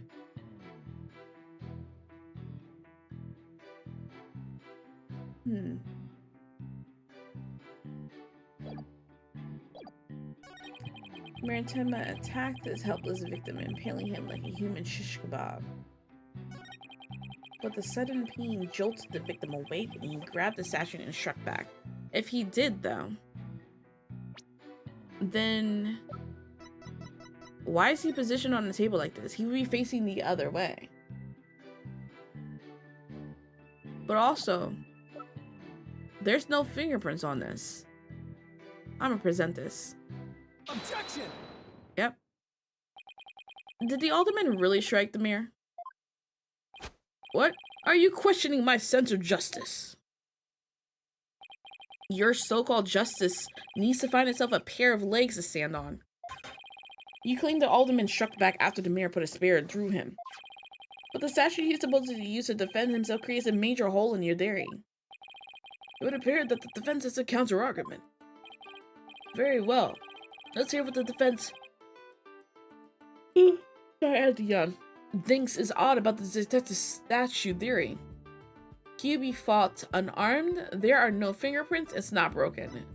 There are no fingerprints. There are no fingerprints on this supposedly crucial piece of evidence. And if you look at the crime scene photo, you'll notice that the alderman isn't wearing gloves. Yes, I believe he is quite gloveless indeed. If he touched the statue with his bare hands, he should have left some fingerprints. Detective Fulbright, you did take that into account during your investigation, didn't you? This can't be happening. Did I arrest the wrong man? You did it, Apollo. You knocked Detective Fulbright off his high horse. Well, it's just 1 point in our favor. Who do you suppose clubbed the mayor if it wasn't the alderman? Well, if it wasn't the alderman, that means someone else must have clubbed the mayor. You mean there was a third party there in the Fox chamber? Exactly. And this could be the big break we've been looking for. Let me check to see. Is my controller done charging? Yes, it is. Okay. There does seem to be a hole in the prosecution's argument. Prosecutor Blackquill, would you care to respond to the defense's assertion? Uh-oh. The least he could do is look at me while being dismissive. Your mind is as dull as the unhoned blade, Justice Dono. Justice Don't know. I've been watching too many samurai flicks. It will take far more than that to cut down Simon Blackwell. A whelp such as you has no hope against my superior swordsmanship. This is a trial, not a sword fight, Prosecutor Blackwell. There's a perfectly good explanation for the lack of prints on the statue. You might recall that bloodstained cloth found at the scene of the crime. Well, it just so happens that the blood was the mirror's. So, what are you getting at? Hone your mind, boy. Why was there blood on that cloth? Solve that riddle and you shall see the hole you thought you found is but an illusion. Now let's see. How was that cloth used? Was it used to wipe up blood to wrap the statue by Kyuubi as a head covering? Had to be this. Maybe the alderman wrapped the statue in the cloth? In short, he wasn't touching the statue directly when he used it to strike back at the mirror. Ah! Precisely. Bully for you, boy. But, I mean, did you find any fingerprints on the cloth?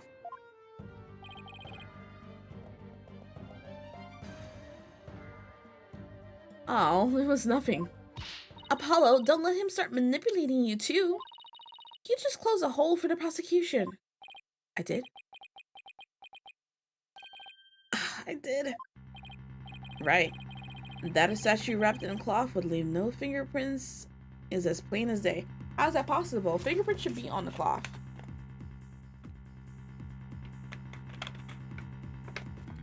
No matter what. But this also proves that there are no holes in our theory of the alderman striking back. Oops.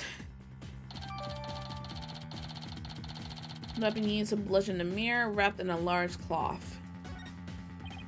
Now do you see how dull your mind is? I'll make sure to sharpen it next time. A particularly frightening inmate once told me that. He always tenderly honed his blades before he went to work, like the samurai of yore. Samurai? Sounds more like a homicidal maniac to me. Actually, he was working in the prison kitchen at the time. Wait, so the inmate was a murdering samurai prison chef? It would seem that the victim and his killer were the only ones there after all. I was kind of attached to that hole. Now what? Apollo, I just thought of something. If they didn't find anyone's fingerprints on the statue, who's to say someone other than the alderman didn't hit the mirror with it? Why didn't I think of that? Anybody could have not left prints on it. Then who, pray tell, struck the mirror with the statue? Please illuminate us with your wisdom, young lady. There's only one answer. The real killer. Prove the existence of this real killer, then. What evidence have you? Oh, I'll give you evidence, alright? Athena, are you sure about this? To borrow your words, Apollo, I'm fine. Take a look at this. Black feathers and tracks, allegedly from a yokai, were found at the scene. I believe they're from the third party who struck the mirror with that statue. Is the defense actually suggesting some sort of monster killed that alderman? That's exactly what I'm suggesting. Objection! No, Athena, you just lost what little credibility we had left. Ah! Sorry. Guess I got carried away. Mr. Justice, we've no time to deal with objections between members of the defense. Sorry, Your Honor. It's just, this kid's still, well, a kid. Ouch. You meanie? I'm reporting this to Mr. Wright. So, is this court to believe the feathers and tracks are from a yokai, as you put it? No, Your Honor. I believe they are a fabrication. The real killer wants us to believe some sort of monster murdered the alderman. Interesting. And why do you suppose the killer would do that? Why indeed? Mr. Justice, you seem as new to this as your partner is. Ouch. I'm not reporting to Mr. Wright. Fulbright, I cannot say that word correctly, explained to his baldness what these brats are missing. You know, the one, the who and why behind those feathers and tracks. What? You mean you can explain all that?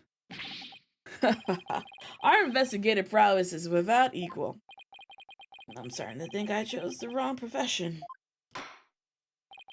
Very well, let's hear about these so-called yokai feathers and tracks.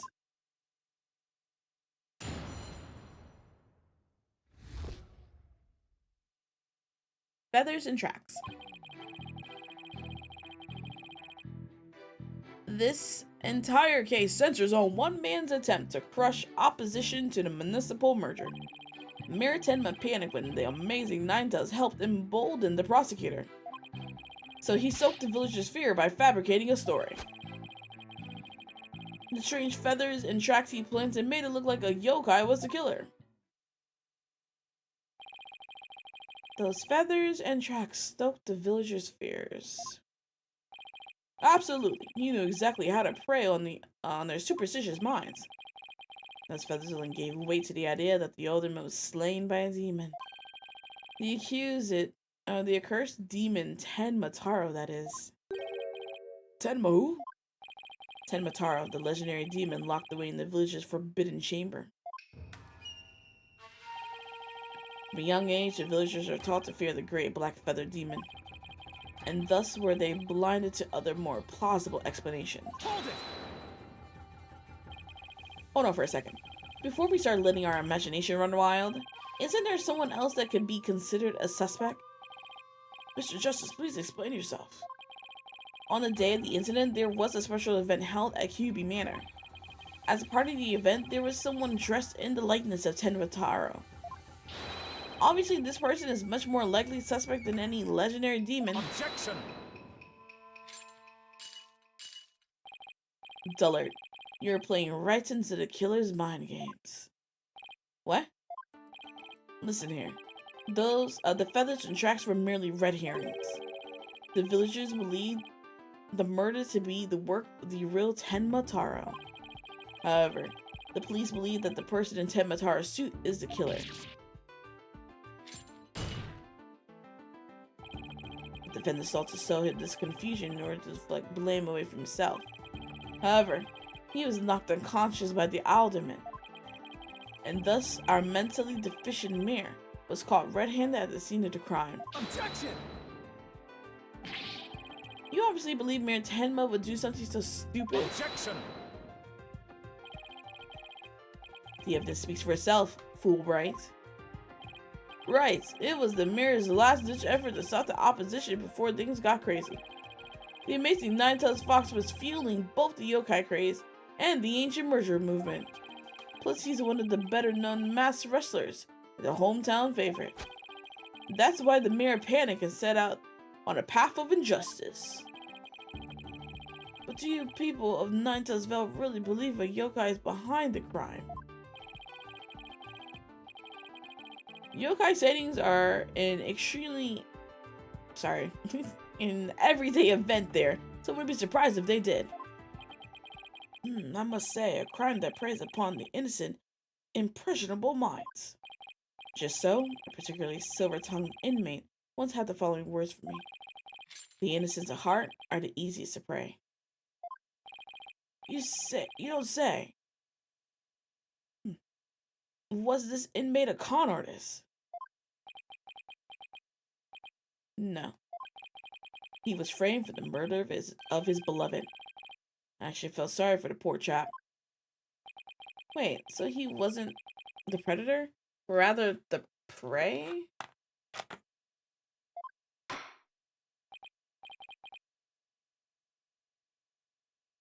Yes, well. Now then, the defense may proceed with their cross-examination.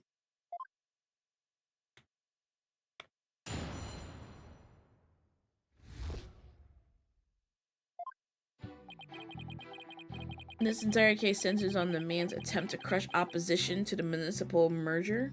Hold it! Detective Fulbright, is the anti-merger movement really that strong? Oh, absolutely. They parade around in yokai costumes shining down with Mayor Tenma. And just the other day, they stormed Tenma's city hall, claiming it was a den of vipers. But when the accused showed his face, the angry mob scattered like leaves upon autumn wind. For you see, lowly yokai are no match for Tenma Taro, the Dark Lord of their kind. Wait, are the villagers scared of Mir Tenma or Tenma Taro? I'm confused. I think he means Mir Tenma. It's easy to get the wrong impression about the guy. Detective Fulbright, why do you suppose the defendant would commit such an act? Mayor Tenma panicked when the Amazing Ninetales helped embolden the protesters. Hold it! The Amazing Ninetales, no one knows his true identity, right? That's right.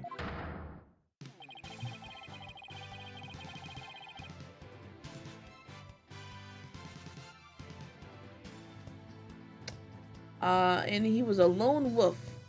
Or in other words, he didn't belong to a wrestling federation.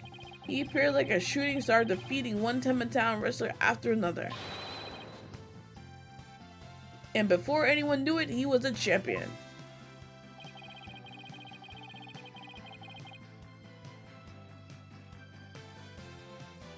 Ink Strings, hello, welcome to the stream. How are you doing today? Like the samurai of yore, surrounded thick with enemies, he cut them down one by one. It still works. Wait, Para! Is that your new name? How's it going? It's been a hot minute. Hi. Hello. How have you been? Like the samurai of yore, surrounded thick with enemies, he cut them down one by one. It was a complete and utter loss of face for Tenma Town Pro Wrestling. He was amazing. If ever there was a real superhero, it would be him. I dream of becoming a true champion of justice like him someday. You doing good? That's good to hear. I'm doing okay myself. I bet Detective Fulbright would be a great pro wrestler. He could even team up with Prosecutor Blackwell. A police detective and a prisoner in chains.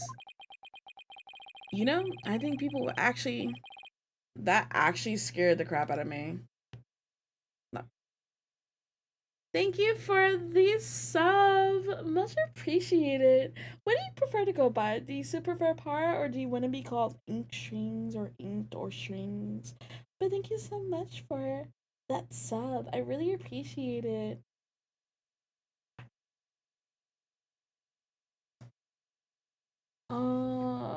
You know, I think people would actually pay to see that. I know I would. Ha! So you do understand the greatness that is the Amazing Ninetales. So he sunk the villagers' fears by fabricating a monster. Inked is fine? Okay. Well, thank you so much for the sub, Inked. Hold it! Did the murder and yokai evidence really stoke the villagers' fears? Absolutely. It had an immediate effect. The presumed return of the dreaded Tenma Taro has them shaking in their boots. Oh my, is it really that bad? That superstitious lot is as if Jack the Ripper had been set loose in their village. The mere thought of that demon lurking about is enough to spark a mass exodus. I see. It's a very persuasive argument. The mere thought of his honor buying into Simon the Psycho Slasher's words makes me want to spark my own exodus out of the courtroom right about now. So you see, there can be only one reason why anyone would plant those feathers in tracks. The strange feathers and tracks he planted made it look like a yokai was the killer. Hold it! But it doesn't add up. If what you say is true, why top it off with a murder? What do you mean? You claim that our client planted the yokai evidence to stoke the villagers' fears. If so, then why not stop there? Why murder Alderman Kyubi? Excellent point. It isn't it? So, Your Honor agrees there was no reason for the murder, correct? Objection! Perhaps the killing was on the spur of the moment. You're saying it wasn't premeditated? From the outset, I had no intention of paying heed to any of your babble. However, the fact is, the mirror made a startling discovery. A startling discovery? Why don't I like the sound of that? Alderman Kyubi's secret identity. Apollo, I think Prosecutor Blackwell has figured out the Alderman's secret identity. But even if he has, why would it be a motive for the mirror to commit murder? This is not good. This patch of fur was discovered at the crime scene. It's from the mask worn by the amazing Ninetales. Therefore, we conclude that the mask was at the crime scene. Oh my, but why would it have been there?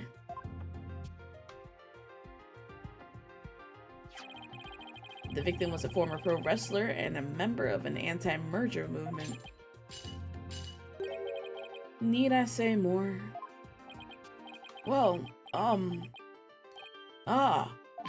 could it really be? Your baldness has had an epiphany, I see. Our victim, Rex Kyubi, was the amazing Ninetales. And the mere discovery of this fact was his motive for murder. No!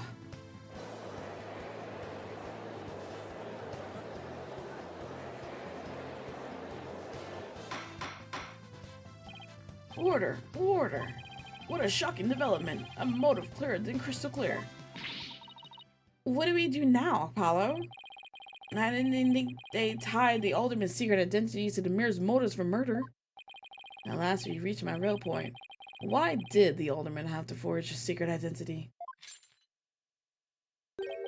Does it not pique your interest, your baldness? I admit it does. It is odd that he had to create this other persona, just to secretly participate in the anti-merger movement. Very astute of you, your baldness. Right, now take a look at this. Blackmail letter. Oh, they found the letter. If you value your dearest's life, you merge Ninetales Vale with Tenma Town. Do not tell anyone about this threat. If you do, consider your dearest as good as dead. This blackmail letter was found in Alderman Kyubi's pocket. Huh. What? At present, the Alderman's wife is in the hospital. Oh, interesting.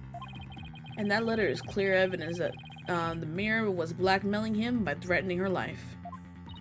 Wait, didn't the blackmail letter sent to the mirror Tenma go missing? Right after the Alderman's murder? You think maybe the killer took the letter from the mirror after the murder and planted it into the Alderman's pocket? It's possible, but we don't have any proof that that's what happened. It's about being up the creek without a paddle.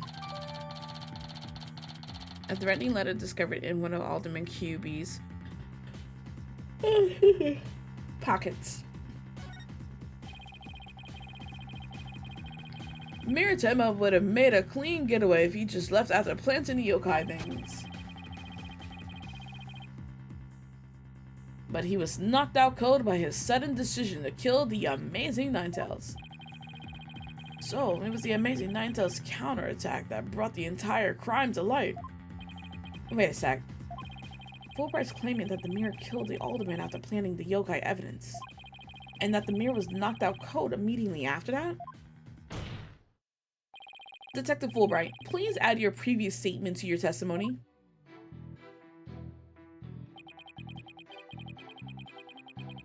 Mayor Tenma killed the sleeping alderman after planting the feathers and tracks.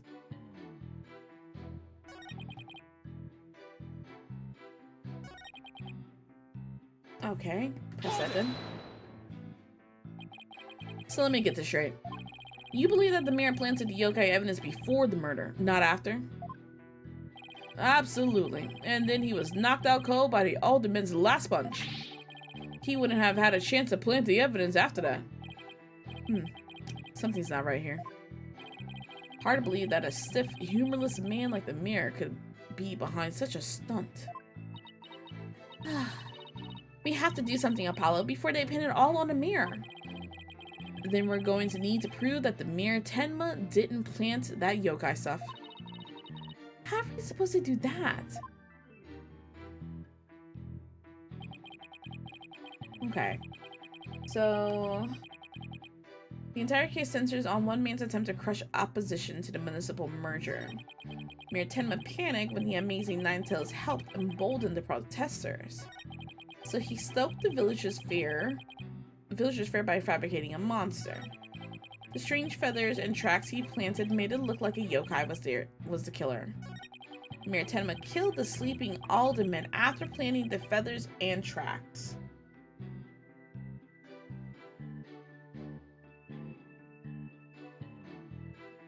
Let's look at what we got to. Attorney's badge. Kill the sleeping alderman after planting the feathers and tracks. But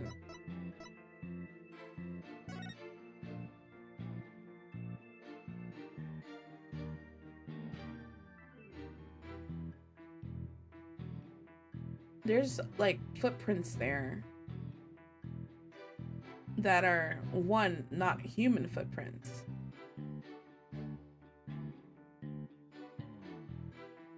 And the tracks are leading out of the room. But if he was knocked out, there's no way he could have like left tracks on the floor leading out of the room if he is knocked out.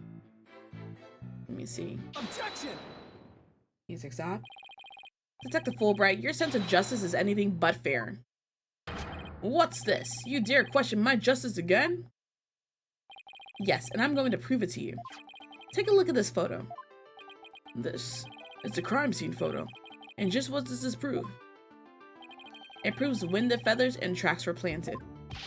But I already told you they were planted before the murder. The defendant planted the yokai evidence, then was knocked out while killing his victim. But if it's planted before, how is there blood? Bloody tracks. If this was planted before the murder, there would be no bloody tracks. But that would be impossible. If you look right here, it's clear when the feathers and tracks were left at the scene. It proves the items were only there after the crime. The tracks! Take that! Aren't you just pointing to the yokai feathers and tracks, Mr. Justice? Yes, see how the feathers are on top of the blood and the tracks are made in blood? In other words, the yokai evidence could have only resulted after the murder. Then the mayor must have planted the evidence after killing the alderman.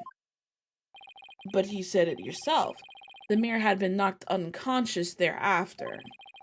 There would have been no time for him to plant any evidence at all. Therefore, there must have been someone else besides the mayor and the alderman at the crime scene. There must be some mistake.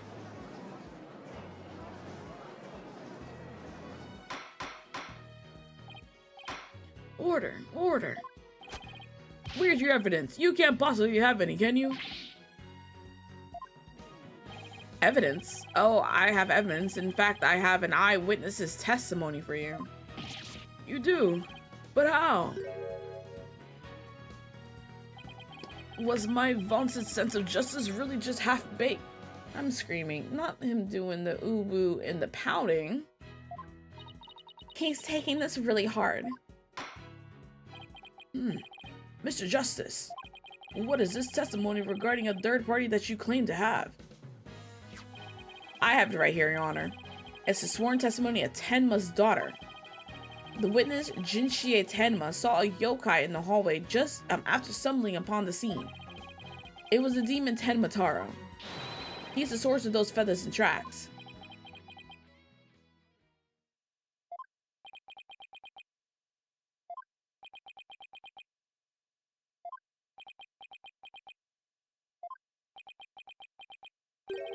Will somebody please say something? The defense will explain to the court exactly what he means. You dare mock this court and justice itself? You're unfit to bear your name, boy. Hey, second, what's up?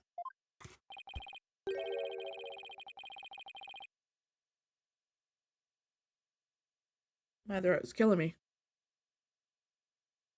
Your baldness, it appears our defense attorney here is delirious from exhaustion.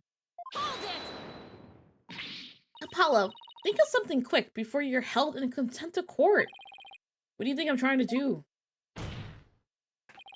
Before you decide whether I should step down, please hear me out.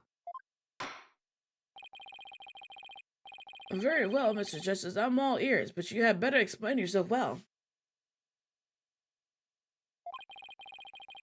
What was this yokai you were talking about? It's all in the statement here. Jinshie Tenma asserts that she saw Tenma Taro after she discovered the crime scene and called the police. She came around a corner in the hall. It was around here.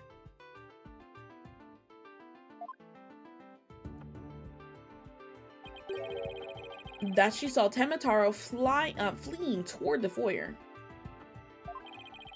The defense asserts that that whoever was impersonating this monster is the one who left those feathers and tracks behind, intentionally or otherwise.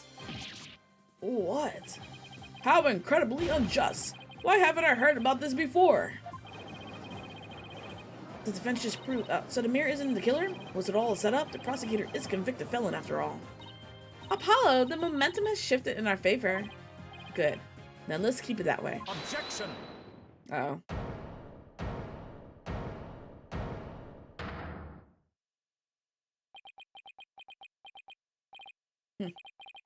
Little do you realize that though you are in the midst of a fray, your sword is broken. My sword? I didn't know I had one to break. Are you implying that there's a problem with my claim? Consider this. If that yokai impersonator had indeed fled toward the foyer,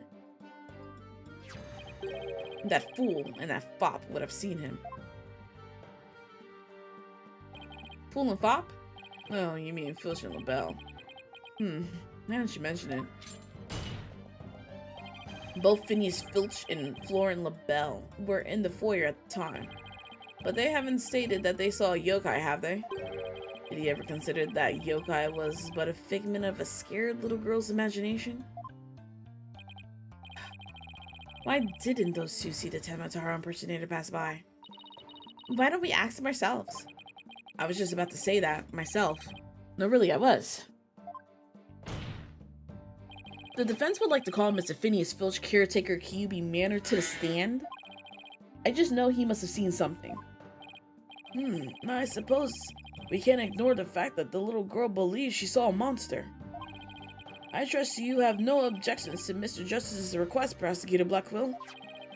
I understand that Mr. Filch is enjoying a nap out in the lobby. I knew that Tanuki was a rare find. But when we captured him, I didn't think he'd end up a witness. Do with him as you will. Did he just say captured? No, wait. I don't want to know. Very well then. Bailiff, please go wake Mr. Filch and escort him to the witness stand.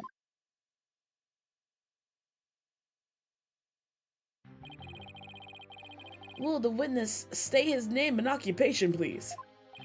The name's Filch, Phineas Filch, caretaker of QB Manor. Oh, and this is for you, your lordship. Just a little something I thought you might like. Oh my, what a fabulous pair of shoes. Your honor will do just fine, Mr. Filch. It's those shoes again. Don't they belong to Detective Fulbright? Don't tell me Filch stole them again. You're all yours, Your Honor, sir. Your Honorship, sir. What? But they seem awfully expensive.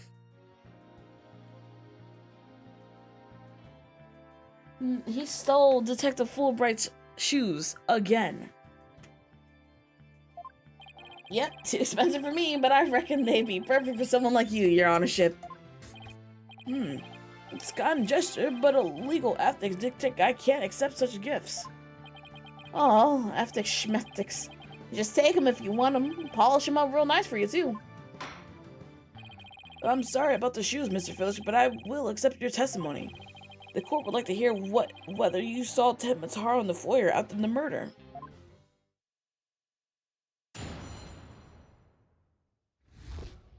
Guarding the foyer.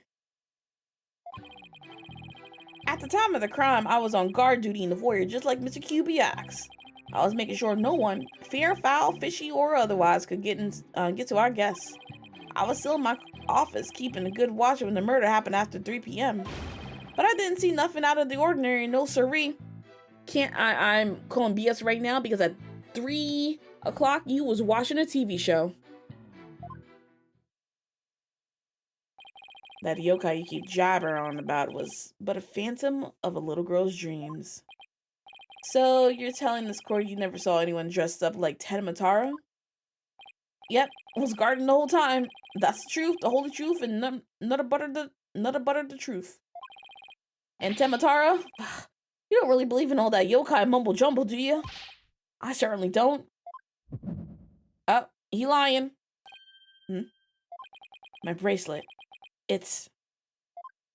Something the matter, Apollo? My bracelet keeps squeezing my arm. Really? So you think Mr. Tanaki, Filch, has been lying to us? I wouldn't rule it out. Now, if I could just zero in on a tell, some sort of nervous habit. Oh, what the?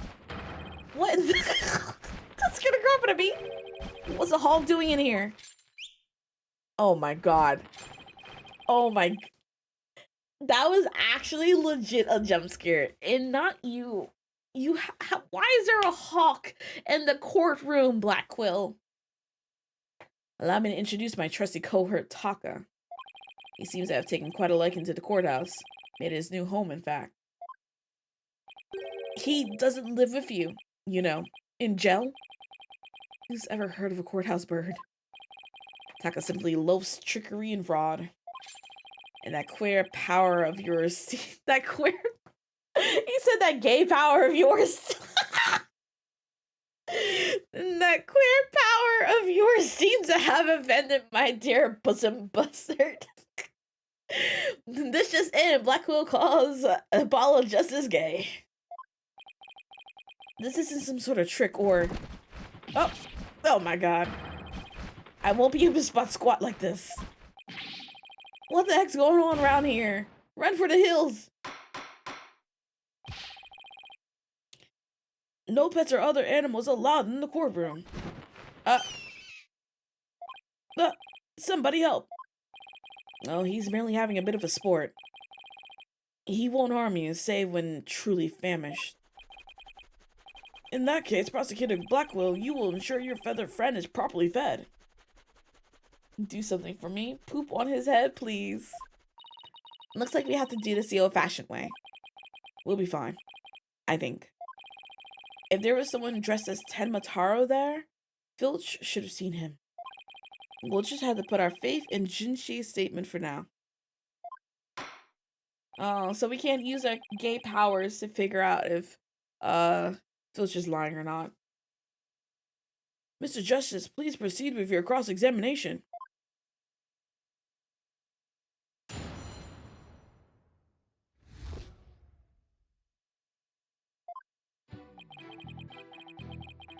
So at the time of the murder, I was on guard duty in the foyer, just like Mr. QB asked. Hold it! Mr. Filch, why did Alderman QB have you handle guard duty?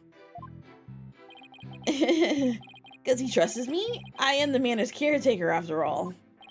So you took guard duty seriously? Let me tell you something about me. Yips! Listen here, you little tanuki. Get straight to the point and be quick about it. The court wishes to hear what you did or didn't see in the foyer and naught else. Yes, of course, sir. Right away, sir. Blackwell's got him completely under his thumb. Like I said, I was guarding the foyer entrance that day. I was making sure no one, fair, foul, fishy, or otherwise, could get to our guests. So no one could get to him. Sounds like a security was pretty tight. That's because there's always lots of sneaks and thieves around festival time. And the solution was to entrust the manor security to a thief? It's not even funny. Maybe it's a matter of stopping thieves by hiring one. After all, it takes one to know one. I don't know. It seems more like letting the fox guard the henhouse to me. So the witness testifies that he took his guard duty seriously. Yes, sir. Your honorship, sir.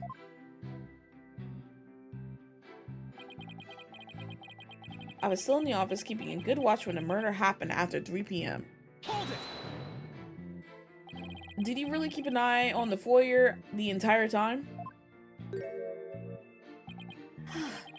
Poor old Filchy. I've been working hard my whole life. Only to be smeared by some greenhorn in his fancy schmancy suit and silly haircut. Sorry, Mr. Blackwell, sir. Didn't mean to get off subject there. Jeez, Blackwell didn't even say anything.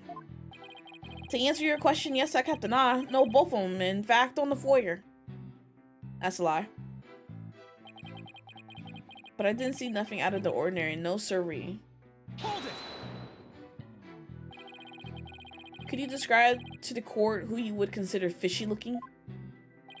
Someone all fidgety and shifty like, you know, like they're about to steal something? He just described himself. I wonder why Mr. Filch didn't see Temataro. Maybe Jinchie only thinks she saw Temataro, or maybe Mr. Filch is lying? And if he's lying, we might be able to spot a contradiction in his testimony.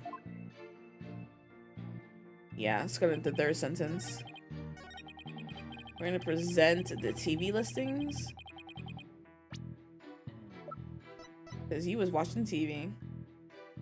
Objection! Don't lie to the court like that, Mr. Filch. Hey, it ain't right to bushwhack a fella like that. Unfortunately for you, I have evidence that proves you're lying. If you look at this TV listing here, you'll see that at the time of the crime, there was a pro wrestling match scheduled. Something you'd never miss. I didn't watch that one, no siree. I was doing my job like I was supposed to. This guy doesn't know when to give up. Mr. Filch, someone even circled the match. It was you, right? Yipes! Not only that, you even told me you watched it. You said, and I quote, "It was a complete disaster." So, do you admit to slacking off? You can't trick me with your ruddy poo lawyer talk. I'm one of them professional types too. I can do double duty watching TV and the foyer at the same time. The only thing Filch can claim to be a profession of is professional thief. Mr. Justice, you would have this court believe the witness was slacking off. That's correct. He claims to have been watching TV in the foyer at the same time. But that's nothing but a bald-faced lie. Bald, you say? But I'm not the one who's lying. Perhaps you meant the witness, Mr. Justice? And in that case, let's see what evidence you can offer. You claim Mr. Filch is lying about watching TV in the foyer simultaneously. Now prove it. Was the listing not enough? Well, then the statement, the autopsy report. No. Maybe in here, the diagram?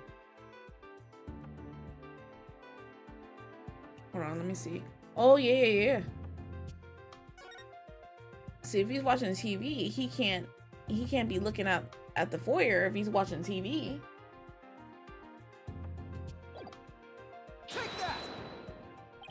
Please Please take a look at the direction the TV is facing in this diagram. Now, unless Mr. Filch has eyes where his right ear would be, I think it would be impossible to watch the foyer entrance and the TV at the same time. Why, yes, someone watching the TV there couldn't possibly see the camera. Exactly. And that means, Mr. Filch, you were slacking off and were not watching the foyer as you claim. The bag's out of the cat. Other way around. Not I'm so sure he has to stand on the box. Order, order, order. But Mr. Justice, is Mr. Filch's less than stellar work ethic relevant to this case? It's very relevant because while he was slacking off watching TV, there really could have been a Tenma Taro impersonator in the foyer. Objection! What now? Granted, this Tanuki was lax in his duties, but he still had the foyer entrance covered. What are you talking about?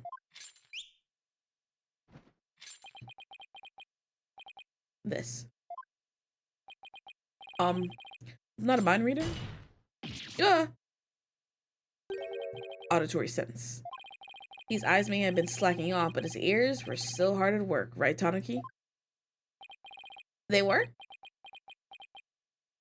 Yes, they were. But you already admitted to slacking off. Now you say that you weren't? My eyes might be lazy, but my ears ain't.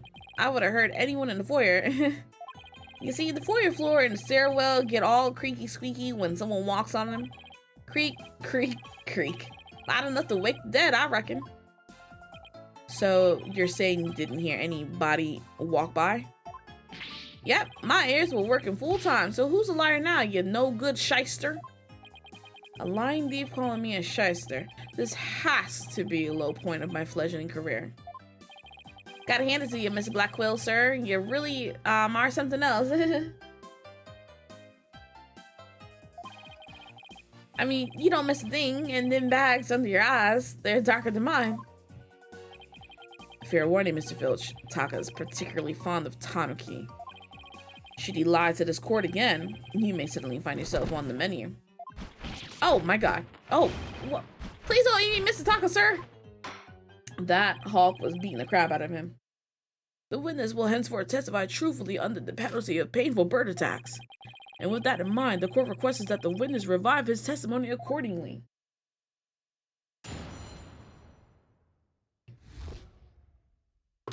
Oh god. Sorry, I dropped my phone.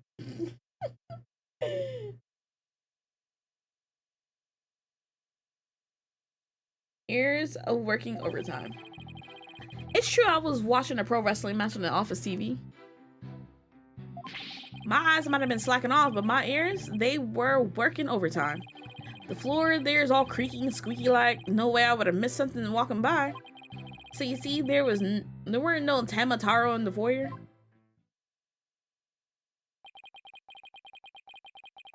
Superstition is the religion of feeble minds. Understand? A simple, rational explanation is best. Forget yokai, demons, and such. We must use common sense for lacking that our entire world would be but upside down. Says the convicted prosecutor is totally a sign of the end of times for the legal world. And besides, if there were any yokai roaming about, I'd nab them and sell them to the zoo. I wonder if other Jinchie was seeing things. That seems to be the general consensus, but I'm sticking to my guts. Did I say that right? Guns. Sticking to my guns. But if we can't prove she saw Temataro, the mayor's sure to be convicted. Then we better hope my guns fire bullets, not BBs. The defense may cross-examine the witness.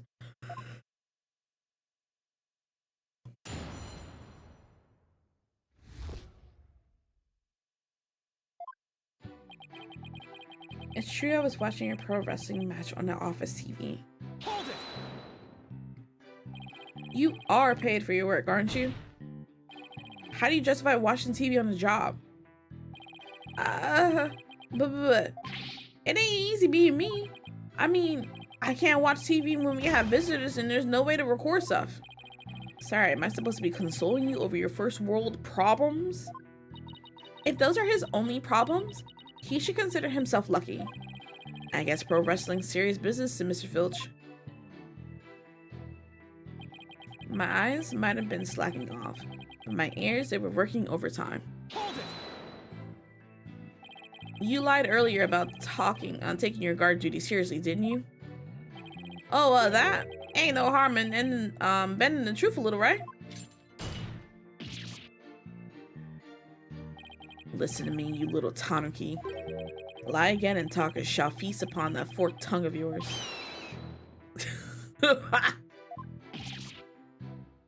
Sorry, just let me keep my tongue. At least leave it until we get the truth out of him in any case. You were negligent in your duties, were you not? Yes, sir, I was, sir, but it ain't like that. The floors there are all creaky squeaky, like no way I would have missed someone walking by. Hold it! So you're pretty good ears, Mr. Filch. As good as they come, I say. Ain't nothing to hear a creaky floor. Plus that Temataro makes a sound when he goes by. It's like a jingle jangle. Jingle jangle? How does he do that? It's that staff of his. That's what jingle jangles.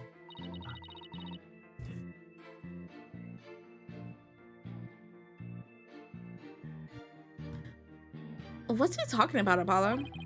Beats me, but I guess Temataro has a staff that makes noise. What's her face? Jinxie mentioned earlier that she heard a jingle jangle when he ran past them. Come to think of it, exactly. Didn't Jinxie mention something like that too? She said she saw Temataro holding a staff-like object that made a jangly sound. I guess that's the source of the noise then.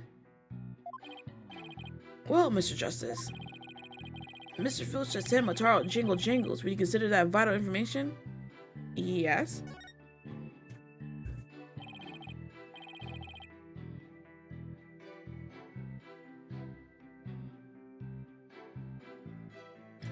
Extremely vital. I request that it be added to this testimony.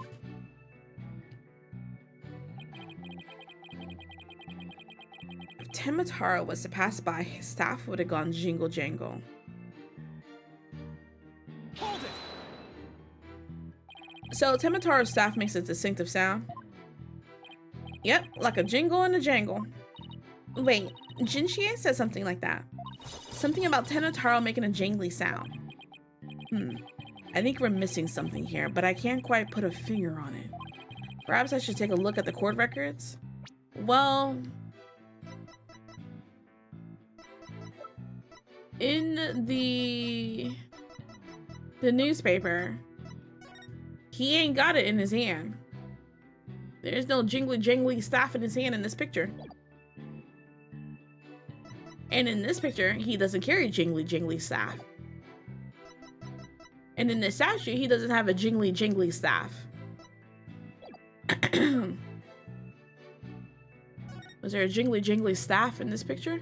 Anywhere? No? Okay.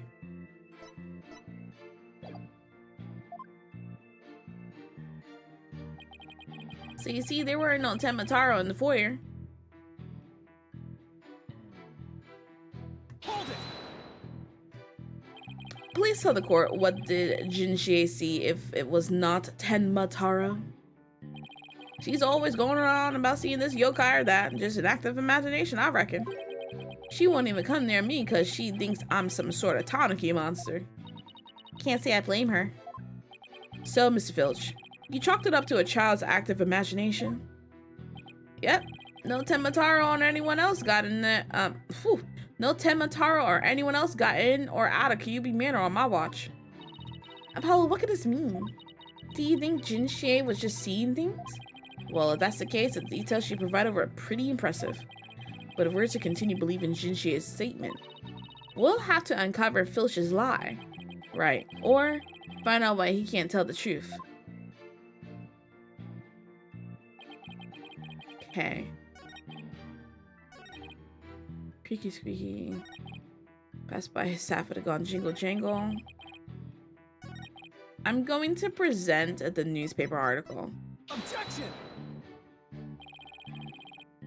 The evidence is at complete odds with the witness's testimony. Oh, maybe I was wrong. Your baldness. Who, me? What do you make of this objection of his? Oh, no, I don't know if I should, well...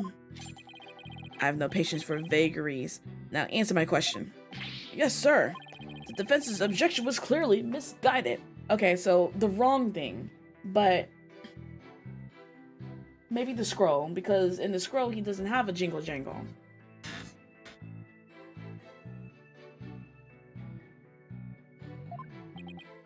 Bravo, nicely done. It seems our misguided attorney has earned himself a penalty.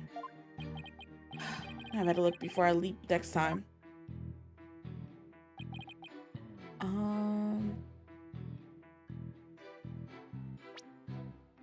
Here. Objection! Okay, so I'm right. I just chose the wrong version of him.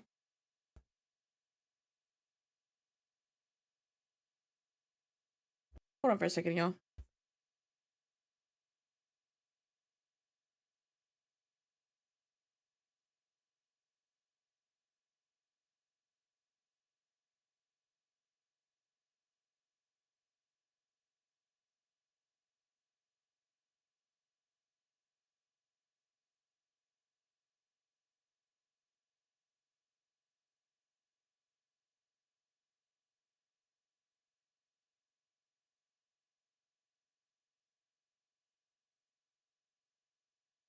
My mom was too loud in the next room. I apologize, y'all.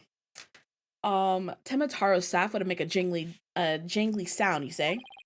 Well, I'm going to say that your story doesn't add up. Is there something the defense would like to share with the court? Mr. Filch, you say that you didn't see Temataro on the day of the incident.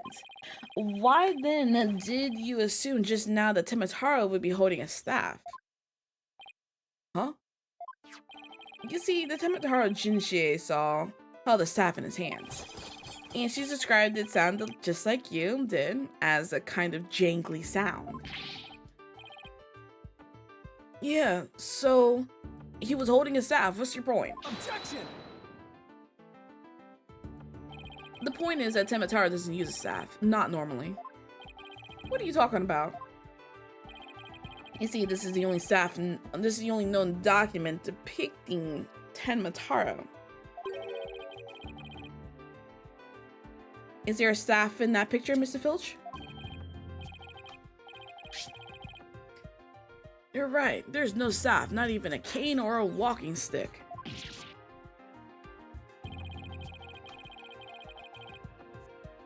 So the question is, why does the witness think Temataro uses a staff? I believe the answer will overturn the prosecution's case on the most basic level. Well now, this is getting interesting. Alright, Mr. Justice, it's time to show the court where you're going with this. Please tell the court why Mr. Filch believes Temataro carries a staff. The scroll is wrong. He actually saw Temataro. Filch is a scattered brain. If he knew he had a staff, that means he actually did see him. Because the scroll isn't wrong. And Filch is not a scatterbrain.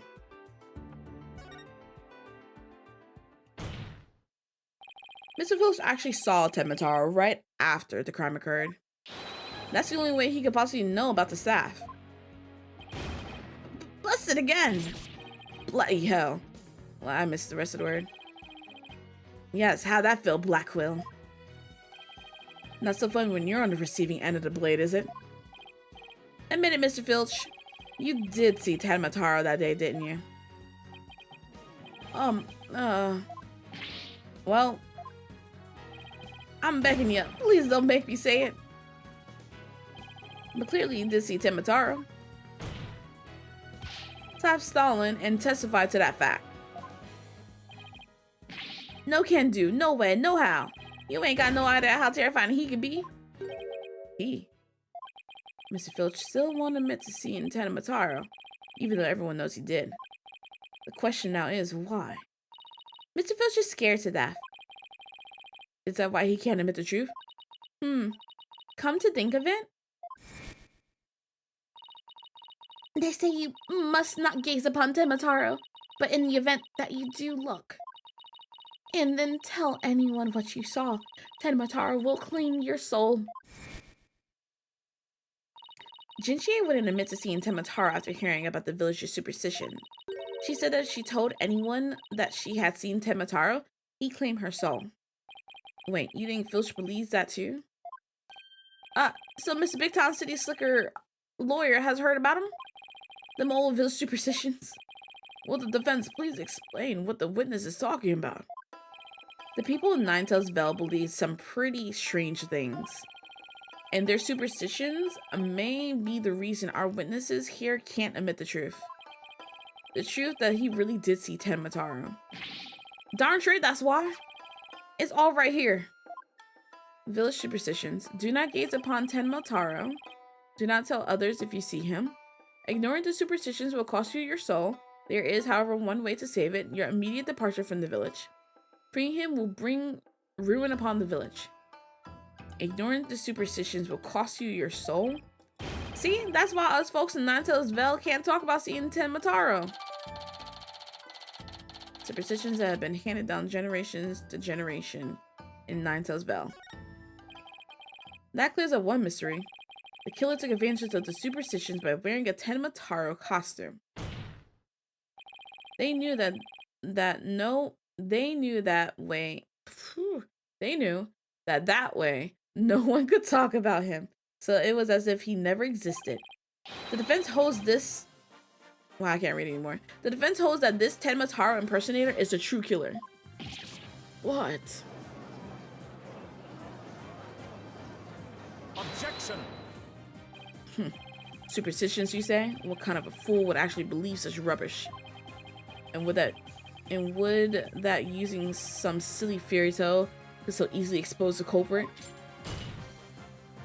You'll need to come up with more rational, common sense explanation than that. Objection! Your common sense seems awfully narrow-minded to me, Prosecutor Blackwell. Objection! Try living in my world of narrow cells, mortal danger, and dark sleepless nights. There is no lack of superstitions in the clink, but few are those who truly believe in them. Objection! Well, the village superstitions are real enough to the people of Ninetales Vale. A life or death superstition might make even you a believer.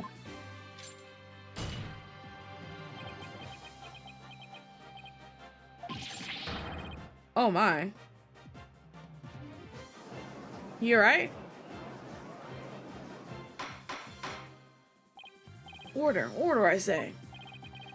You fool of a Tanuki. 2 times now your lives have cost me. Sorry, I promise not to do it again. He lying. Taka, my fine feathered friend, have at him. He gonna be alive. Head for the hills. He owl. He took off. Bailiff, what are you waiting for? After him and with your fastest men. That's certainly not something you see every day.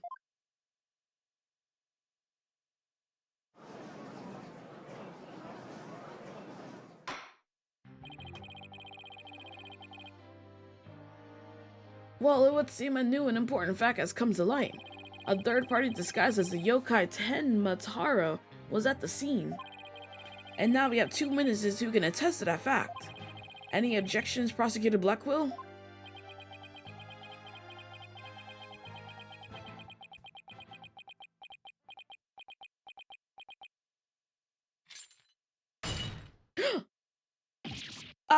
Oh.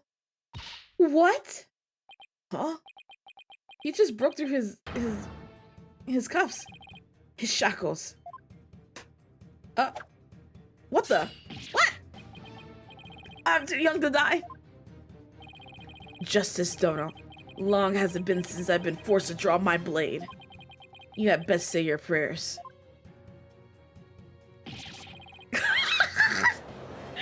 The judge was out. I'm screaming.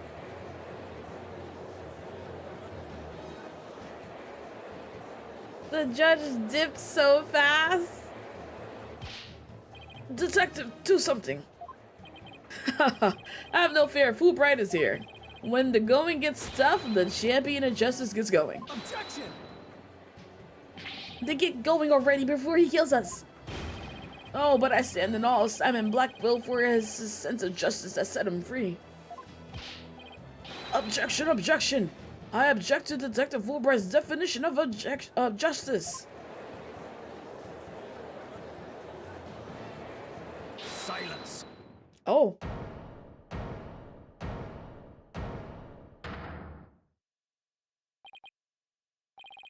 I'm not in the habit of cutting down on armed cowards. Oh, well, in that case, Prosecutor Blackwell, can I ask you to, you know, I'm screaming. Then the judge comes back. He's like, oh, yeah, okay, cool. I think the judge forgot he's in charge here.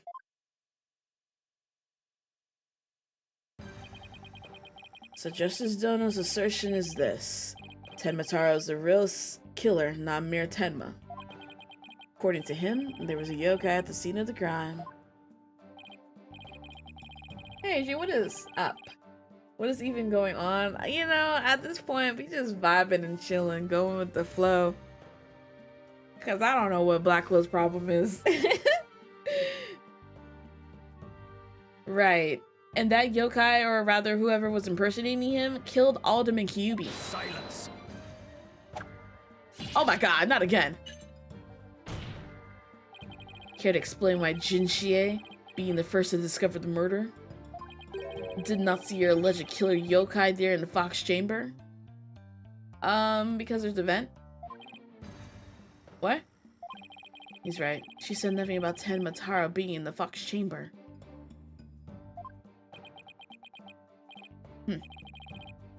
Let me enlighten you. That little scamp heard a dying scream right before she opened the chamber door. Dang, not calling her a little scamp. Any point is? Upon opening the door, she found a freshly skilled murder victim, the alderman, and a homicidal maniac who had killed him, the mayor. No, there must have been someone dressed up like Tenma, Then why does that little scamp claim not to have seen a yokai in a Fox Chamber? Considering her father is accused of the murder, surely she would have mentioned any third party that might have been in the room. I don't understand.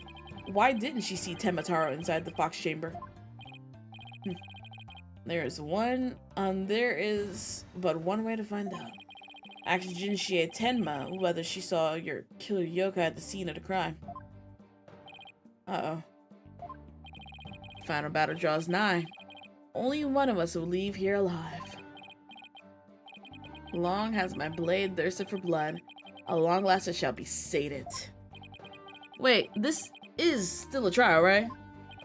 Show me what you're truly capable of. Justice Dono. Oh my god. Very well then. Both parties no doubt need some time to regroup. So the court will take a 10-minute recess in order to...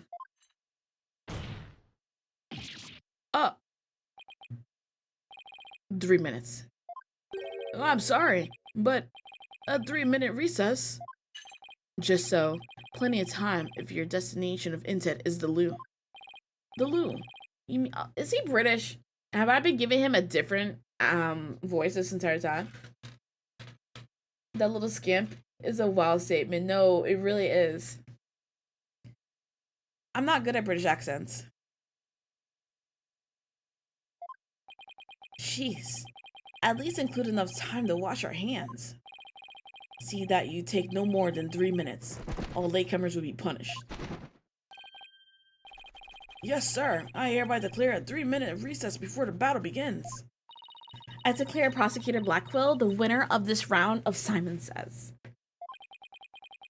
Doesn't bode well for us if the prosecutor is running the show, does it?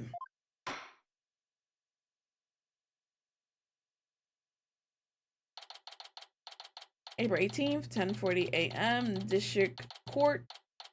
Defendant lobby number 3. He is such a cuck. He busted out of his shackles. Yeah, what was that all about? Guess they don't make shackles like they used to. Better be careful, Apollo. You really brought out the samurai in him. Especially after you proved there was a Tenma Taro impersonator at the manor. What's with that guy in the whole samurai act anyway? Such fine swordsmanship. That is no mere act. Mr. Justice, it's high time I challenge this jailhouse prosecutor to a duel. No, wait. Let's save the dueling until after we prove your innocence. I suppose you could wait till later. Does anyone remember we're conducting a trial here? Adina, I'm gonna go wash up. Remember what Black Hole said, Apollo. Don't be late.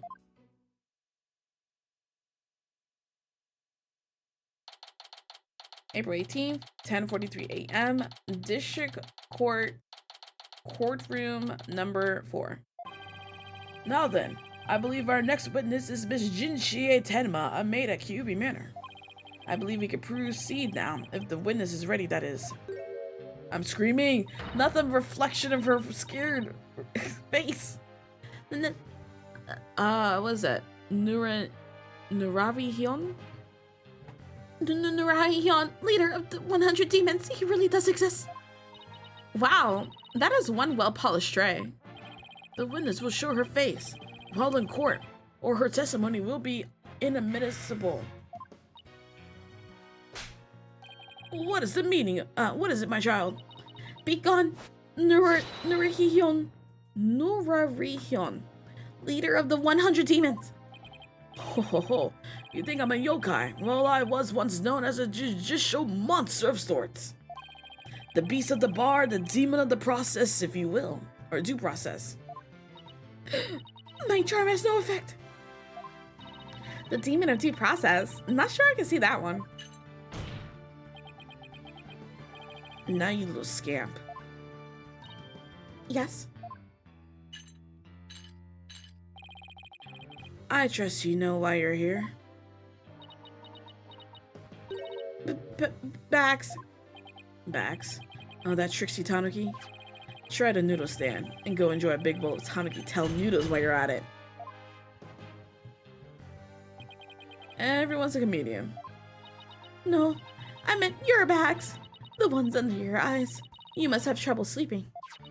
Here, this charm will keep Azukiarai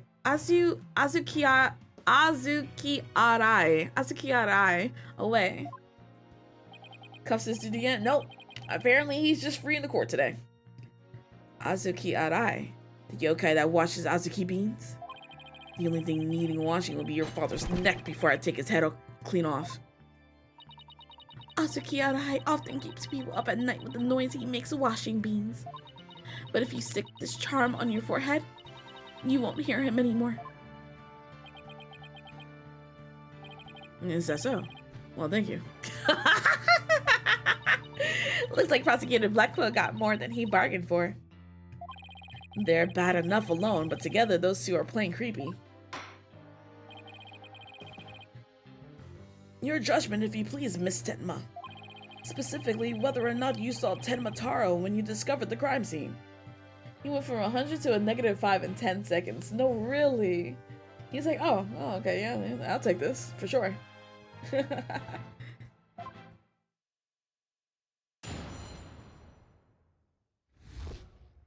What Jinshie saw.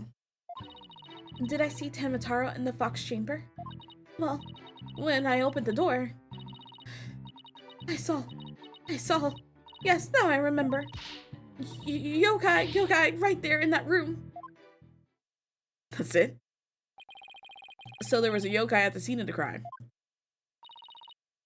Uh-huh. Lots of them. It's probably the statues on the wall. Wait, more than one yokai? Did Tenma Taro happen to be among them? I don't know. I just don't know. All I know is the room was swimming in yokai. Kasha, Nurikabe, Seto Taisho. They were all there. Well, this is an unexpected turn of events. We've gone from no yokai to a flood of them. This is ludicrous. You would have this court listen to this delusional little scamp's testimony?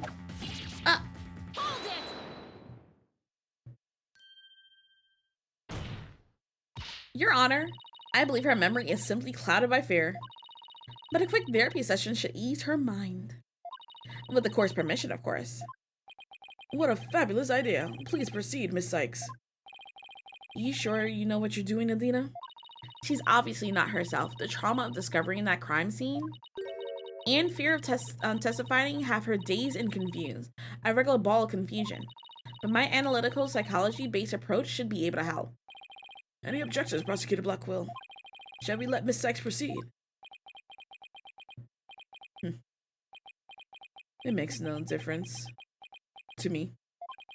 Do as you will, but I doubt we shall get any viable testimony. She'd be better served by bearing witnesses to the sword skills I forged in a distant land.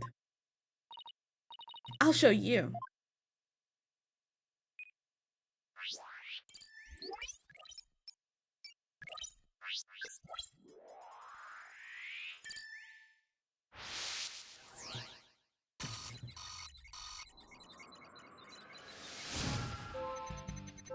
Did I see Tenma Taro in the Fox Chamber? Well, when I opened the door, I saw. Yes, now I remember. Yokai right there in that room. Found something. Looks like an out of control emotion. Yeah, she saw the Tanuki. Those 3 statues on the wall. Probably the, what is it? The partition. I think the partition had like a drawing on it as well. Hold on, let me see. Can we see the picture of the partition here? A little, but not really. There's a lot going on in her brain right now. Athena, what exactly were you looking at here? Oh, this. It's one of Witch's functions. Right here, you can see images and emotions extracted from the witness's voice. Whoa, you mean that little thing could do all this? Pretty cool, huh? And here I thought it was just some kid's toy. Unfortunately, all I'm getting is an overflow error right now. See how sad is brightly lit there at the bottom left? She's under an uncontrollable amount of distress, which is masking her other emotions. It seems the sheer terror she experiences made her a confused mess.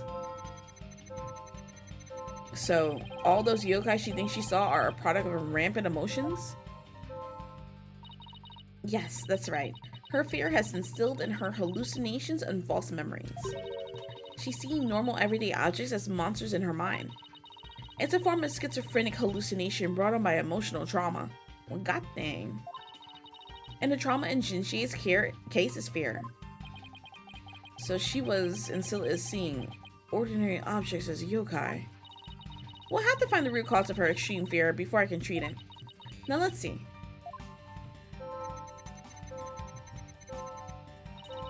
Apollo, can you point out the yokai on the Wheel of Fire? She seems particularly terrified of that one. Start by pressing probe, L1. Next, point to what's causing Jinxie's out of control emotion. Finally, hit probe again, triangle, to try and get to the heart of the matter. Okay, let's get this a try. So, press the probe button. L1. Firewall Ghost. Cat monster. Yeah, he's a cat monster. Got it! Jinxie, what's the name for that yokai on the Wheel of Fire? That's Akasha, a yokai that steals the bodies of the recently deceased. I came to steal the aldermans. It's almost creepy how well that fits the actual situation. Exactly. It's a form of hallucination where the patient can't see things for what they are. There must be something in the scene of the crime that she's mistaking for Akasha. Apollo, you need to point out what she thought was a yokai on a Wheel of Fire. I think I know the answer now. Jinxie, that wasn't Akasha you saw. It was just a chandelier. Could you have possibly mistaken this for Akasha? You know, the thing that creates light? Man, a Japanese yokai and their folklore is wild. Real, exactly. It's wild. The light fixture? This one right here has a flame design and is up on the ceiling. There was never a yokai on a wheel of fire. The costume you saw was just a light fixture.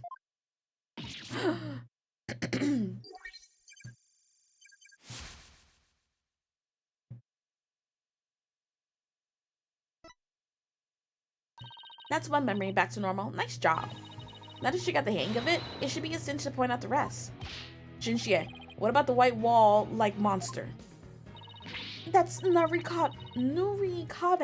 It's a wall monster that blocks your way or leads you astray.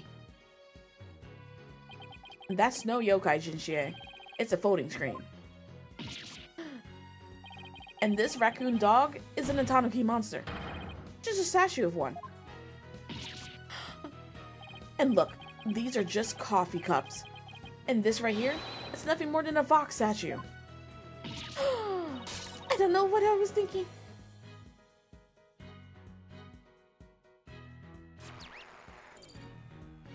Noise level 50%.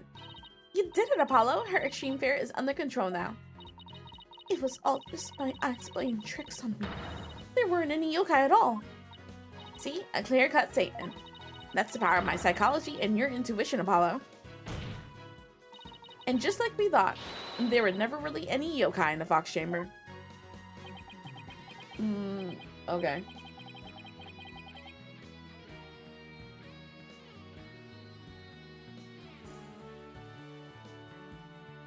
Right. There were never really any yokai there. So the defense is asserting the exact opposite of their original assertion. Wait. Jinxie, about Tenmataro. There wasn't anyone in there dressed up as Tenmataro or any other yokai either. I remember it clearly now. You've gotta be joking! What if they were in the vent? Order in the court. I think we just dug our own grave. Allow me to push you on in. It's the least I could do. Uh-oh. No! Apollo, can I interrupt your freak out for just a minute? I'm still picking up some noise. It's an unexpected emotion. Does that mean Jinxie hasn't remembered everything yet? Exactly. We should be able to get something else out of her. I'll enter the new information we have and run an update. Did I see Tenmataro in the Fox Chamber? Sad and surprised or going through it right now? I was so scared when I entered the room. My legs gave out and I fell to the floor.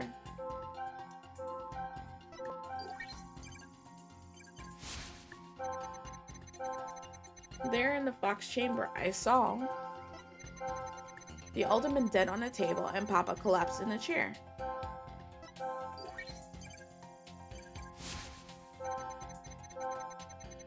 Nobody else was there, and that includes Tenmataro. What is that next to the mirror?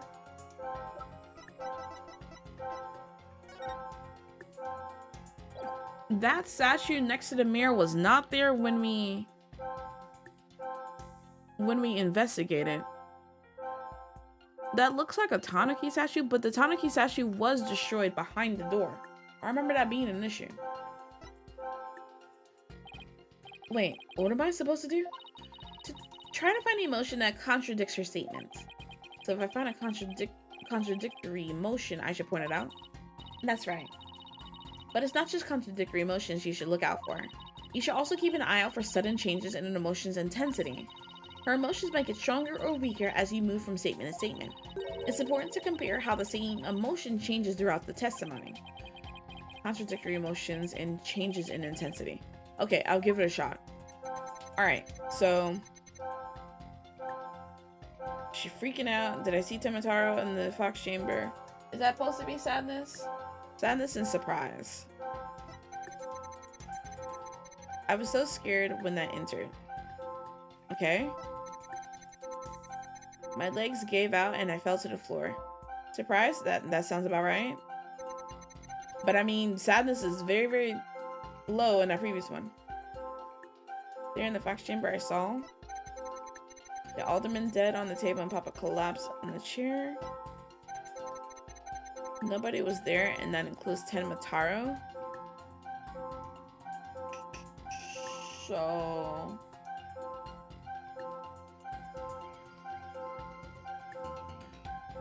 pretty much she's been sad the entire time except for this one. I'm going to pinpoint this. And because her sadness is extremely low compared to the rest. Got it! The amount of fear you felt is rather low despite your legs having given out from fright. Okay, so sadness and fear can be the same thing? Does something have lessened your fear? Actually, I did experience a sudden burst of courage at that moment. You did? Where did it come from? Let me think. Oh, it was Mama. I suddenly felt as if she was there with me. Okay, I'll enter sudden burst of courage. Now let's see. Look!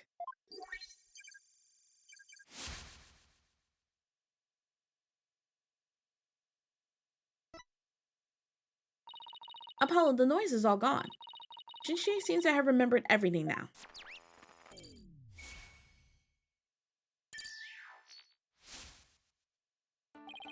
A sudden burst of courage.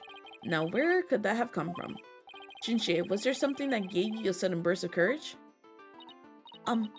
Yes there was, but, I realized I had done something naughty when I thought about it later. Any idea what could have given Jinshi that courage? Well, there is one piece of evidence that comes to mind.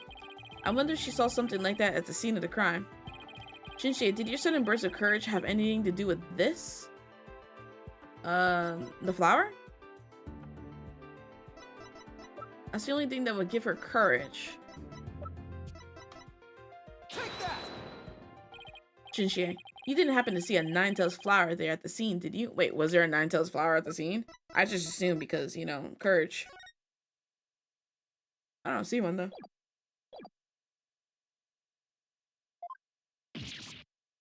Ah, the demon lawyer strikes again. I can't hide anything from you. I found a small case with a picture of a nine-tailed flower on it. I liked it so much I kept it. You what? You can't remove evidence from a crime scene?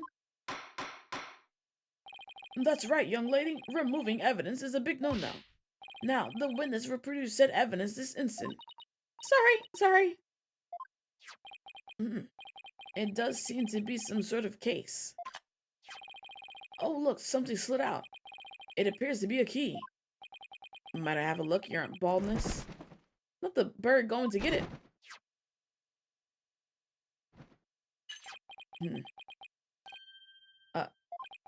This is none other than the master key to QB Manor. Oh, okay, so homeboy didn't steal it. Are you certain of this, Prosecutor Blackwell? It matches the serial number of the key that went missing after the murder. A master key that went missing? Why don't I like the sound of that? Our little scamp here has stumbled upon an article of unimaginable consequence. That's a little melodramatic, don't you think? Eat these words, for I shall say them but once. The sole key to the Fox Chamber has been in this little scamp's constant possession.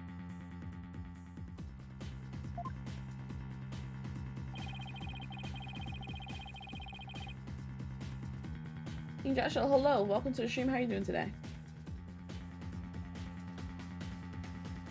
Ergo, she was the sole person who could use it before, during, and after the murder. Which leaves the master key as the only other key that could have opened the chamber. But this master key was found in a room that had been locked by this girl. And your point is? Until Jinshi Tenma opened the Fox Chamber for key, the room had been locked tight from the outside world. There is no one else in there save the victim and his killer. I trust you figured it out for yourself by now. Okay, but there is an air vent. A killer other than Mayor Tenma himself would be utterly inconceivable. No! No! Air vent! People! Air vent! Objection! How could this happen? The defense's assistant restrained from growling her frustrations. Athena, are you alright? I know Mayor Tenya's innocent, or Tenma's innocent, but there's nothing we can do. This sucks. Sykes, Dono. Allow me to put you out of your misery. Can I decline your offer? Abandon your client and your misplaced faith in him. Let the relief of a clear head and a clean conscience come rushing in. That'll make the inevitable guilty verdict far easier to accept. Great. Now he's playing Simon Says with us. Well, he's not going to fool us with his stupid mind games. Adina, don't fall for his tricks. No, I'm the one who's dazed and confused. I can't even think straight. Hey, are you alright? She fell right into his trap. Now I suggest you make a mad dash from the courtroom and into the wild blue yonder. Only by running shall your mind be cleared and your conscience cleansed. Alright, I'll be back in 10. I'm screaming. Stay with me, Athena. Don't let yourself be twisted by that samurai. Apollo? Mr. Justice, I heard the word objection, but what is it that you object to? Huh? Oh, right. That objection was more of a reflex than anything else. Though I was hoping something would come to me while I was trying to stop Athena.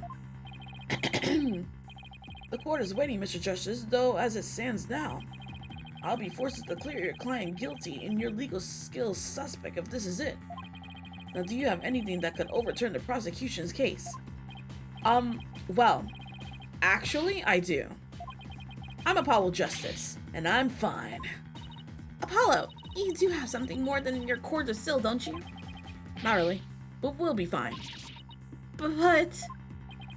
I've got absolutely nothing, but that's never stopped me before. I have to explain how the real killer could have escaped that locked room, because it's all over if I don't. Apollo, this calls for a new approach.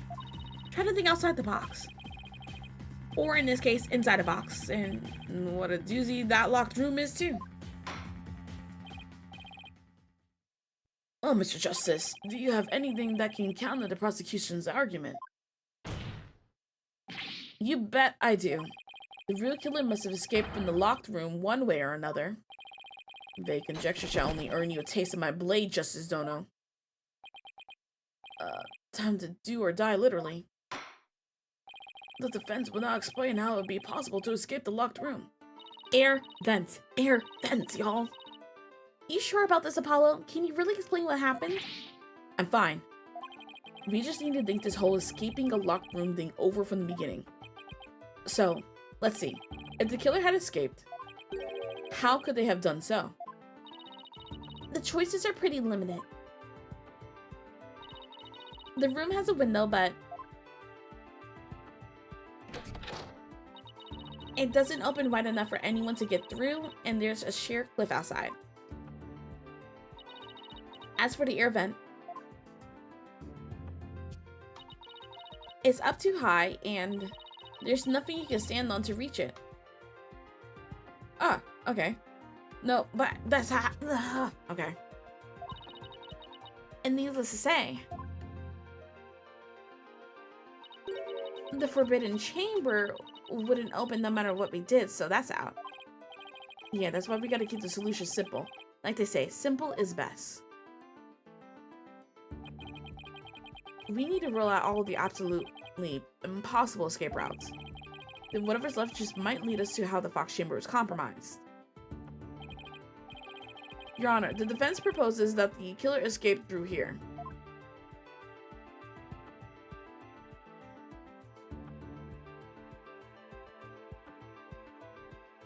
I mean, if it's not through a window, it's not through the forbidden chamber, and it's not through the air duct, the only other option is the freaking door that was locked. The hallway door. Well, yes, I suppose that would be the only way out. It would appear you've already forgotten. The only available key until Jinshi Tenma came on the scene was within the locked door. How would one exit the Fox Chamber and then lock it without a key? I should have seen this coming. Remember, Apollo, keep it simple. Simple, right? I could understand if the killer had exited the room with the key, but... Well, Mr. Justice, the prosecution has some fine Japanese still waiting unless you explain yourself quickly.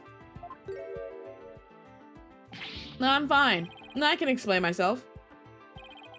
The reason the Fox Chamber hallway door was locked was because Ted unlocked it from inside. It locked on its own. The perp locked it from the outside.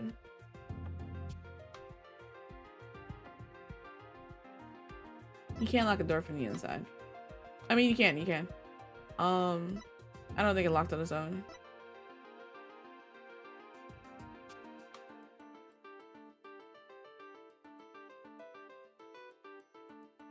The only way that he could have gotten in, those two were the only people in there, the mayor and QB. He only went in there if the door is locked, or if they went in there or whatever, would be through the air vent. Did he lock it from the outside? What if the room was locked from the outside? In other words, the killer took the key through the hallway door, then locked the Consider this. The master key was found inside the tightly locked Fox Chamber. Any assertion that the key was removed from that room is a blatant contradiction of fact. Exiting the room before locking the door would require taking the key outside, but the key was found inside the room, which does seem like a contradiction. If only we can explain both. Like how the key could be inside the room and be used to lock the door from the outside. Well, let's see if the defense can respond before Prosecutor Blackpool draws his sword. How could the master key be at the crime scene despite the room being locked? Slipped it in when the door was open, drew it from the outside, changed the lock.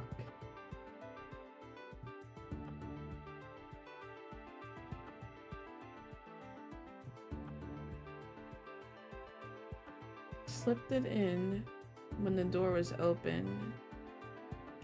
Drew it from the outside. The window did have hair attached to it. It cannot change the lock. I'm guessing here with drew it from the outside. What if someone drew it into the room from the outside? You know, something like go out the hallway door, lock the door, and then toss the key back in through the window? That sounds too much, but that would explain how the master key could be inside the locked room. And where would he throw it from? There's a cliff outside the Fox Chamber's window. The vent? Throwing the key in from there is an impossibility. Oh, right. I wonder if the key could have been tossed in from somewhere other than the window. Somewhere other than the window? The air duct? Could the key have been tossed in through somewhere other than the window? Let's see, another air duct. The air vent. Yes, the window may be out of the question, but the air vent's not. Oh, that's right. The Fox Chamber's air duct leads out into the hallway. That's right. The real killer entered the air duct from the vent outside the Fox Chamber, then dropped the key into the room through the vent inside the chamber. That's preposterous. Ooh, that explains how the key got in there after it was used to lock the door perfectly. I'm not gonna lie, this is a little over my head about the key. Mr. Justice, I'm afraid I'm a bit confused. Me too.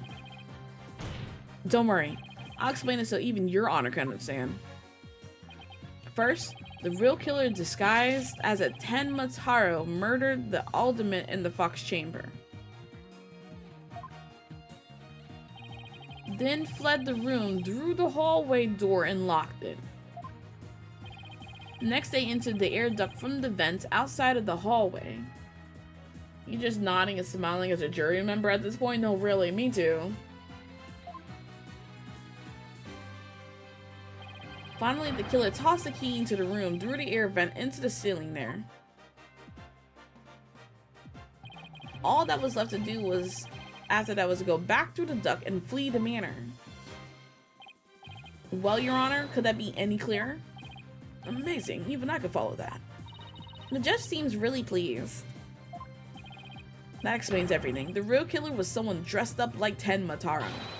And there was someone else other than the mayor and the alderman in that room. Hey, it looks like the lawyer has been being jailbird. Whoa, that was total turnabout. That massive forehead of his seems so much more attractive now. I'm screaming. Order, order, order, I say. Now that I've proved the possible third party, I don't see how our client could be guilty. Silence. Oh. A valiant effort, Justice Dono, but your final thrust missed its mark. Huh?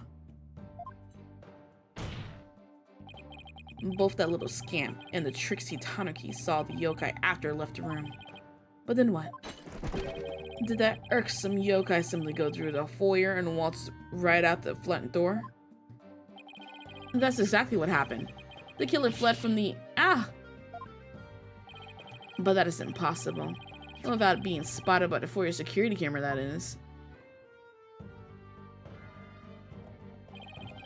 The electric eye here would have captured any pesky little yokai trying to escape. However, there's no sign of Tenma Taro anywhere in the security footage. What? Save for the foyer entrance, there is no other way to flee the mansion, is there? I don't feel so good. Wait, I believe there is one other way to escape besides the foyer entrance. The window that was open. There's a large window in the foyer. It's possible to escape through there without being seen by the security camera. And since Homeboy was watching TV, he wouldn't have saw it all. Hey, you're right. Silence. Must I point out every crucial detail to the defense? It seems you lack not only brains, but investigative prowess to boot. That is the cliff side of the manor. The only killer escaping that would be a dead one. No! Wait, so the killer didn't escape out the foyer window? What in the heck, right?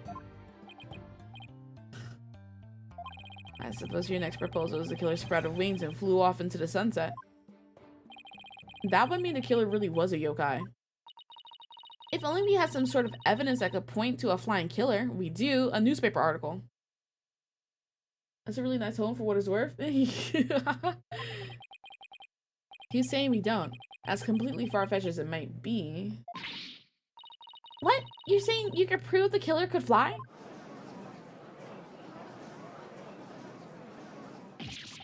Whoa, I thought I was the one with the cores of steel. Oh, I can't wait to hear this. Your Honor? What evidence do you have that the killer flew away? A newspaper article.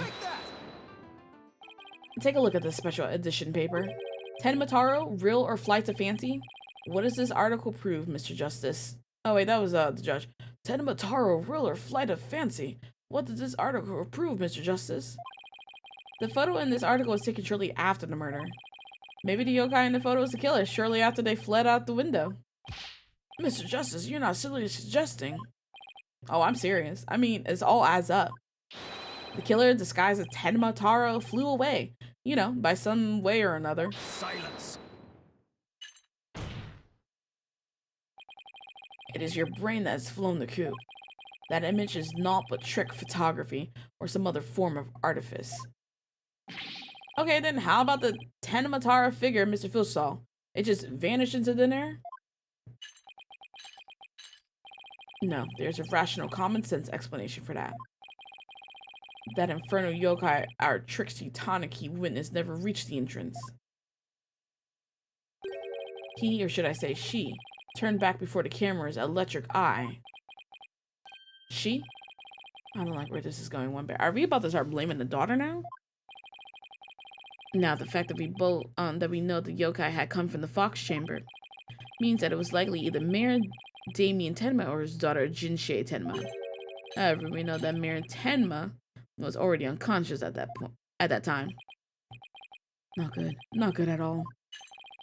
Do you understand the gravity of the situation now, Justice Dono? The falsified yokai remnants. An appearance of Tenma Taro were the work of one individual. And that individual is none other than Jinshie Tenma.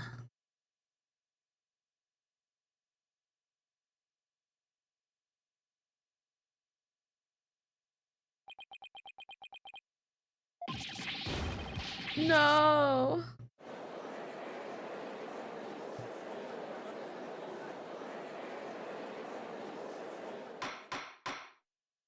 Order! Order!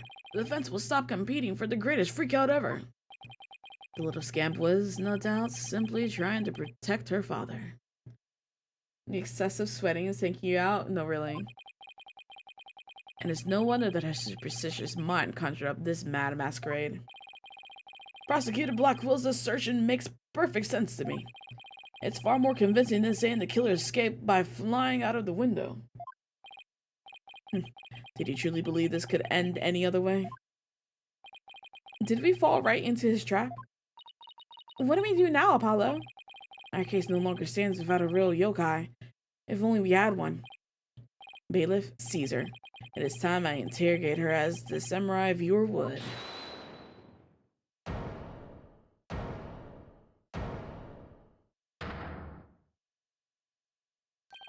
Mir Tenma? This farce is over. How does it feel seeing your own daughter accused of a cover-up most foul? Tenma Taro's true identity is... Is it him? Is Tenma Taro's true identity Mir Tenma?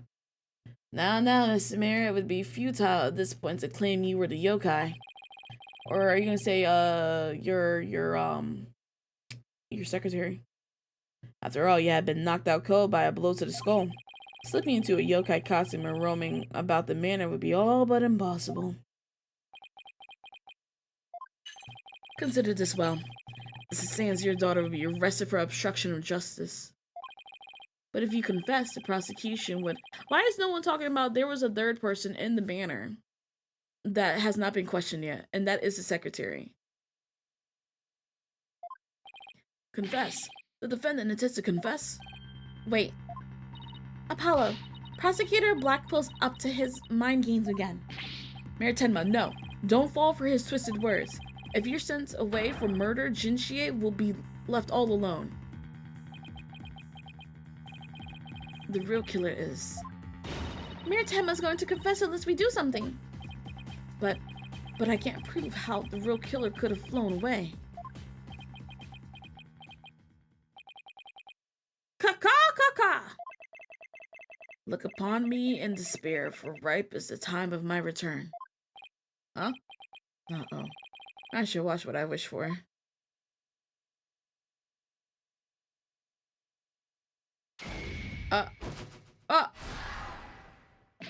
Ka-ka-ka-ka! Foolish mortals! I am Tenma Taro, the yokai you seek. Mir Tenma? Silence! I am Tenma Taro, freed from the bonds binding me to the Forbidden Chamber. Behold, the return of the Demon King! What the? Demon King? Well then, I think it's time for me to take a vacation!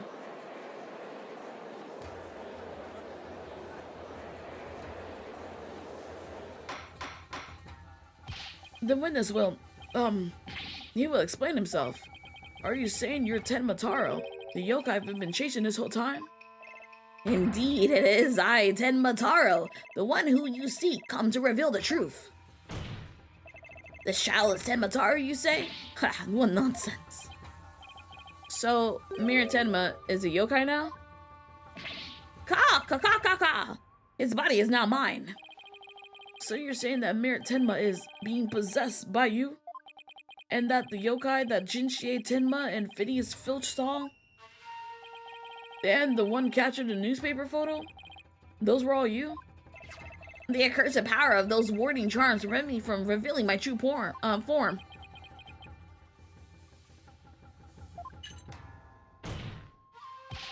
Her baldness.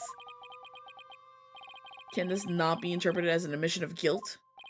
Well, a confession by a yokai would be quite unprecedented. Be that as it may, the defense's case has been overturned. Huh? What? You claim the yokai that little scamp saw was some third party? The true killer? The one who escaped from the locked fox chamber? But it was the accused all along. Ironic, is not your yokai turned out to be real in the manner of speaking. For the alderman's killers none other than Mayor Tenma.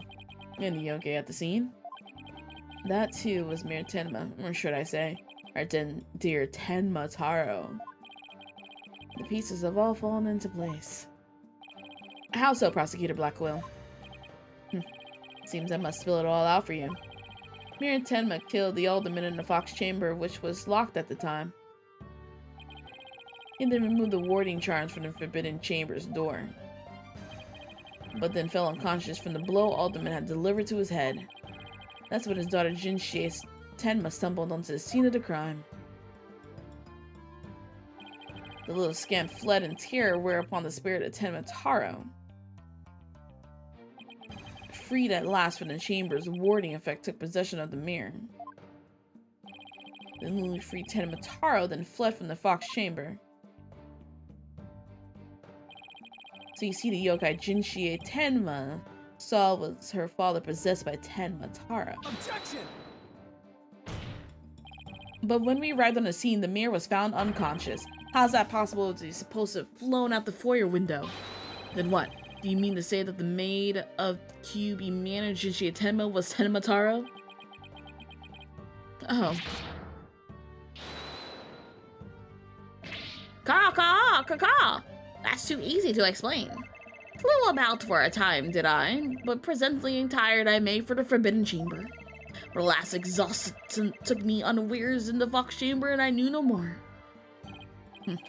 It would seem that the pieces are still in place. Is Blackquill up to his tricks again? I don't know what to say. Is the defendant a real life? So that rumor about the Mayor Tenma is true? I know yokai were real. You mean he really did kill the alderman just so he could release Tenma Taro? Order. Now he's got everyone in the courtroom believing in yokai. It's Simon Says on steroids. He wants to convict our client any way he can, even if it means blaming a yokai. The proverbial ducks are all in a row. You should now have no qualms about finding the accused guilty, your baldness. This is one of the most bizarre cases in the entire career, otherworldly in fact. Can yokai even be prosecuted under our legal system? Objection! Mayor Tenma is just pretending to be Tenma Taro to protect his daughter. Plus, I already proved how a third party could have escaped from the locked room. A verdict at this point would be premature. Since both sides have raised valid points, I have no choice but to... Silence! This is the dark age of law where defense attorneys are not to be trusted. This is a ploy to gain time for them to fabricate evidence. How will I sleep tonight? Knowing you will not let the sun rise on the mayor's day of reckoning, Justice Dono. Objection! I won't fabricate any evidence. Silence! Then prove it by joining me. A night in the clink will ensure you will not succumb to temptation. How about I just promise not to succumb to anything? We have both evidence and a confession. The killer is the yokai before us. It is beyond dispute. A guilty verdict is all but... What happened? What's wrong with him? Prosecutor Blackquill, we have had enough of your hijinks. Foundation of justice is fair play, and you are a serious violation of that. Did he just, like, tase him? What in the devil was that? Fulbright, have you tampered with my shackles in some manner? It seems you found that quite shocking. It's my special jolt of justice device. Each person is a shocking reminder to behave. You shall pay for this. I, Simon Blackquill, vow to... Your Honor, you need not fear now. I believe Prosecutor Blackwell will remain on his best behavior. A bit late with the reassurances, aren't we, Detective? Well, in that case, this concludes today's deliberations. The prosecution and defense will use this opportunity to further their investigations. This court is adjourned.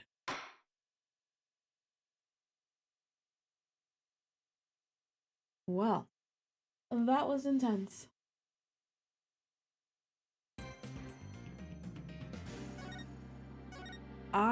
We know who the killer is.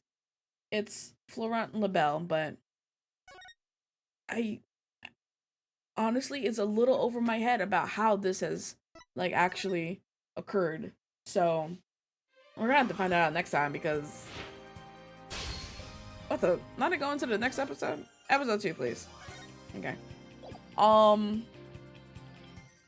We're just gonna have to find out how it works, I guess, in the next episode.